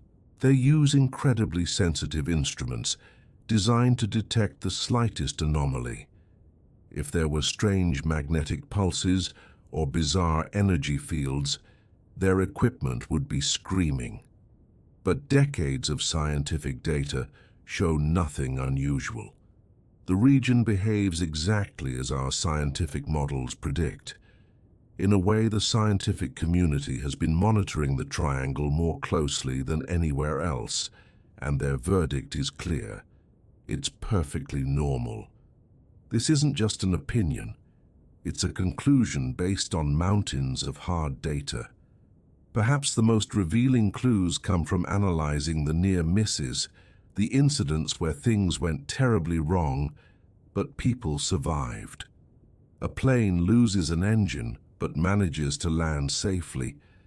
A ship takes on water in a storm, but is skillfully sailed back to port. These stories show us what likely happened in the fatal cases. Take Flight 19. If they had found land before their fuel ran out, it would have been a textbook case of navigational confusion. But because they were lost at sea, their story became a mystery. The line between a well-documented incident and a mysterious disappearance is often just a little bit of luck. The near misses prove that the incidents in the triangle start with ordinary problems, not supernatural events. So, when you put it all together, the stories from survivors, the daily routines of pilots and captains, the data from military and scientific missions, the picture is overwhelmingly clear. The Bermuda Triangle is a busy, well-traveled and well-understood part of our world. The idea of a mystery zone comes from speculation, not from the first-hand experience of the thousands of people who know it best. The true story of the Triangle isn't about what's lost, but about the millions who pass through it safely every year. The legend is a fantastic story, but the reality, grounded in experience, is far more reassuring. Have you ever felt a shiver down your spine hearing tales of the Bermuda Triangle, a place where ships and planes supposedly vanish without a trace? Well, let's peel back the layers of mystery and look at the real story, a story that spans over 500 years. Long before it was a spooky legend, this stretch of ocean was a superhighway for Spanish treasure fleets. They sailed these very waters, loaded with gold and silver, heading back to Spain. But this wasn't an easy cruise. The area was crawling with pirates, and the weather absolutely brutal. Imagine this. In 1715, a hurricane smashed an entire Spanish fleet, sinking 11 ships and costing over 1,000 lives. Just a few years later, another storm took out 21 more. These weren't mysteries, they were the harsh realities of sailing in a tough neighborhood. It was a dangerous job in a challenging environment, plain and simple. Back in the age of sail from the 15th to the mid-19th century, just getting through this region was a massive gamble. Ships were at the mercy of the wind. They could get stuck for weeks in the Horse latitudes, where the air is eerily still. Then, without warning, a sudden squall could snap their masts like twigs. Navigating was a guessing game, relying on the stars, rough maps, and compasses that weren't always trustworthy. If you got into trouble, you were on your own. No radio, no SOS, no way to call for help. So when a ship went missing, it wasn't supernatural. It was often a case of bad luck and old technology. The real mystery wasn't the triangle, but the fact that we had no way to find out what happened.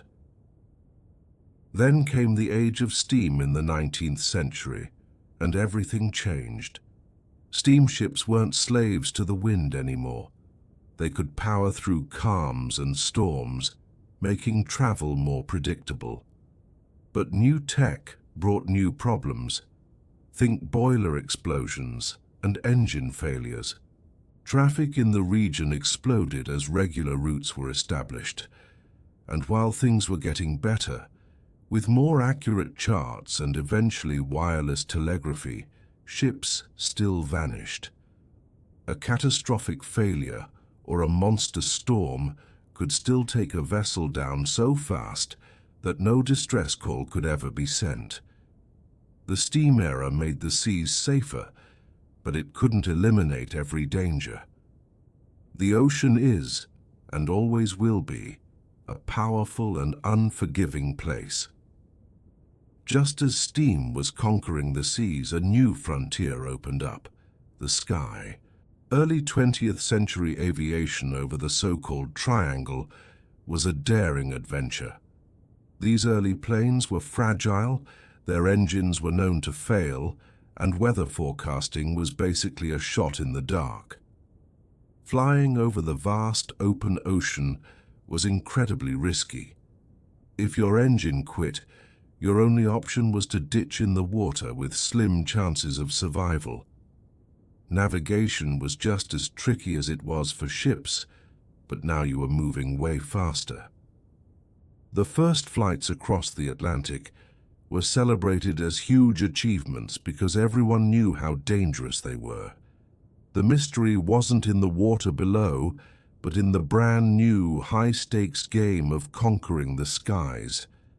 Then came World War II, and the Bermuda Triangle region became a critical battleground. German U-boats prowled these waters, hunting Allied supply ships. Hundreds of vessels were sent to the bottom during the Battle of the Atlantic. Above, Allied planes flew constant patrols, hunting submarines and protecting convoys. In the fog of war, ships and planes went missing. But this wasn't a mystery. It was combat. A U-boat could sink a ship in seconds, leaving no time for a distress call. A plane on a long patrol could suffer a mechanical failure and disappear over the remote ocean. Investigating every loss wasn't the priority. Winning the war was. This period left behind many stories of lost craft, but the explanation wasn't paranormal. It was war. After the war, the world entered a boom time. Commercial flights and cruise ships started crisscrossing the Triangle region like never before. Tourism exploded, and international shipping grew massively. With so much more traffic, it's just a matter of statistics that the total number of incidents would go up. This is the era that gave us the most famous triangle legends. Flight 19 in 1945, the airliners Star Tiger and Star Ariel. But here's the crucial context. While the number of incidents seemed high, the rate of accidents was actually going down thanks to better technology. The cluster of mysteries wasn't a cluster at all. It was just that for the first time, the area was incredibly busy, making every accident much more noticeable. The actual myth of the Bermuda Triangle? It wasn't born from a real-life mystery. It was manufactured in the 1960s and 70s. An author named Vincent Gaddis coined the phrase Bermuda Triangle in 1964. Then, Charles Berlitz's book on the topic became a global bestseller in 1974. These writers took a collection of unrelated historical incidents, sprinkled in some dramatic flair, and cooked up wild theories about aliens and magnetic anomalies. It was the perfect time for it. People were fascinated with UFOs and the paranormal. The Bermuda Triangle became a pop culture sensation, a money-making machine built on spooky stories, not facts. The legend we know today was born not in the ocean, but on the pages of bestseller books. Of course, not everyone was buying it. By the 1980s, a skeptical backlash began. A researcher named Larry Kusche did something the mystery writers never bothered with. He went back to the original records. In his amazing book, The Bermuda Triangle Mystery Solved, he showed how the stories had been twisted. He found that many so-called triangle incidents happened hundreds of miles away, or had perfectly logical explanations that the myth-makers just left out. The US Coast Guard and other official agencies have repeatedly stated there's nothing unusual about the region. But here's the catch. A sensational story is always more exciting than a careful debunking. The myth spread like wildfire, while the truth struggled to keep up. So where does that leave us today in the 21st century? The legend of the Bermuda Triangle is alive and well on the internet, fueled by YouTube videos and social media posts. But the myth is more disconnected from reality than ever. Modern ships and planes are equipped with incredible technology: GPS, satellite communications, advanced weather tracking. The kinds of unexplained disappearances that fed the legend simply don't happen anymore. When an incident does occur, which is rare, investigators can almost always figure out what went wrong. The Triangle is one of the most heavily trafficked parts of the ocean, and it's navigated safely thousands of times every single day. The mystery isn't out there in the water. It's a ghost story that we just love to keep telling. When you look at the whole timeline, the picture becomes crystal clear. For 500 years, this has been a busy and at times dangerous part of the world. Storms, human error, old technology, and acts of war caused accidents, just like anywhere else. A few of these incidents were unexplained, simply because we didn't have the tools to investigate them. Then in the 60s and 70s, writers cherry-picked these old cases, wrapped them in sensationalism, and sold it to the world as a great mystery. As our technology got better, the actual mysterious disappearances stopped, but the myth had already taken on a life of its own. The Bermuda Triangle was never a paranormal vortex. It was a challenging piece of ocean that we learned to master, which was then reimagined as a mystery for profit and entertainment. The real story is one of human ingenuity, not supernatural forces. Now let's follow the money. What is the real economic impact of one of the world's greatest legends? Let's start with the island that gives the triangle its name, Bermuda. For this beautiful island, the legend is a double-edged sword. Tourism is the lifeblood of its economy, and the triangle connection brings both fascination and fear. While some tourists might be a little hesitant, most surveys show people know it's more lore than lethal. The tourism industry here plays it smart. They don't fully embrace the scary stories, but they don't deny them either. You might see a tour brochure mentioning the triangle as a piece of interesting local folklore, while quickly reassuring everyone that travel is perfectly safe. It's a delicate balance, acknowledging a part of their cultural identity without scaring away visitors. But for many, the myth isn't something to fear, it's something to experience. Across the region, the Bermuda Triangle has become a hot commodity. Hotels offer triangle packages, cruise ships host presentations on the legend, and gift shops are filled with triangle-themed souvenirs. It's a classic case of turning a mystery into money. This kind of tourism treats the legend as pure entertainment. People who sign up for a triangle expedition know they're not really risking their lives. They're buying a ticket to a fun, spooky story. It's a fascinating phenomenon. A myth that's been thoroughly debunked still holds tremendous economic value as a form of entertainment. It just goes to show we love a good mystery even when we know it's not real. Now for some hard economic evidence.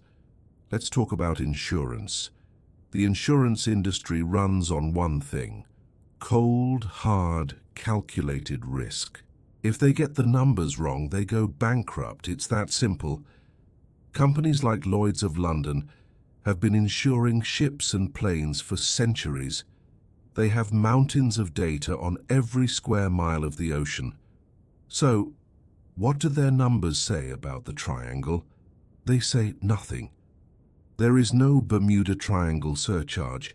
Insuring a ship, a plane, or even the crew for a journey through this area costs exactly the same as a similar journey anywhere else in the world. If there were truly a higher risk, you can bet your bottom dollar insurance premiums would be sky high. The fact that they aren't is perhaps the strongest economic argument that the triangle is no more dangerous than any other busy patch of ocean. The same logic applies to the skies. Commercial airlines operate on razor-thin profit margins. Every gallon of fuel, every minute in the air, every flight path is calculated for maximum efficiency and, above all, safety. If the triangle were a genuine danger zone, airlines would simply fly around it. Sure, it would cost more in fuel, but that would be nothing compared to the cost of losing an aircraft. But what do we see? Daily flights from the US East Coast to the Caribbean and South America cut straight through the heart of the triangle. There are no warning signs, no special fares, no detours. For the airline industry, it's just business as usual. Their actions speak louder than any legend. The Bermuda Triangle is just another stretch of sky, and it's the same story on the water. The Bermuda Triangle sits on some of the most important shipping lanes in the world, connecting North America to the Caribbean and beyond. For a cargo ship, the shortest route is the cheapest route. Time is money, and fuel is a massive expense. If captains and shipping companies truly believed the area was cursed, they would take the long way around. But they don't. Day in and day out, container ships, oil tankers, and cruise liners sail directly through the triangle. These companies employ teams of analysts to assess risk, and their conclusion is clear: the most efficient route is the best route. The supposed dangers of the myth don't even register on their economic radar. Let's look at the shoreline. Real estate in places like Florida, Bermuda, and the Bahamas is some of the most expensive on the planet. Billion-dollar resorts, luxury homes, and thriving communities line the coasts. Investors pour massive amounts of capital into these developments. Do you think they'd do that if they believed the area was genuinely unsafe? Of course not. You don't see a Bermuda Triangle discount on property values. Insurance for these coastal homes is priced based on the real, scientifically proven risk of hurricanes, not on some century-old sea story. The real estate market is a powerful indicator of perceived risk, and it's giving the Triangle region a clean bill of health. What about the people who study the ocean for a living? The Bermuda Triangle is a hotbed of scientific research. Institutions like NOAA and various universities have permanent facilities and conduct regular research cruises here. In fact, one of the longest-running ocean studies in the world, the Bermuda Atlantic Time Series study, has been collecting data here every month since 1988. Scientists aren't here to hunt for ghost ships. They're studying ocean currents, marine life, and climate change. They invest millions in expensive equipment and dedicate their careers to working in these waters. This huge investment in research tells you the scientific community considers the region perfectly safe and incredibly valuable for understanding our planet. The military has also made a massive investment in the region. The U.S. Navy, Air Force, and Coast Guard have major bases and operational facilities scattered throughout the area, representing billions of dollars in infrastructure. They conduct routine training exercises, patrols, and strategic deployments here. The military is all about risk assessment. They wouldn't station their personnel and their most advanced assets in a place they considered unusually dangerous. Their continuous, decades-long presence is a powerful vote of confidence.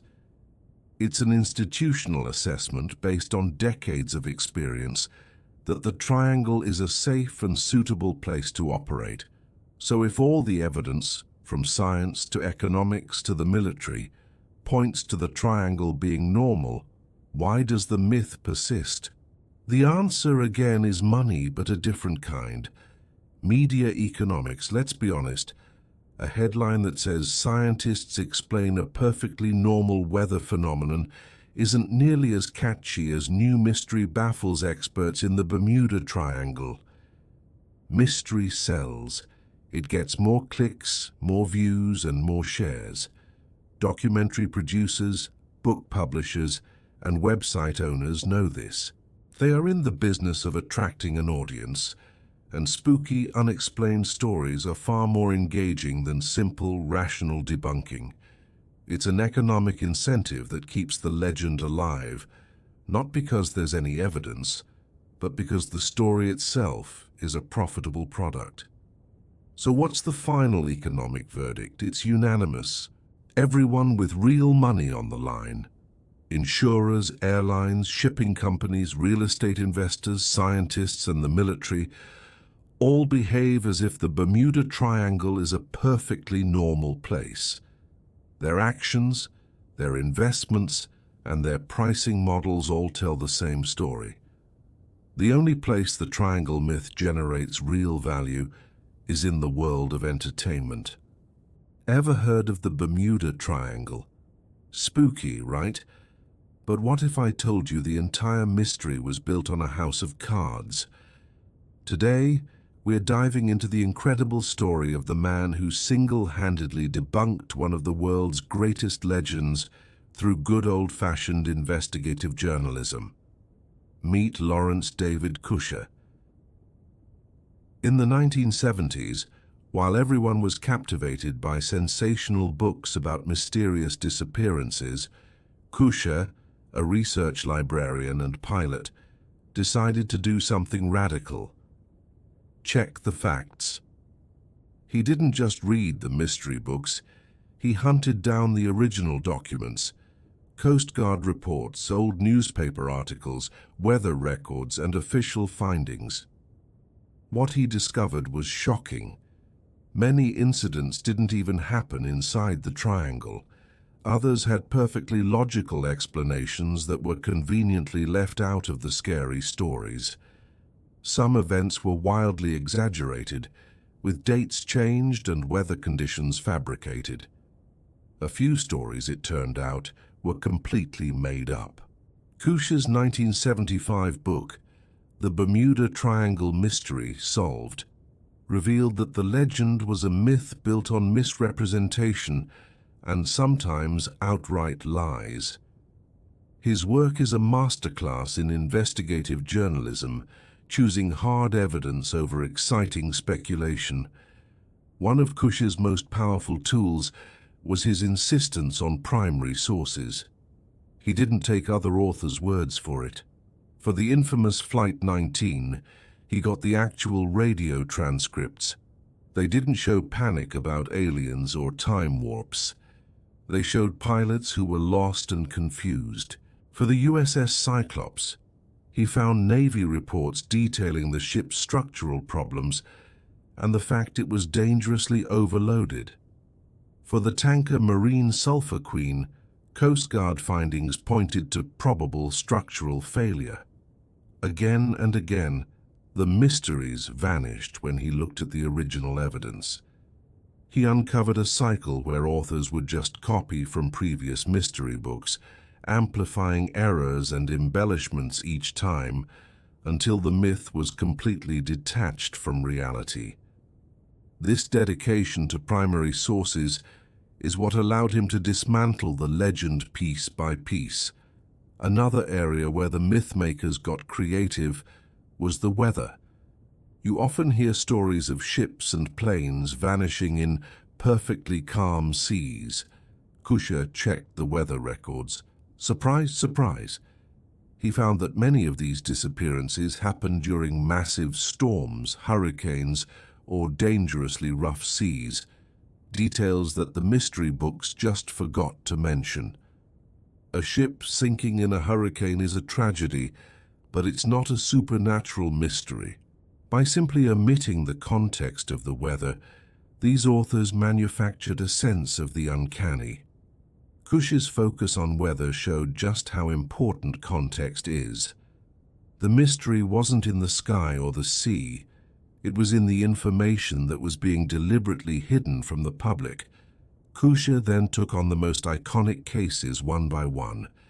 That Japanese ship, the Raifuku Maru, it sank in a violent storm, far from the triangle. The airliners Star Tiger and Star Ariel, they were known to have technical issues and faced significant navigational challenges. The schooner Carroll A. Deering found aground, with evidence suggesting the crew abandoned ship, likely due to bad weather or a failing vessel. And Flight 19, as we saw, it was a case of navigational error.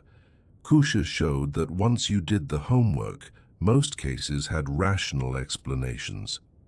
He was honest enough to admit that some incidents didn't have enough information for a final conclusion, but he argued that a lack of information is not proof of aliens or a portal to another dimension. It's just a lack of information.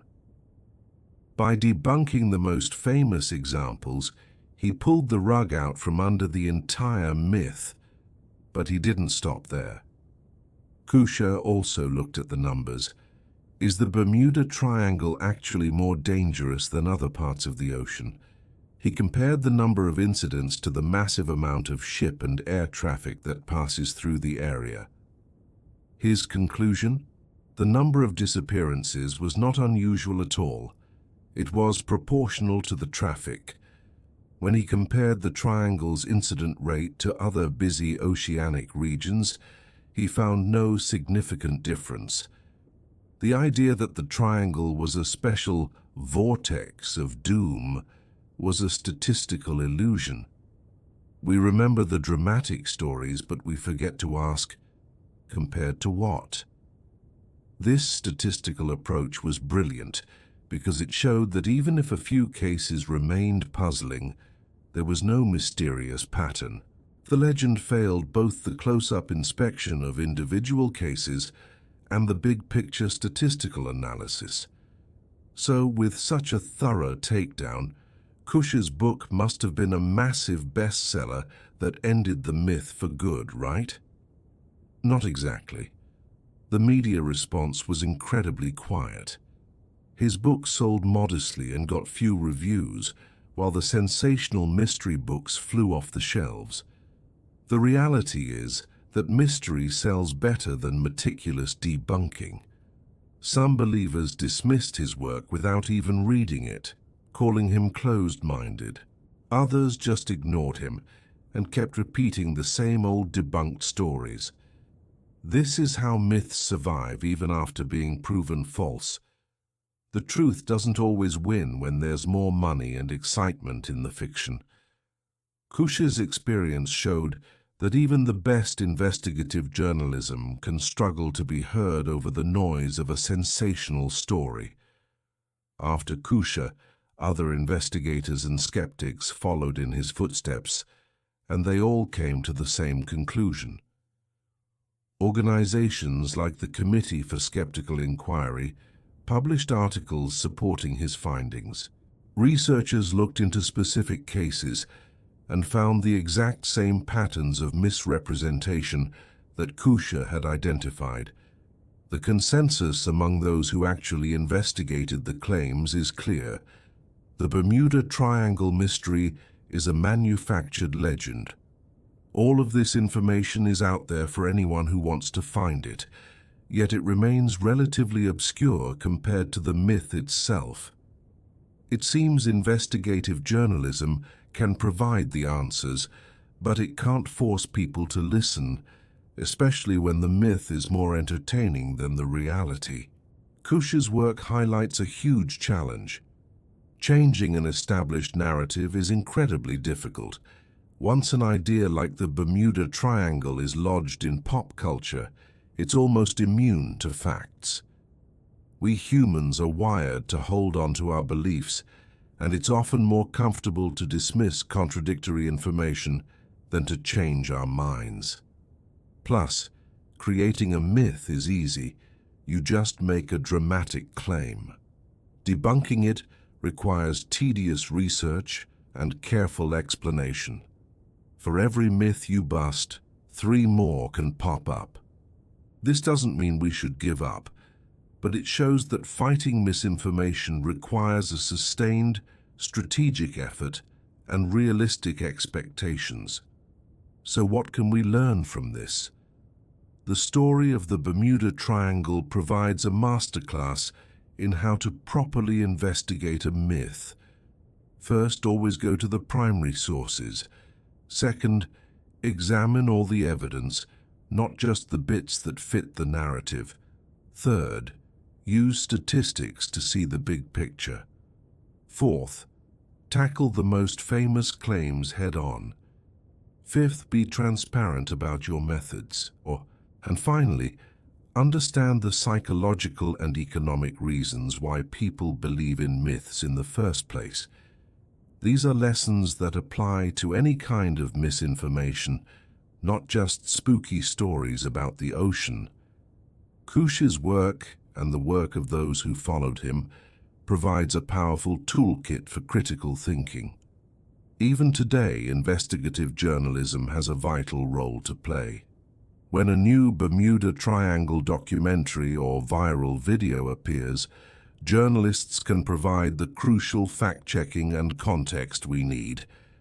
They can remind us of the thorough debunking that has already been done. They can use the triangle as a case study to teach media literacy and critical thinking. While journalism may never completely erase the myth from popular culture, it serves as an essential lighthouse for those of us navigating the foggy waters of misinformation, searching for the truth. In science class, it's a perfect example of the scientific method.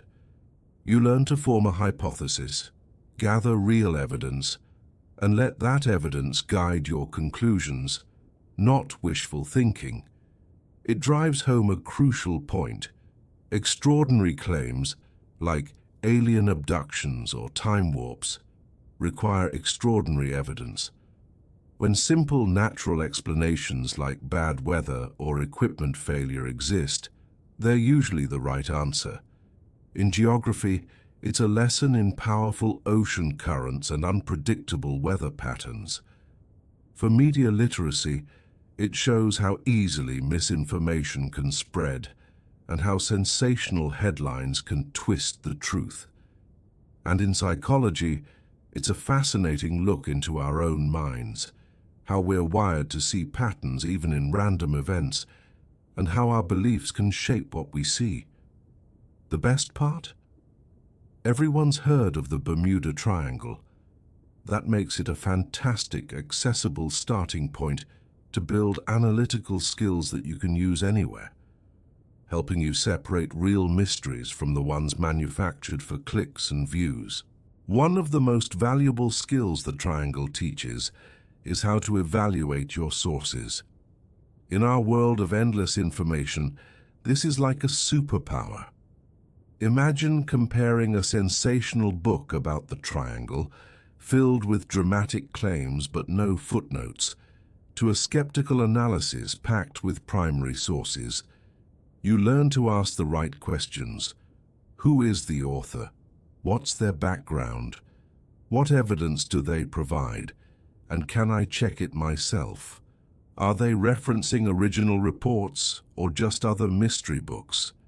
Do they admit when they don't have all the answers?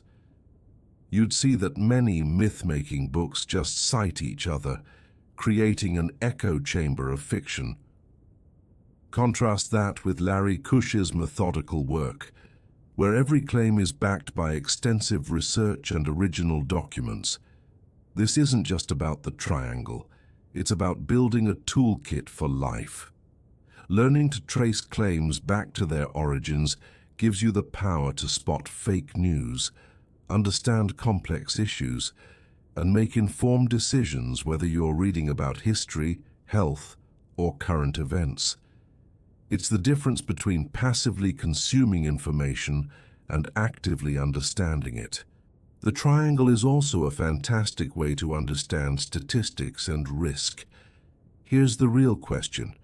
Do more ships and planes vanish in the triangle than you'd expect for such a busy area? To answer that, you can't just list a few spooky stories. You need to look at the numbers. This is where statistical literacy comes in. You learn the difference between absolute numbers and rates.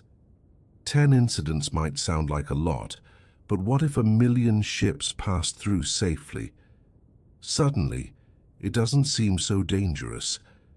This teaches us about the base rate fallacy. We focus on the dramatic, rare event and forget how common the normal, safe outcome is.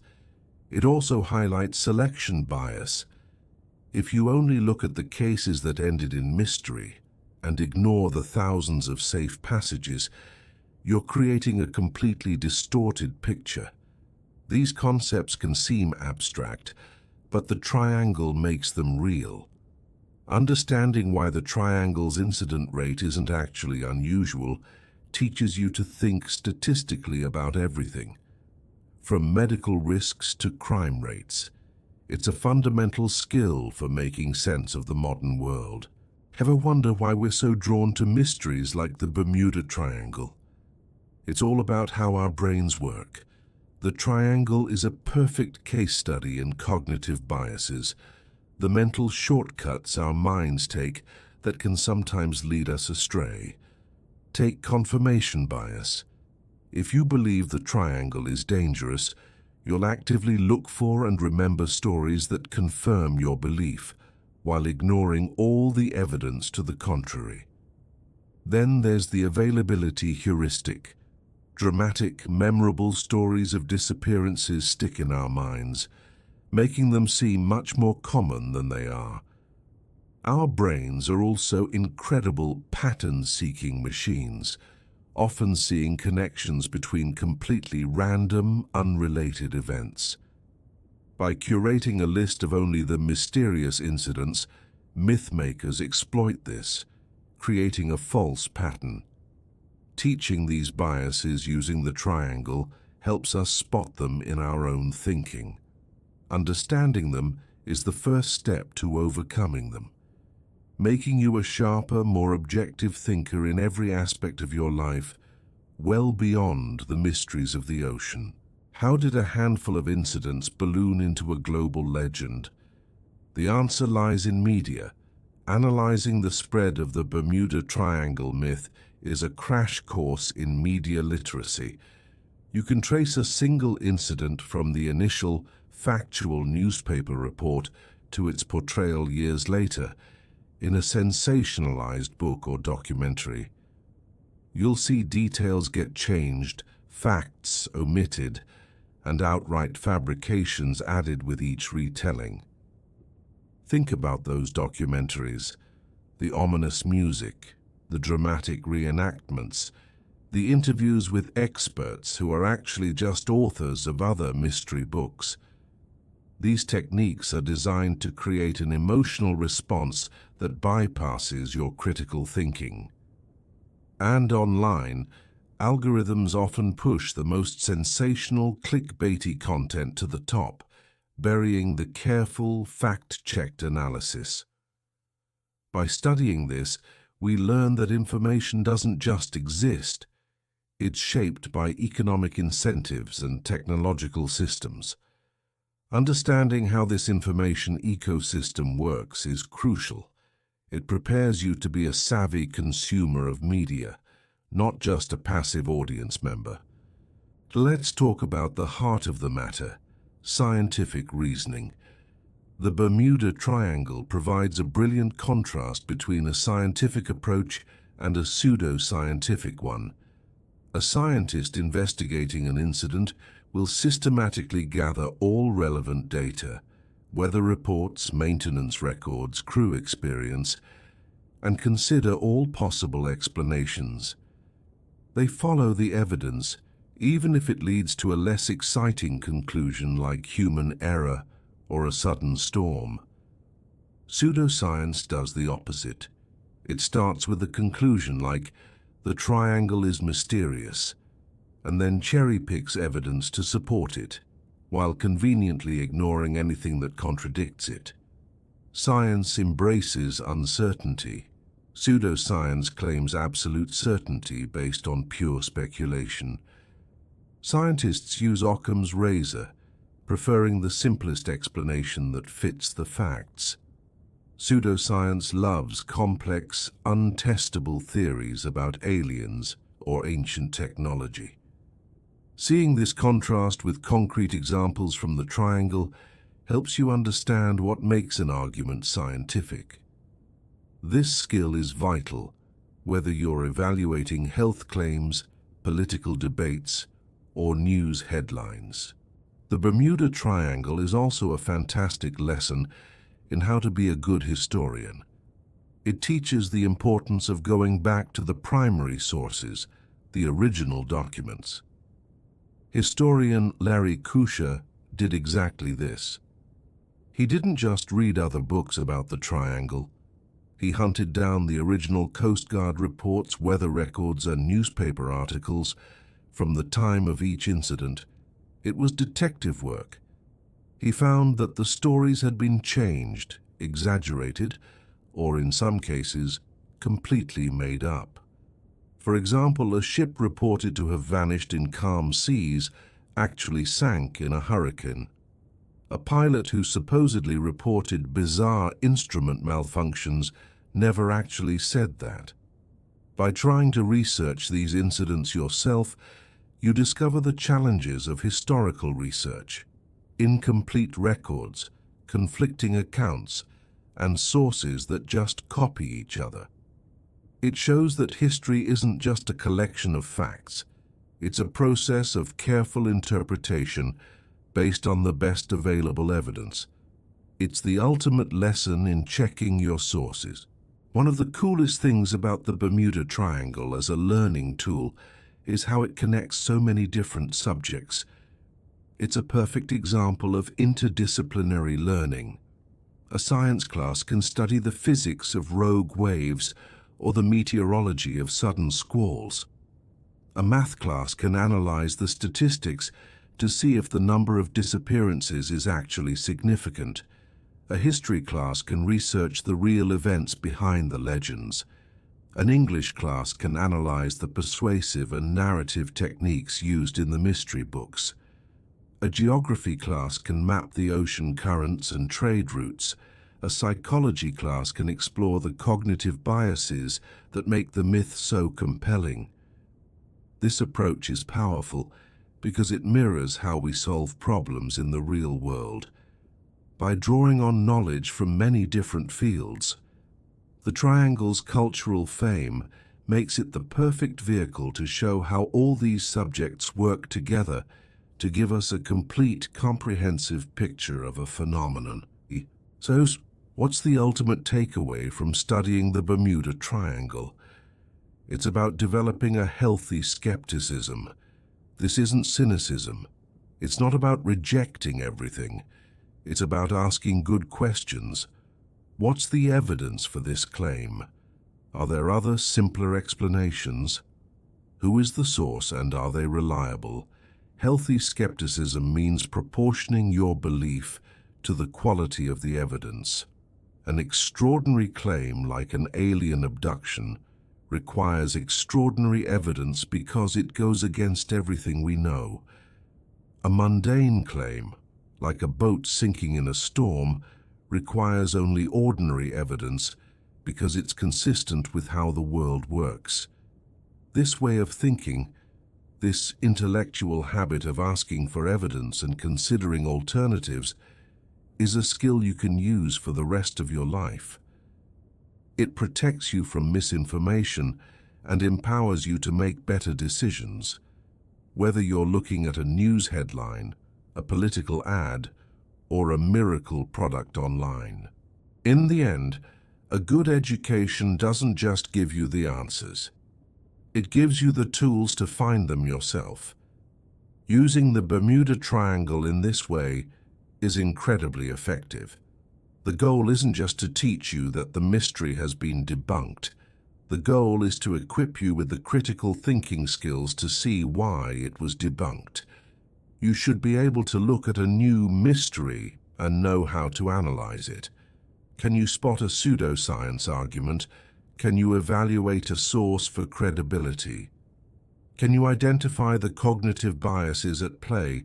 These are the real outcomes. Research shows that teaching these skills through rich, engaging case studies like the Triangle is far more effective than abstract lessons. It prepares you to be an informed citizen in a complex world, capable of navigating a sea of information and arriving at your own evidence-based conclusions. A cloudy night, a shaky hand, a small miscalculation, and you could be dozens, even hundreds of miles off course. That's how ships and planes, like the infamous Flight 19, could simply vanish. They weren't zapped by aliens, they got lost. But today, with GPS, your phone knows your location down to a few feet, anywhere on Earth, in any weather. Modern ships and planes have chart plotters that show their exact position on a map in real time. Getting lost on that scale is virtually impossible now. The number of mysterious disappearances in the Triangle plummeted right when GPS became common in the 90s. Coincidence? I think not. If some strange force was at work, why would a simple positioning system stop it? The answer is clear. The mystery was just bad navigation. Your radio goes dead. No one knows where you are. No one knows you're in trouble. That terrifying isolation was a reality for many sailors and pilots. But today, that isolation is gone. Satellite phones and data links mean you can call for help from literally anywhere on the planet. And if something catastrophic happens, emergency beacons called EPIRBs on ships and ELTs on planes automatically activate. They send a distress signal with your exact coordinates to rescue centers via satellite. Help knows you're in trouble and exactly where to find you instantly. Communication gaps used to create mysteries. Now constant connectivity solves them before they can even start. Rogue waves, waterspouts, and hurricanes can appear with little warning. In the past, a vessel could sail straight into a killer storm without ever seeing it coming. Today, that's a completely different story. Pilots have sophisticated weather radar in their cockpits, painting a clear picture of storms hundreds of miles ahead, allowing them to simply fly around them. Ships receive constant satellite weather updates, including high-resolution imagery and forecasts that give them days of warning. We track hurricanes from the moment they're born to the moment they die. This ability to see and avoid danger has drastically reduced weather-related accidents. The mystery wasn't a supernatural force, it was often just Mother Nature, and now we have the tools to respect her from a safe distance. Scene 4. How can a massive automatic identification system, or AIS, it's mandatory for all large vessels. Think of it like a digital name tag. Every ship constantly broadcasts its name, position, course, and speed to everyone around it. Other ships, coastal stations, and even satellites. Authorities can watch this traffic in real time on a screen, like a global game of battleship, where all the pieces are visible. If a ship deviates from its course or stops transmitting, an alarm is raised immediately. There's no more vanishing.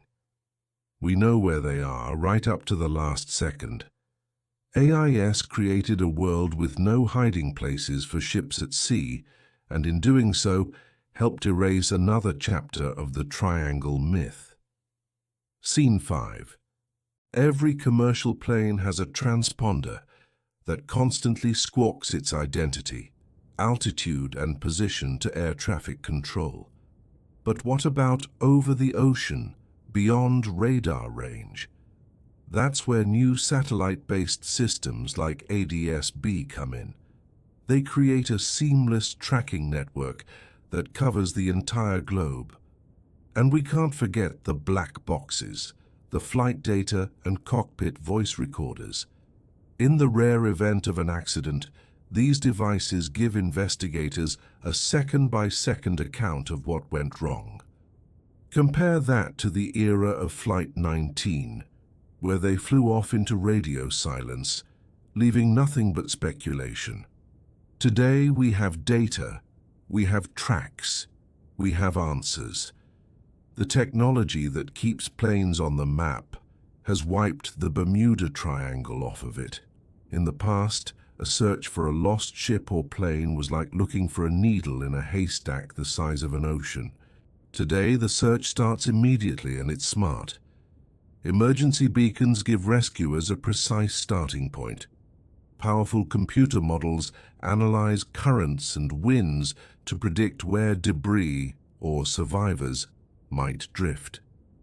Search planes use infrared cameras that can spot the heat of a person in the water even at night. Underwater drones and side-scan sonar can map the ocean floor to find wreckage far more effectively than ever before.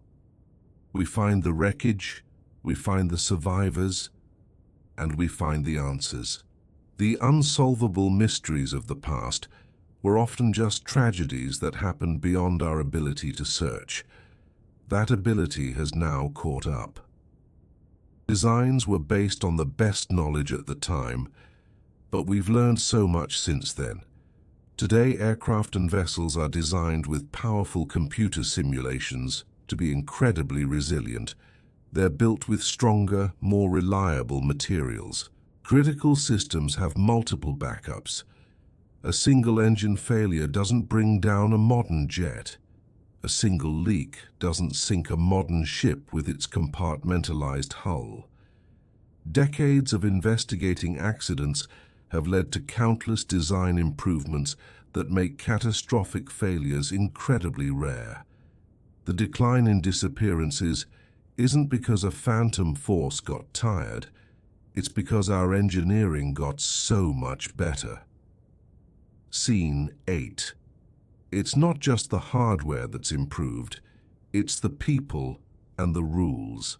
We now have strict international safety standards for building, maintaining and operating ships and planes. Pilots and captains undergo rigorous and continuous training. There's a whole culture around safety now. Instead of hiding mistakes, crews are encouraged to report issues so everyone can learn from them. These layers of regulation, training, and a proactive safety culture create a powerful defense against accidents. It's a systematic approach to preventing disaster. This evolution of safety has drastically cut accident rates everywhere, including the Bermuda Triangle. The mystery wasn't a paranormal puzzle, it was a human factors problem, and we've been systematically solving it for decades. In the past, we had stories, rumors, and speculation. Today, we have data, mountains of it.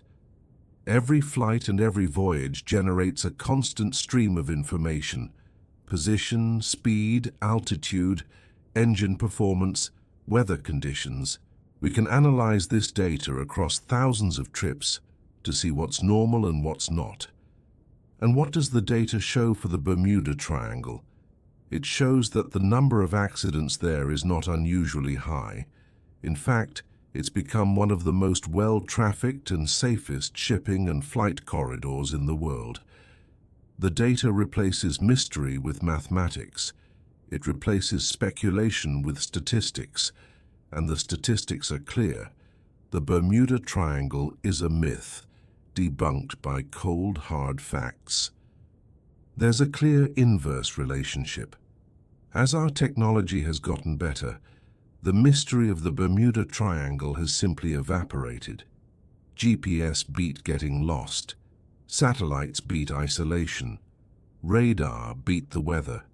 Better tracking, better design, better rescue, and better rules beat the odds. The region hasn't become less dangerous because some mysterious force went away. It's become safer because we became smarter. The Bermuda Triangle was never a place of supernatural danger. It was a reflection of our own technological limitations. It was a gap in our knowledge that we filled with scary stories. But now technology has closed that gap. The mystery is solved. The only thing left of the Bermuda Triangle is the legend itself, a ghost story from a bygone era. From blockbuster movies and thrilling novels to your favorite TV shows and even video games, it's become a go-to plot device. Science fiction loves using it as a portal to other dimensions or a hotspot for alien encounters. Horror stories place their spookiest monsters there, while adventure tales send heroes searching for lost treasure within its mysterious waters. What's fascinating is how these stories completely ignore the fact that the legend has been debunked. They stick to the dramatic, mysterious version because, let's face it, it's just more fun. Even major franchises, from comics to TV series, have had their Bermuda Triangle episode. This constant presence in fiction keeps the myth alive, especially for younger audiences who might first learn about the triangle from a superhero movie rather than a science book. It's a perfect example of a myth that's too good for storytellers to let go, ensuring it stays in our cultural imagination, regardless of the facts.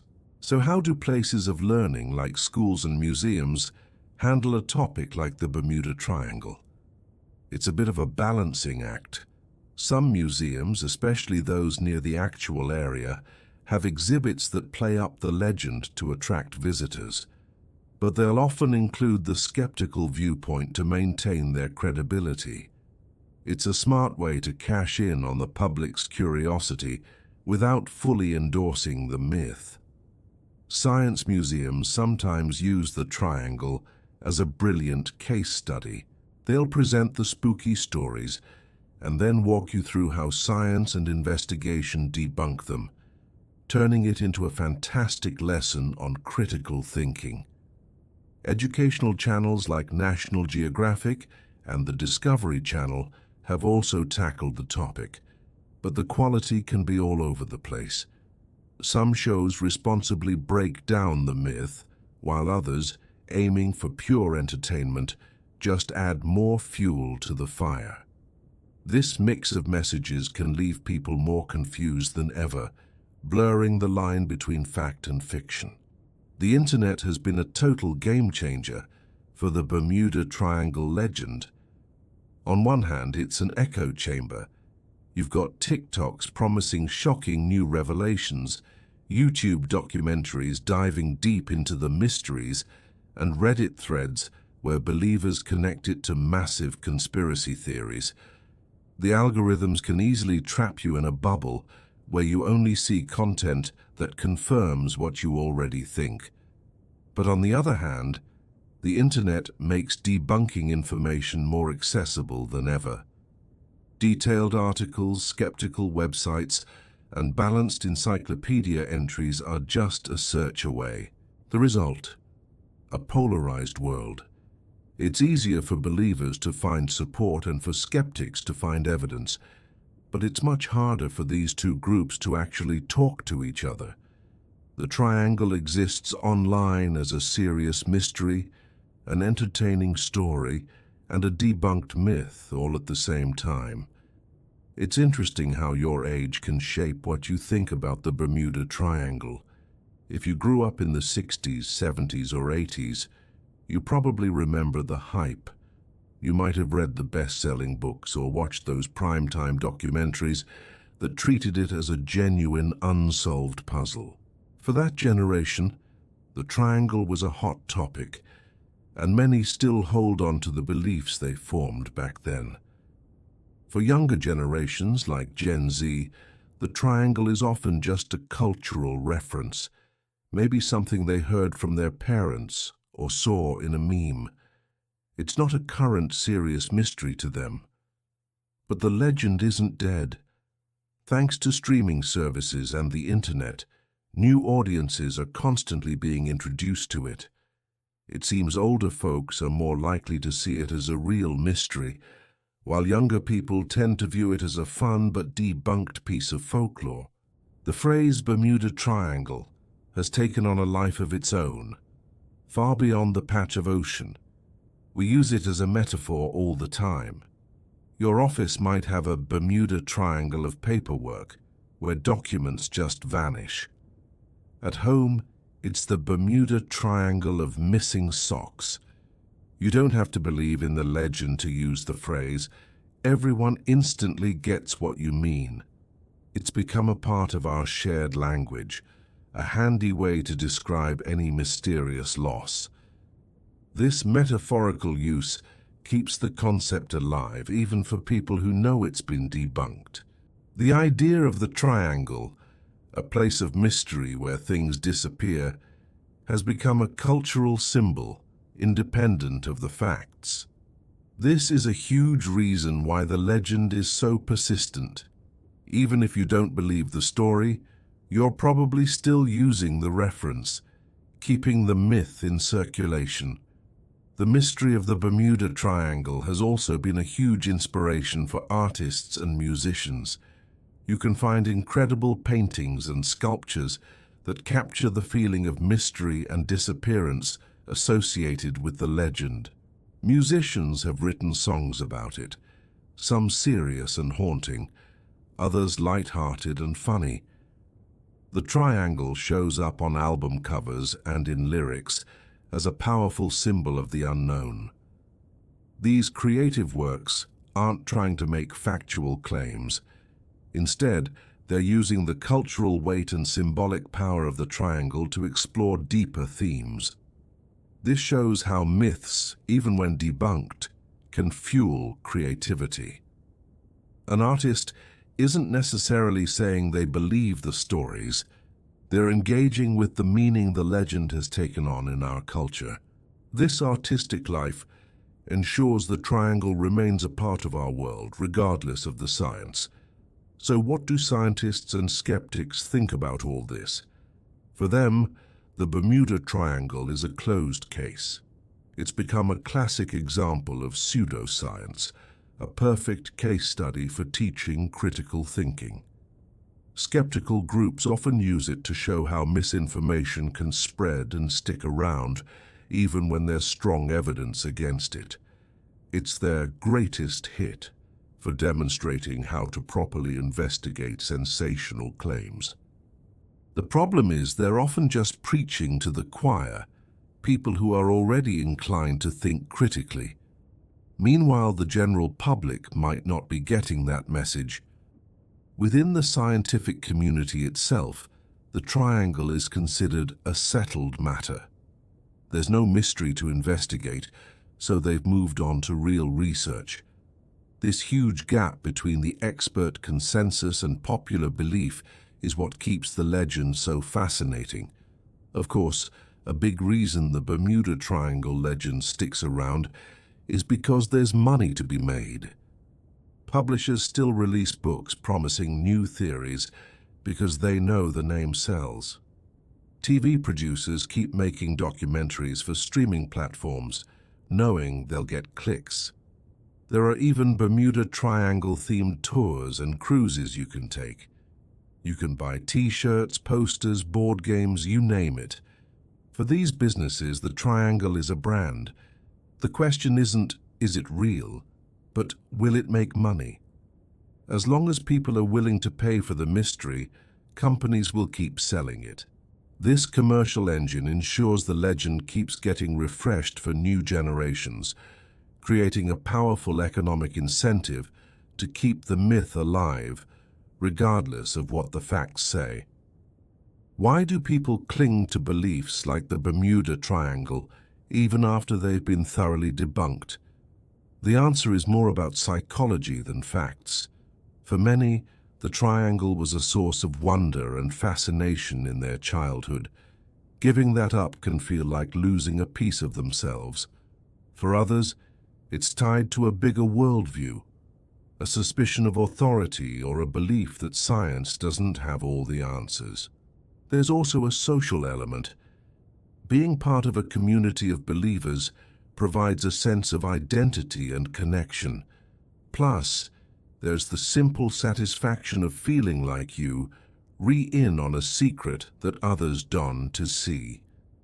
This means that just throwing facts at someone rarely changes their mind. To really address belief persistence, you have to understand the emotional and social needs that the belief is fulfilling. So, what does the future hold for the Bermuda Triangle? One possibility is that as older generations pass on and critical thinking becomes more common in schools, the legend will slowly fade into a historical curiosity. But given its deep roots in our culture and the constant commercial and internet hype, it's unlikely to disappear completely. The most probable future is that it will continue to live a double life, dismissed by experts, but enjoyed by many as an entertaining myth or piece of folklore. People will increasingly treat it like a story, not a serious investigation. Its metaphorical meaning will likely live on, even as literal belief declines. Have you ever heard of the Flying Dutchman? It's one of the most famous maritime legends, a ghost ship doomed to sail the oceans forever. Spotting it was said to be a terrible omen.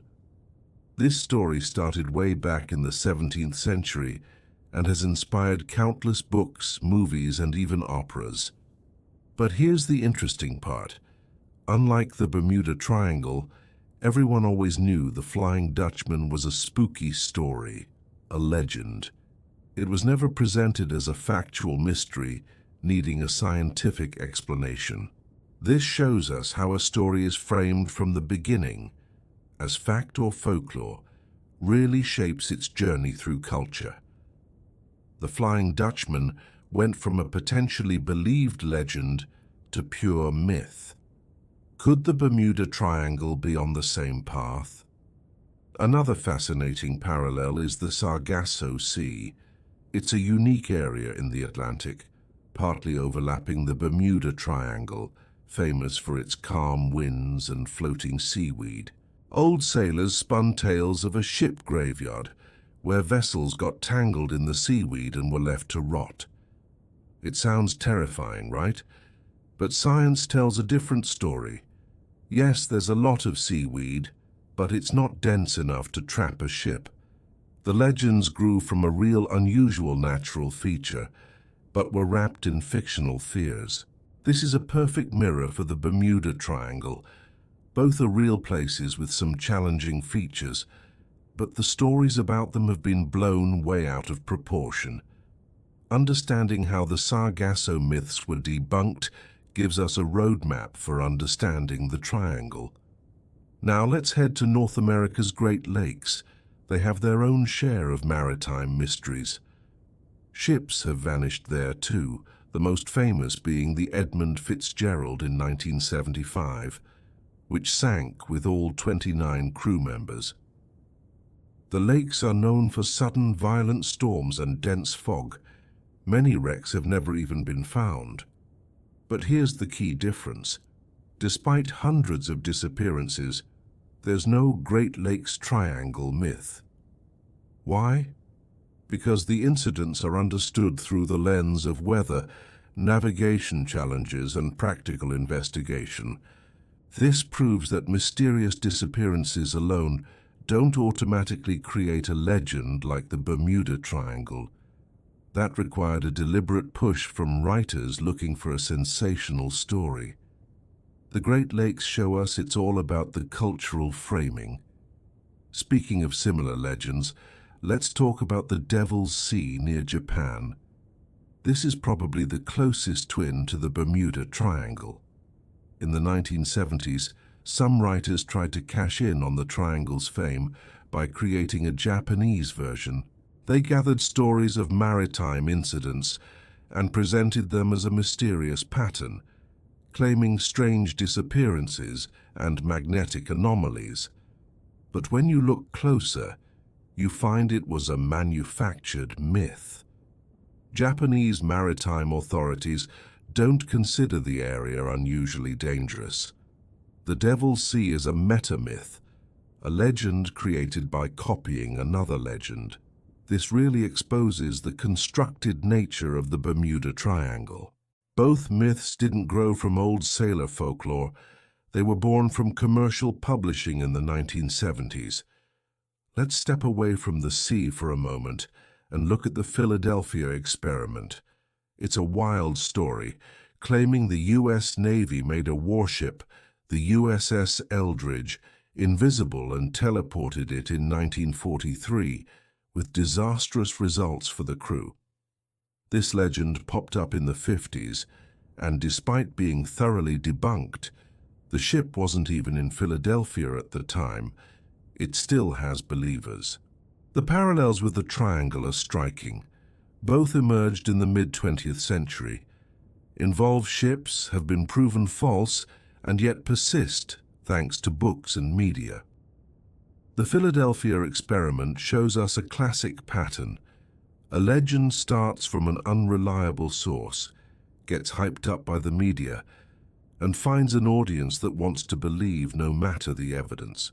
Sailors throughout history have been incredibly superstitious. They had beliefs about everything, from women on board bringing bad luck to whistling summoning a storm. Before science, it made sense to blame things you couldn't explain, like sudden storms, on supernatural forces. Today we understand weather patterns and navigation, so we don't need those old superstitions. And yet, the Bermuda Triangle mythology feels like a modern-day superstition. In an age of science, it's a return to paranormal explanations for things we can actually understand. This suggests that even with all our knowledge, the vast, mysterious ocean still makes us feel vulnerable, and that little part of our brain that leans towards superstition can still be activated. You've probably heard of Atlantis, the legendary lost city. Plato mentioned it in ancient Greece, likely as a philosophical tale, not a history lesson. But for centuries, people have been searching for it. Some Bermuda Triangle writers even try to link the two, suggesting lost Atlantean technology is behind the disappearances. There's zero evidence for this, but it creates a bigger, more exciting myth. This is a great example of how different myths can be woven together, each one seeming to prop up the other, even when the whole thing is built on thin air. The persistence of both the Atlantis and Triangle myths, despite being debunked, shows how much we crave a world filled with mystery and wonder. Have you ever noticed how UFO sightings seem to come in waves? Sociologists call these flaps. When the media starts covering UFOs, more people start interpreting strange lights in the sky as alien ships and reporting them. It creates the illusion of a sudden invasion, but really it's just a shift in public attention. The Bermuda Triangle phenomenon works in a very similar way. It's not that more ships mysteriously disappear there. It's that once writers labeled the area as mysterious, every incident within its borders got special attention and a spooky interpretation. The triangle isn't a physical anomaly. It's a perceptual one created by where we choose to focus our attention. This brings us to cryptozoology, the search for hidden creatures like Bigfoot or the Loch Ness Monster. These searches rely almost entirely on blurry photos and eyewitness stories, not hard physical evidence. When one piece of proof is debunked, believers just move on to the next, arguing that you can't prove the creature doesn't exist. The Bermuda Triangle operates on the same logic. It's built on anecdotes, not data. When specific cases are explained away, supporters just say, well, there are still other unexplained cases. Both the triangle myth and cryptozoology appeal to our desire for a world that seems more magical than science tells us it is. They survive because they're based on belief, not evidence. So, when we look at all these examples together, from the Flying Dutchman to Bigfoot, we see a clear pattern of how modern myths are made. They often pop up in the 20th century, get their start in books and media, mix a few real events with a lot of fiction, and are incredibly resistant to being debunked. The Bermuda Triangle fits this pattern perfectly. It's not some unique, baffling anomaly. It's a prime example of how myths are born and thrive in our modern, media-driven world. Let's apply the scientific method and see what we can uncover. It all starts with a simple question. What's really going on in the Bermuda Triangle? To answer this scientifically, we need to form testable hypotheses. Think of these as educated guesses we can actually check. For instance, one hypothesis could be, the region has unique environmental features that cause more accidents. Another could be that magnetic anomalies mess with compasses. Or maybe huge bubbles of methane gas erupt from the seafloor and sink ships. A more skeptical hypothesis might be that there is nothing strange at all. The accident rate is perfectly normal, but we only hear about the spooky ones because they make for better stories. Each of these ideas makes a specific prediction, and that's key. Science isn't about picking the most exciting story. It's about finding the one that best matches the evidence. To test our hypotheses, we need data. Lots and lots of data. We're talking about official incident reports from the Coast Guard, ship traffic logs, flight statistics, and detailed weather records for every reported event. We also need to look at the bigger picture: ocean currents, the shape of the seafloor, and long-term climate patterns. But here's a crucial part. We can't just look at the triangle. We need to collect the same data from other busy parts of the ocean, like the English Channel or the South China Sea. These are our control groups. This allows us to make a fair comparison. Is what's happening in the triangle truly unique, or is it just business as usual for a busy, storm-prone stretch of water? Luckily, decades of data from all these sources give us a solid foundation to work with. Now, with mountains of data collected, it's time to crunch the numbers. This is where statistics becomes our superpower. It's not enough to just count the number of accidents. That would be misleading because the Bermuda Triangle is like a major highway for ships and planes. More traffic naturally means more potential for incidents. So we have to calculate the rate of accidents, that is, the number of incidents per 1,000 journeys or per million miles traveled.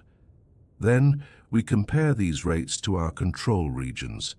When researchers like Larry Kusche did this, the results were stunningly clear. The accident rate in the Bermuda Triangle is not significantly higher than in any other comparable area. In fact, the rates have gone down over time as navigation and safety technology have improved.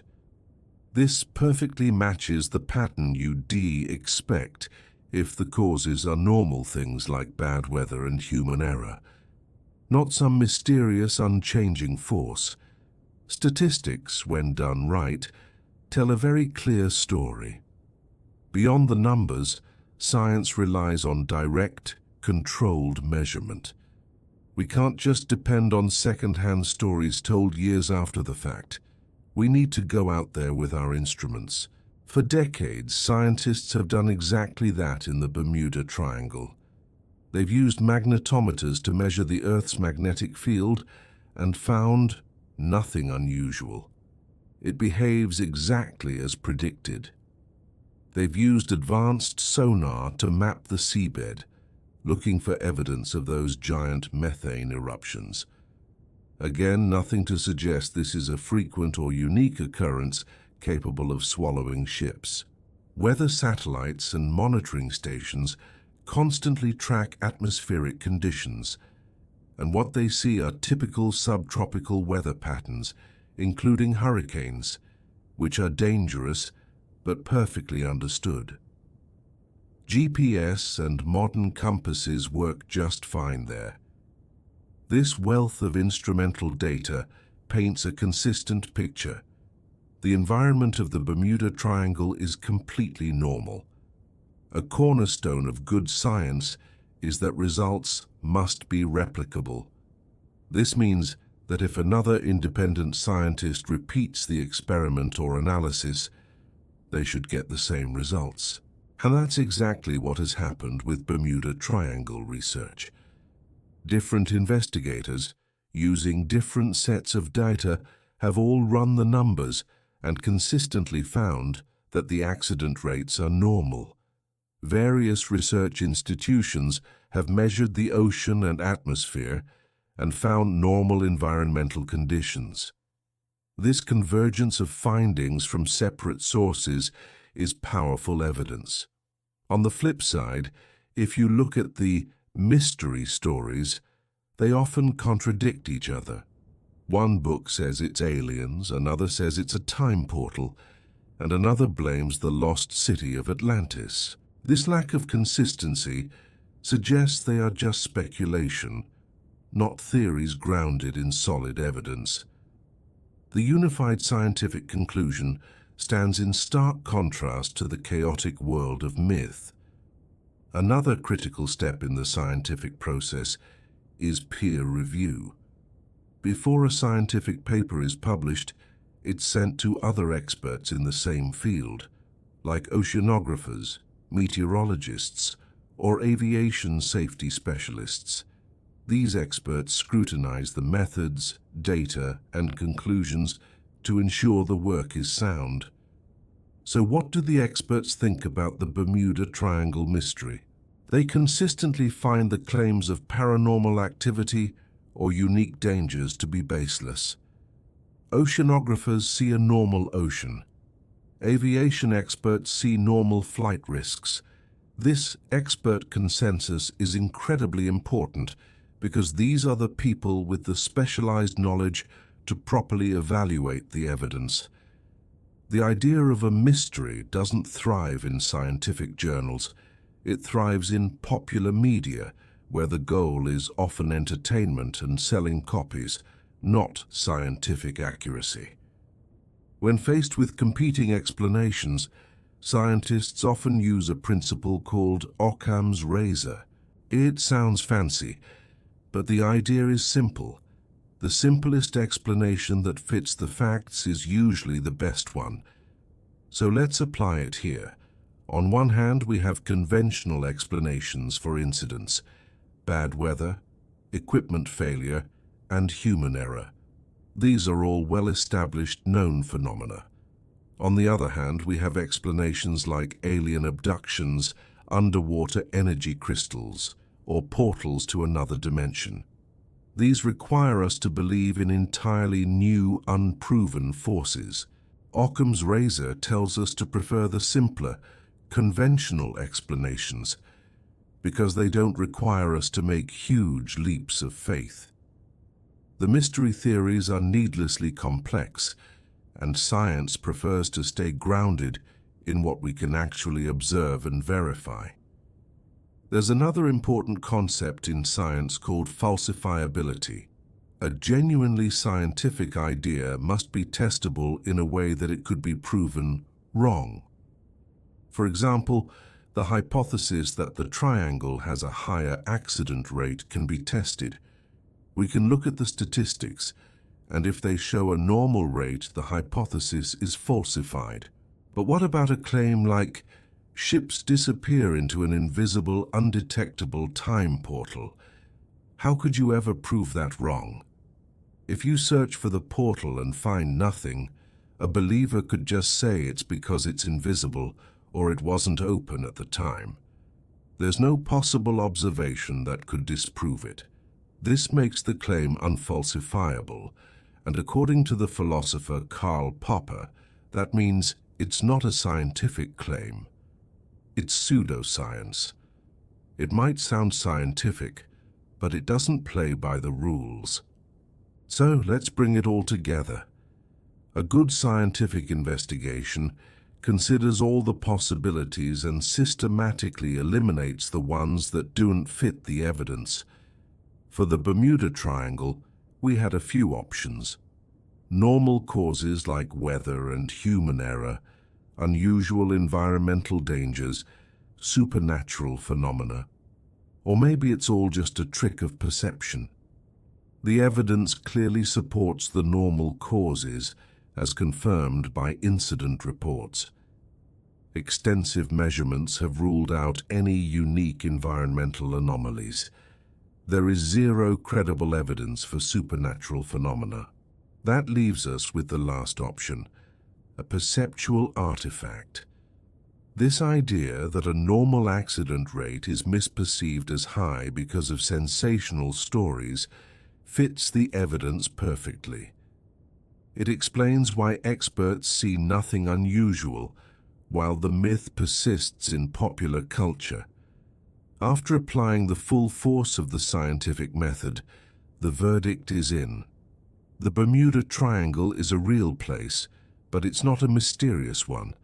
The environment is normal, the accident rate is normal for its traffic levels, and the incidents that do occur are explainable by the known and often harsh realities of sea and air travel. The mystery isn't found in the ocean. It's found in books, TV shows, and on the internet. It was created through a combination of incomplete analysis, cherry-picking data, and a human love for a good story. This conclusion isn't boring. It's a triumph. It shows the power of careful, systematic investigation to separate fact from fiction and to replace fear and speculation with genuine understanding. The Bermuda Triangle case offers some incredible lessons in media literacy that go way beyond just this one mystery. It's a perfect example of how sensational headlines grab way more attention than careful, fact-based analysis. This creates a situation where misinformation can actually be more profitable. The more a claim is repeated in the media, the more credible it seems, even if there's no real evidence to back it up. Entertainment often trumps truth. So, what can we learn? Always check your sources. Can you tell the difference between actual reporting and just speculation? Learn to spot sensationalist tricks. Trace claims back to their original source. Think about what information might be left out. By actively and critically engaging with media, instead of just passively consuming it, we become more informed citizens. In today's world, being media literate is as fundamental as reading or math. The fact that the triangle myth persists, despite being debunked, shows what happens when we lack these critical skills. One of the biggest takeaways from the Bermuda Triangle investigation, particularly from Larry Kusche's work, is the absolute necessity of checking primary sources. He discovered that the stories about the triangle were systematically twisted and exaggerated. How? He compared the sensational books to the original documents, things like Coast Guard reports, old newspaper articles, and official investigation files. This isn't just about old sea mysteries. It applies everywhere. Real historical research needs original documents, not just someone's interpretation. Understanding science means reading the actual studies, not just press releases. The more dramatic the claim, the more important it is to check the original source. Today, it's easier than ever to access primary sources through digital archives and online databases, but this also means misinformation can spread like wildfire when people don't bother to verify. So get into the habit of asking, how do we know this? And what's the original source? It's the best defense against being misled. The Triangle case is a masterclass in why statistical thinking is crucial for understanding risk. Our brains are wired to remember dramatic, scary stories, not the millions of times everything went perfectly fine. We remember the disappearances, not the countless safe passages. This is called availability bias, and it makes us overestimate the danger. Statistical thinking corrects this. It forces us to ask not just if bad things happen, but how often they happen relative to the opportunity. This applies to so many areas of life. When you're considering a medical treatment, you need to compare the rate of complications to the benefits, not just focus on one horror story. When you think about travel safety, you compare accident rates, not just vivid memories of crashes. The triangle myth thrives on our statistical illiteracy. It shows how we can end up fearing the wrong things and wasting resources when we let our emotions, rather than data, guide our assessment of risk. The stubborn persistence of the Bermuda Triangle myth, even after being thoroughly debunked, teaches us a lot about human psychology. Our beliefs aren't always formed through a rational evaluation of evidence. We're all susceptible to cognitive biases. For example, confirmation bias makes us seek out information that supports what we already believe and ignore anything that contradicts it.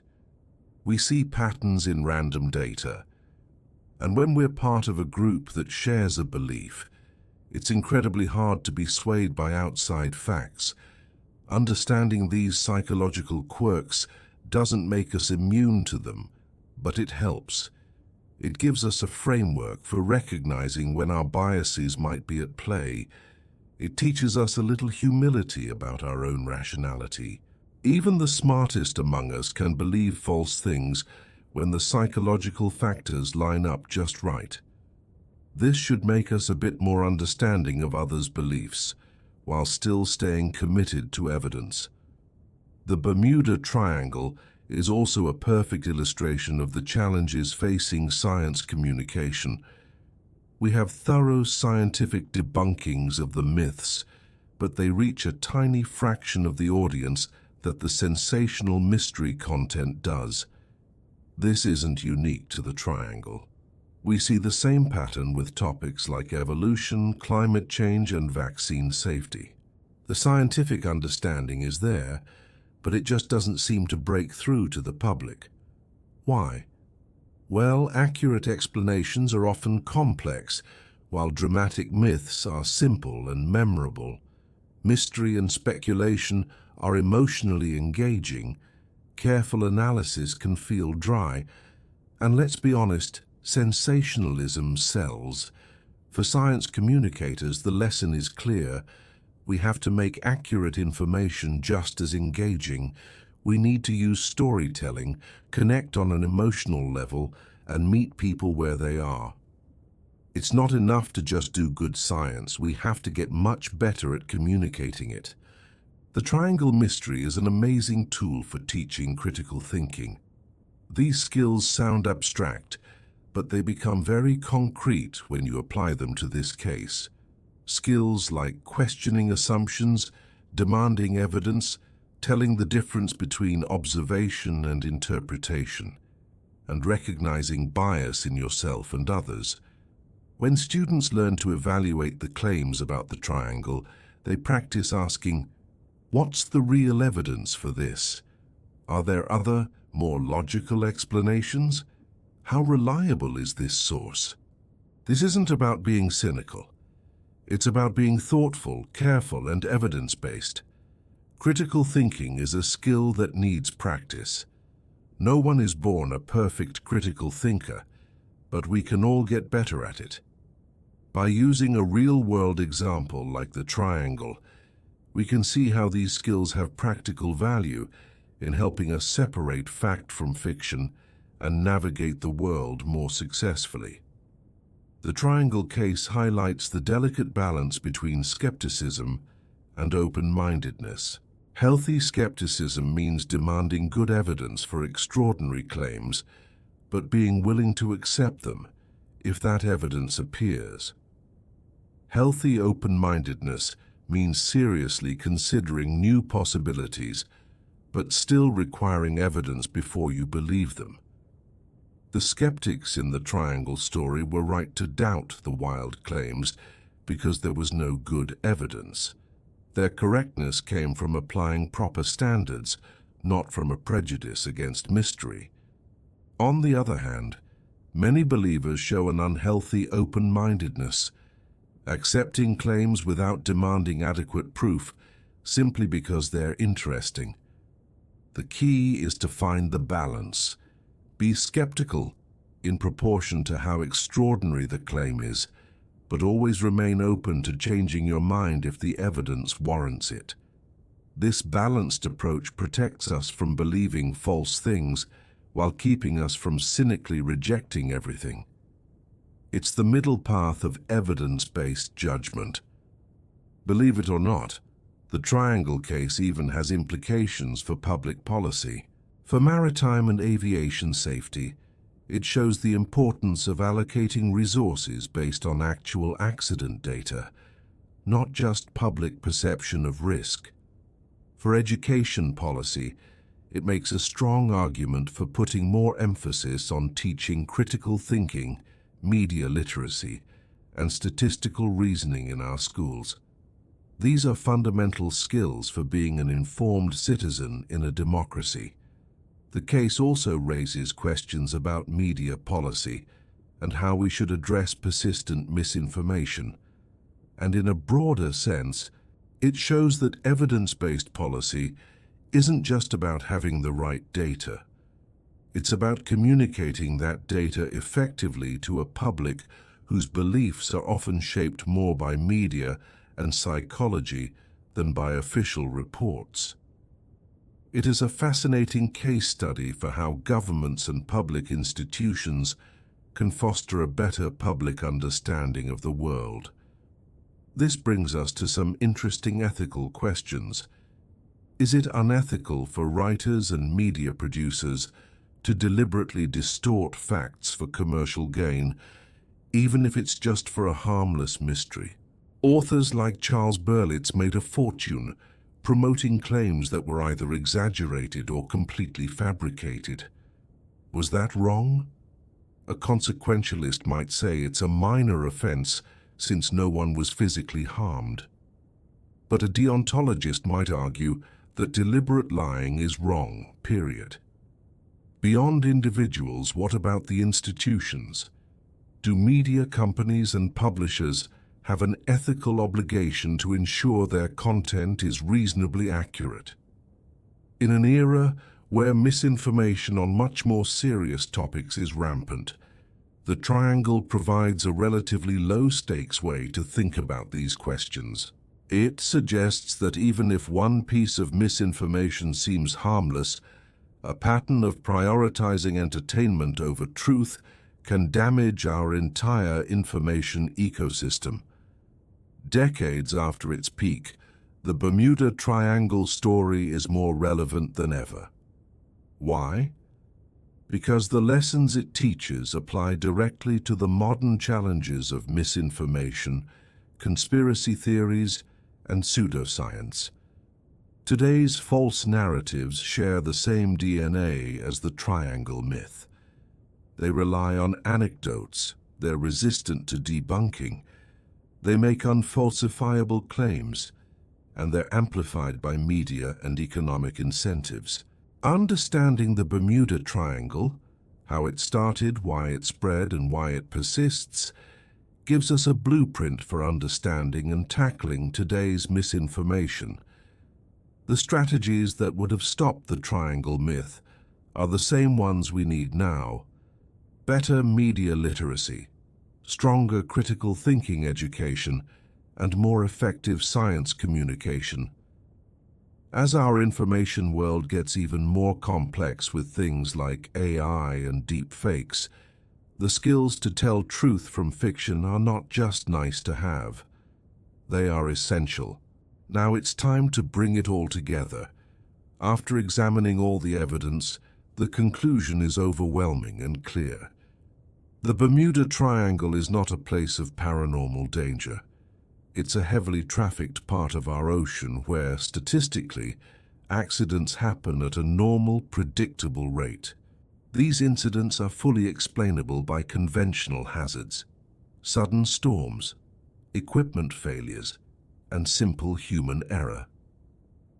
Statistical analysis confirms that the number of incidents is directly proportional to the sheer volume of ships and planes passing through. When we look at specific famous cases, we don't find mysterious forces. We find navigational mistakes, structural problems, and severe weather. The oceanographic and atmospheric conditions are normal for a subtropical region. In fact, the decline in so-called mysterious disappearances perfectly matches our improvements in navigation, weather forecasting, and search and rescue technology. This is the exact opposite of what you'd expect if some supernatural force were at play. Experts in every relevant field, from oceanography to aviation safety, agree the myth has no basis in reality. The insurance industry, which bets billions on risk, doesn't charge extra for passage through the triangle. It's just business as usual. The mystery doesn't exist in the real world. It lives only in popular culture. So how did this myth become so powerful? It all started in the 1960s and 70s with writers like Vincent Gaddis and Charles Berlitz. They masterfully compiled historical incidents, cherry-picking the spooky details while conveniently leaving out the logical explanations. Their books were huge bestsellers. The timing was perfect. It was the space age, the Cold War. People were fascinated by the unknown and hungry for a good mystery. The media latched on, creating a feedback loop where endless repetition made the legend feel like fact. Our own psychology played a huge role too. We're wired to see patterns, even in random events. We're drawn to mystery and sometimes distrust official explanations. And once you have a community of believers, they reinforce each other's convictions. Of course, there was money to be made.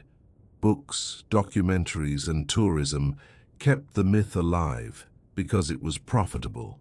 In the past, when a ship or plane vanished, the limited technology meant it was a genuine mystery, providing the raw material for these myth-makers to spin their tales.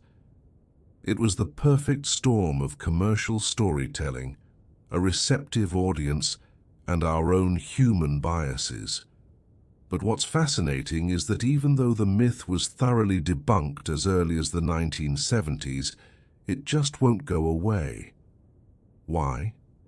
Well, for one, sensational stories travel much faster and wider than detailed factual analysis. Psychologically, it's hard to let go of a belief, especially one that's exciting and full of wonder.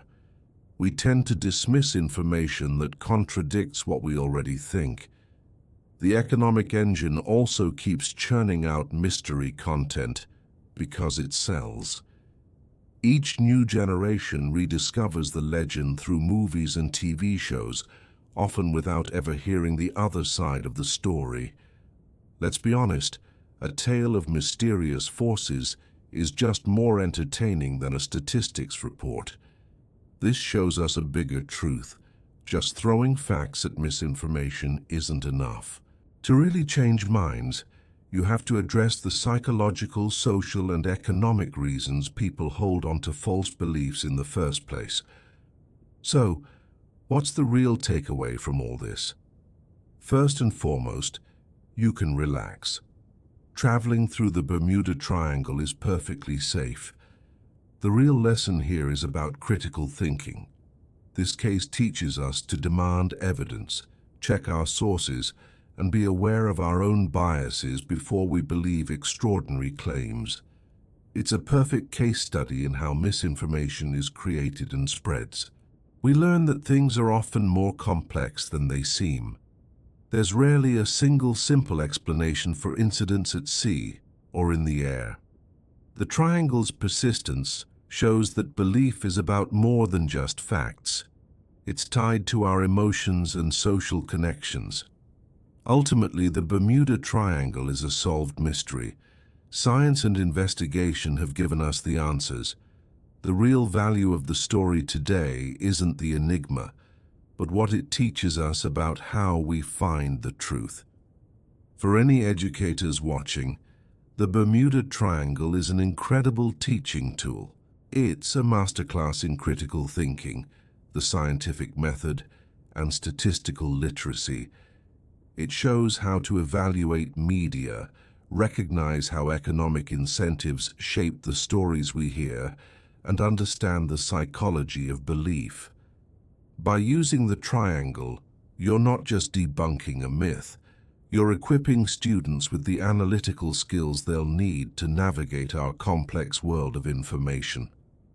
The goal is to create a generation of thinkers who can competently evaluate any claim that comes their way. While the basic mystery is solved, there are still interesting avenues for researchers. Sociologists can study why the myth persists. Media scholars can track how the legend evolves online. Historians can document how the stories were twisted over time. Psychologists can use it to understand belief perseverance. The research isn't about finding a new mystery in the triangle, but about using the phenomenon as a rich case study to understand human behavior, communication, and how we can all get better at spotting misinformation. Looking to the future, it's likely that literal belief in the triangle's dangers will continue to fade. But the legend is so deeply embedded in our culture that it probably won't disappear entirely. It will likely shift from a serious mystery to a piece of folklore, like an ancient myth we tell for entertainment. Technology will continue to make travel safer, making the old stories seem even more distant. Perhaps a generation from now, the Bermuda Triangle will be remembered mainly as a fascinating chapter in history, a story of how our culture created a modern myth. The significance of the Bermuda Triangle goes far beyond a patch of ocean. It's a story about how we know what we know. It demonstrates the power of the scientific method to find answers and the challenges of communicating those answers to the public. It's a perfect example of how our own minds can lead us astray and how media and money can shape our reality. The Triangle is an accessible, well-documented lesson in the importance of critical thinking, media literacy, and evidence-based reasoning, skills that are more crucial today than ever before. This whole journey brings us to a call for evidence-based thinking. It means basing our beliefs on the quality of the evidence, not on our emotions or biases. It means being willing to change our minds when new facts emerge. The Bermuda Triangle shows the cost of not doing this, wasting fear on phantom dangers while ignoring real ones. Cultivating this mindset isn't about being cold or emotionless. It's about ensuring our view of the world aligns with reality. It's about channeling our natural sense of wonder toward the real, genuine mysteries that science is still exploring, not toward manufactured myths that have long been solved. In the end, the Bermuda Triangle is a profoundly human story. It's about real people, real tragedies, and our collective effort to make sense of a sometimes unpredictable world. It's about our fascination with mystery, our search for meaning, and our commitment to finding the truth. The complete story is one of human vulnerability, but also of human ingenuity and our incredible capacity to learn, investigate, and overcome our own biases. The legacy of the Bermuda Triangle isn't a mystery, but a set of invaluable lessons. It teaches us that reality is knowable, and that the most reliable path to understanding our world is through critical thinking, careful investigation, and a commitment to evidence. Thank you so much for joining me on this deep dive. I hope it's been as fascinating for you as it has been for me. If you enjoyed this journey and want to explore more topics like this, please consider liking this video and subscribing to the channel. I'll see you in the next one.